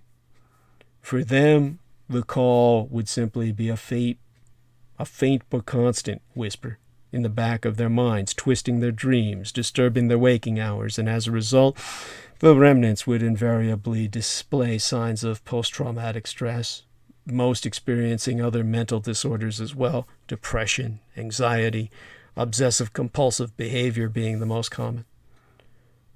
Of course, despite all that, remnant communities would manage to eke out a living in ways that would not be unrecognizable to a pre-awakening observer. Many of those communities would be small, isolated, extremely xenophobic. All too often, a sudden shock or crisis would shatter the residents' remaining sanity and cause the whole community to rapidly turn broken, ravener, or what Aquino called a dreamer. So, as a result, the remnants would always be an endangered culture. And where once they made up the majority of surviving human populace, they would become increasingly outnumbered by the emerging dreamer societies. What Aquino called the dreamers would become the most common subdivision of humanity. And those societies would have embraced and adapted to the call. And to the dreamers, that call is the voice of God, and its constant presence would dominate their every action.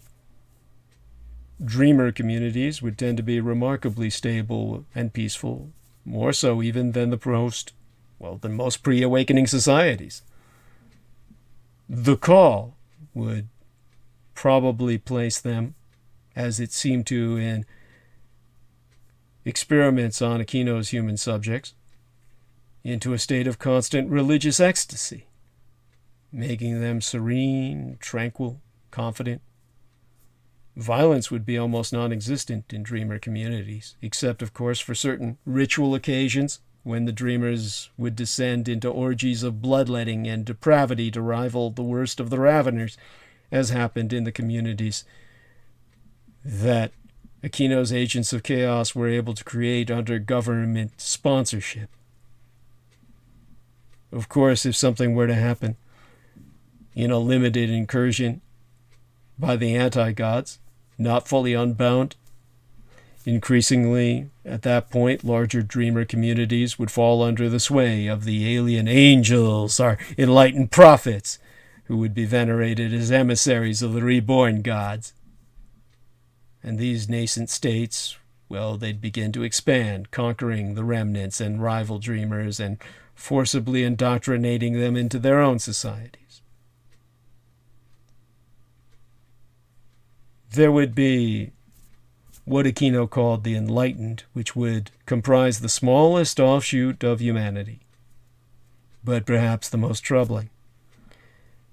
Those would be like the rare individuals his department produced, who would seem to have perfectly adapted to and even thrived under the call, of the anti-gods. Most of the enlightened would display high to genius level intelligence, but their most notable characteristic would be their apparent ability to consciously rewrite, well, like a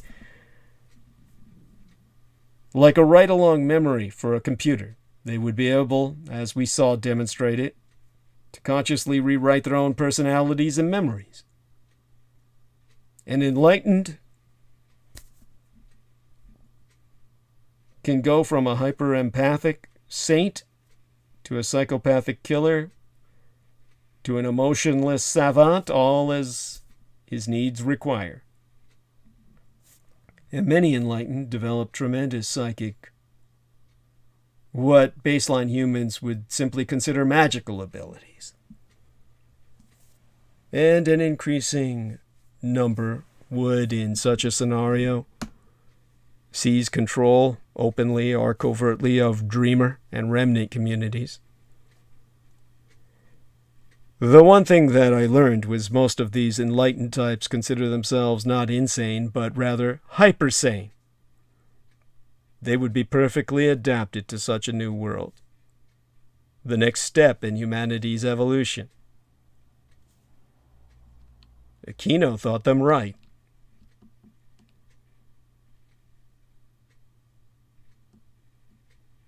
And the visions that he wanted to realize, I saw them all whenever running a diagnostic on the Vox Arca. While the hollow orb, all of our eyes are hollow.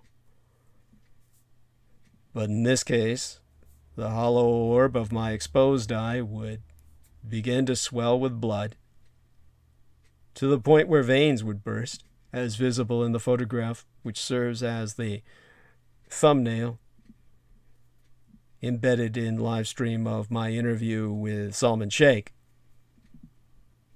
And I could see Aquino's world, the world we're rapidly creating,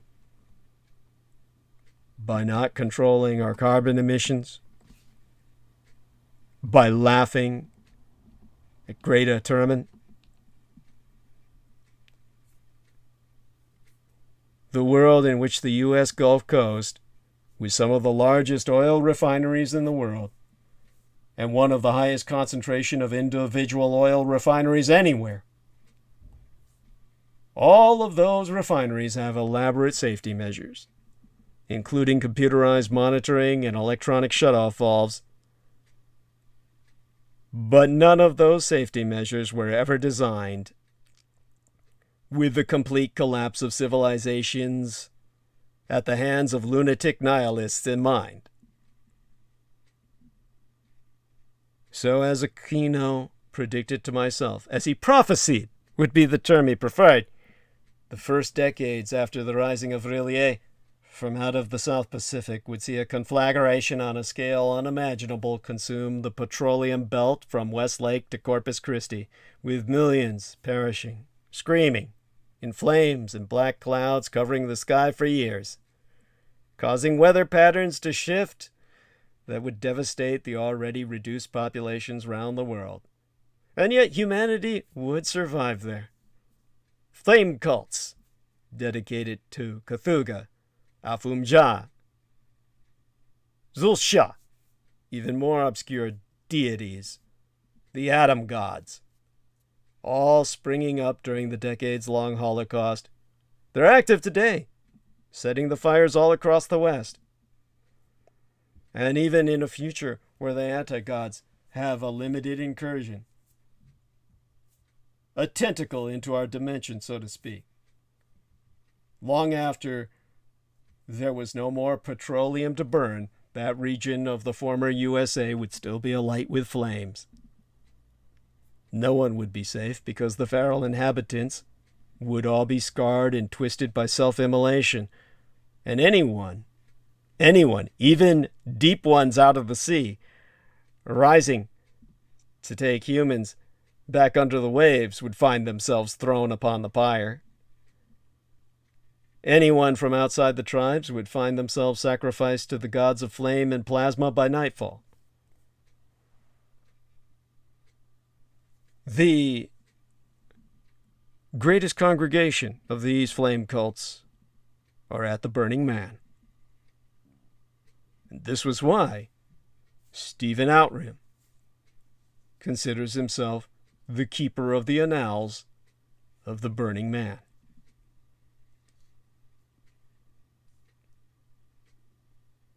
Cthulhu and some of the other entities that would sometimes take possession of Michael Aquino would tell myself that it was said throughout the times without time that Cthulhu will tolerate no faith but his own, and no great old one that is not under his dominion. But the Prince of Zoth would not dare to send his armies against the burning coast. Cthulhu would reign supreme there, with his Flamma or his vampires of flame, another name for a kind of jinn, and of course the Atom Gods being the dominant entity of that part of the United States which Aquino saw arising out of the ashes of the one that's dying now.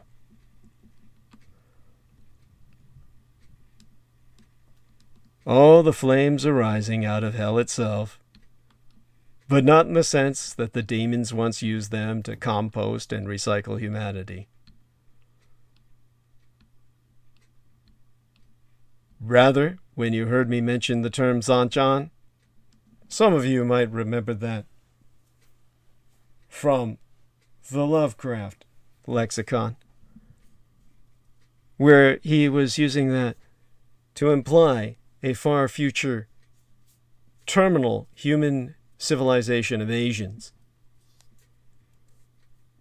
But in North America, as Aquino foresaw it, and as I saw through diagnostics of the Vox Arca, bear in mind that name would manifest here, because America is not only a melting pot of normal culture. Should a limited incursion of the anti-gods take place in this dimension without sundering it entire, North America would become a melting pot of inhuman, aberrant cultures. Abhumans, as in abnormal, as in not normal humans of the genetic baseline. We would have, of course, at that point, the ̶Chuǒ cultists, not just the ̶Chuǒ themselves, but those who tried to learn their inhuman magic. The Deep One colonies arising to establish themselves on land, the witch cults, the worship of entities from all over the globe, a ghoul culture, very different from that in the old world. Truly, Aquino always prophesied that the seed of diversity would blossom only after the awakening. And that's when New York City would become known as Sanchan, the city Lena Shade tried to describe in her more addled moments under the influence not just of whatever drug she was abusing, but of the vision she was raised under as a child of the anti-gods. Zanchan, as opposed to New York. An abattoir city, a debased mecca to those corrupted by Cthulhu. The ghouls of New York being much more aggressive than the ghouls of the Asian plateau. Not at all above hunting for meat when civilization was strong, and therefore not above husbandry after the awakening, when New York City will go absolutely berserk with Cthulhu's return, the ghouls very simply swarming the subways and carrying off every man, woman, and child they can, taking them away from the nightmare that the city would become, and leaving the subways to flood as we saw them in just a preview of the world the cults want to make your own. A world in which there will be ghoul farms hidden all over the inner Atlantic seaboard, far enough away from the coasts to avoid the deep ones, far enough away from the heartland to avoid the roaming bands of marauders, wherein mumbling madmen and madwomen, filthy, nude, and kept to basement paddocks and heavily guarded warehouses would be selected for docility and obesity and fed on subterranean fungus and carrion and forced to breed at the behest of their inhuman masters, living their lives in what will be horribly, probably a better, certainly at least safer existence than their free brethren, with the ghouls cultivating a minimal culture and maintaining some level of intelligence in their livestock so that they can continue to recruit from humanity. That is the seemingly instinctual drive of the ghouls that I witnessed in Africa. If you, as a human, transport it into that not too far off or far-flung future, we're confronted with that immediate situation, and I were cursed to be by your side, I would have to advise you that it would be better to leave those livestock humans in bondage, alive and under the control of their, if not benign, then not malicious masters. Or, of course, one could attempt to free those degenerate examples of humanity and try to raise their children within the Zhanchan interdiction, adding to the population of dreamless, an infusion of docile blood, but putting all of mankind's eggs in one basket. All of that, of course, is the kind of visions one gets cursed with when one is burdened with the responsibility of the trigger that could bring about the anti-gods. A trigger that, of course, provided myself visions that Léniché was the only other person to verify in terms of all her own training as an asset of the Cthulhu cult. This is the kind of challenge that we face, and I share this with you only so that you can understand the gravity of your situation. This is why we must always bear in mind that when I present drastic solutions, they're solutions to an otherwise inescapable situation. This is a situation of ultimate gravity, one of the survival of the universe itself, the universe created by your divine creator, and to honor him and maintain the survival of humanity not only in the physical form of the divine, as echoing God's own stature, but in the dignity of mindfulness that God himself wanted manifest when he gifted all mankind free will. You can either choose your free will to do something incredibly stupid and laugh off what I say and go back to your lives of quiet desperation, or you can take what I say seriously and strive instead to uphold the struggle that I present you with, the struggle against those who would make this world your reality, because in that world they would truly win. A limited incursion by the anti-gods would alter all the balance of power in their favor.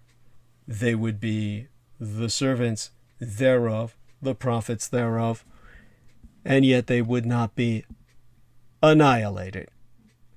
It would be a world in which they not only survived, but thrived as the nobility. This is the world they've striven for all these ages throughout recorded history. With every step backwards that mankind has suffered, they have been behind it with this ultimate objective in mind. So I leave you tonight with a solicitation on behalf of my sponsor, Benestenius. And I leave you, of course, with the need to help myself through this extraordinarily challenging month. I have at least about at least $300 worth of expenses that I can calculate. As I said, $100 for a trip to Walgreens to pick up my Sudafed and supplies I need, such as paper towels, etc. Just sheer, shall we say, these are just monotonous supplies that are entirely innocuous. I wish I could say I was wasting it all on drugs and hookers, but I'm not. So, what I have to do is call on you to help me get through the month. This is a month, of course, with all the bills being due, such as that once every 3 month recology bill, the unprecedented Comcast bill, which lowers down to $50 or $55, basically $56 a month. Next month is $108 this month that I had to leave money in the account for them to take it straight out of my account from this point forward. And of course, that's how we maintain the internet, by which I reach yourselves. So you can hear wonderful, inspirational, presentations like what I've just delivered to inspire you throughout the day. And of course, aside from that, as I said, the other expenses such as mailing out the books to everyone, all the birthday girls, Crystal River, Judith Ager, Penny Bradley paid for this a long time ago, and now I have to pay her back by sending out the product, autographed copies to Benestenius as well. And the cost is not cheap to make certain these books reach their destination insured. And of course, that's something Peter Moon did not do when he sent out sets of books to myself and David Hatcher Childress, which never arrived. All of this emphasizes the steps I must take, such as paying for mail that is insured and signed for on receipt. That, of course, costs extra. And that means by the time I send out enough books, it will, of course, cost $100 there at least. And as Jameson Reese says, Peter Moon oddly laughed that off. Yes, of course. Well, not oddly when you consider what I've said about his background, which is in his own way asset-oriented, as we've brought up before. We're talking about a man who went to Washington, D.C. in the midst of a terrorist attack, or certainly what was interpreted as one, and had no memories of anything other than walking around and visiting museums that were not open, because I did confirm that, and just had himself a grand old time. All of that is what you'd call, a visit to Langley, Virginia, where he was provided with those wonderful memories.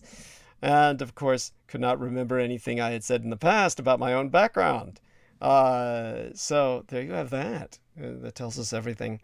But he's all I've got to work with, and we can only hope it all works out. This is my life. This is, yes, what I deal with. And so maintain him in thought and prayer as you would myself. Yes, Jameson Reese says they did the Bob Lazar. Yeah. Yeah. Oh, yeah. And so in that sense, again, let me dig up that solicitation. Okay. Let me go in for, all right, where did I put that? Here we are. All right, call up the Benestenius solicitation for tonight. And again, I must emphasize all that I need for myself. If you can send money by check or money order, it's just as welcome. Never cash. To my home address, my physical mailing address, everyone knows, is 1242 Green Street, San Francisco, California, 94109. That's 1242, green like the color green. And that would be San Francisco, California. The zip code is 94109. And of course, one among the creepiest true crime tours in America is the Tucson Murders True Crime Tours. The Tucson Murders True Crime Tours provide a historic crime investigation into forgotten lost crimes in Tucson, Arizona. These small private tours are hosted by the Mr. Ben Barron Astenius, a true crime researcher and enthusiast who will personally take us to real historic crime locations related to these crimes in Tucson. Relive these events and hear the untold stories behind the stories. The Baron Ben specializes in the seemingly ever-developing case of the late serial rape killer, Charles Howard Schmid Jr., alias the Pied Piper of Tucson, an aftermath tour. See theunfinishedman.com for excerpts from his yet-to-be-published work by that very title, The Unfinished Man. And, of course, you can review scenes there from cinematic documentaries currently in production at theunfinishedman.com. But other cases, such as the strange case of Morris Brady, the Dr. George Marvin Tejardine case, and the Red Rapist are also within his repertoire, as in fact are all the crimes that shocked the Southwest throughout the 1960s, the very decade I myself entered this vale of tears. These devastating crimes stained the city so deeply, they may never be removed. For tour information, contact thetucsonmurders.com. Spell Tucson as Tucson, Tucson, and put the word "the" in front of it, thetucsonmurders.com, or telephone the Baron Ben privately to personally guide your tour at 1-520-/323-3406. That's 1520-323-3406. Okay, I'd like some feedback from the chat room. Like to hear if everyone heard everything I had to say, that all of that was audible, technologically, that people understood what I was saying, and also conceptually. I hope that what I said was not too confusing or incoherent. Do place a response in the chat room right now if you possibly can. We'll wait for a few minutes because of delay. And, of course, maybe now you'll understand the vitriol with which I speak of certain people or certain parties. All of this, of course, is something that I want people to basically take seriously for the most serious of reasons. All right. We have no one saying any... there we are. Jameson Reese says, I grasped it, of course. Well, that's expected. Okay. That's almost without... no one's going to question that. That's expected. But thank you for your input in the chat room. And do follow the example of Mr. Reese. I do see we have quite a number of viewers considering the hour. And considering the fact that it's a Sunday morn. I'm impressed. And, of course, heartened by that. And quite a number of people watching. Our numbers have maintained themselves very high. So maybe what I'll ask, just to make certain we provide enough time for some potential responses. Jameson Reese, okay, so with what I said, you say you comprehend what I said. It was coherent. It was something that put maybe some questions you had in some context, I hope. Yes. It did, although I will definitely say, as for his decision, understand that if this world takes place, it doesn't matter that he's dead. He'll be coming back. Yeah, I kind of get that feeling, sadly. With that, I do kind of get that feeling. Why do I get the feeling that that's going to happen? Well, let's hope it doesn't. But probably you get that feeling it's going to happen because the stars are right in so many people's minds. people who believe that all we have is the gift of alien gods. This is what sets the stars right in men's minds for the coming of the anti-gods. Which are, in a real sense, as alien as it could possibly get. Yes, this truly is the cult of the alien gods. So understand that when it comes to the danger we're in, the majority of younger people on Earth, the majority of young people in America and Canada and the Western world of Europe are without faith. These are people who feel that they're spiritual, but they're not anchored in any formal faith. And because of that, they are openly vulnerable to the influence of these alien gods in the sense that they're open to this von Danicanism, this Sitkanism, this cultism of these personalities that have made themselves the prophets of the anti-gods without exposing the gods they truly worship to the public, which provides them their source of income. All of these men have been made into millionaires, while no one's heard of Douglas Dietrich. The forewarning that I provide about where these men are leading you. By that I don't mean Jameson Reese, who is, in his case, immune to this and above it, that level of influence.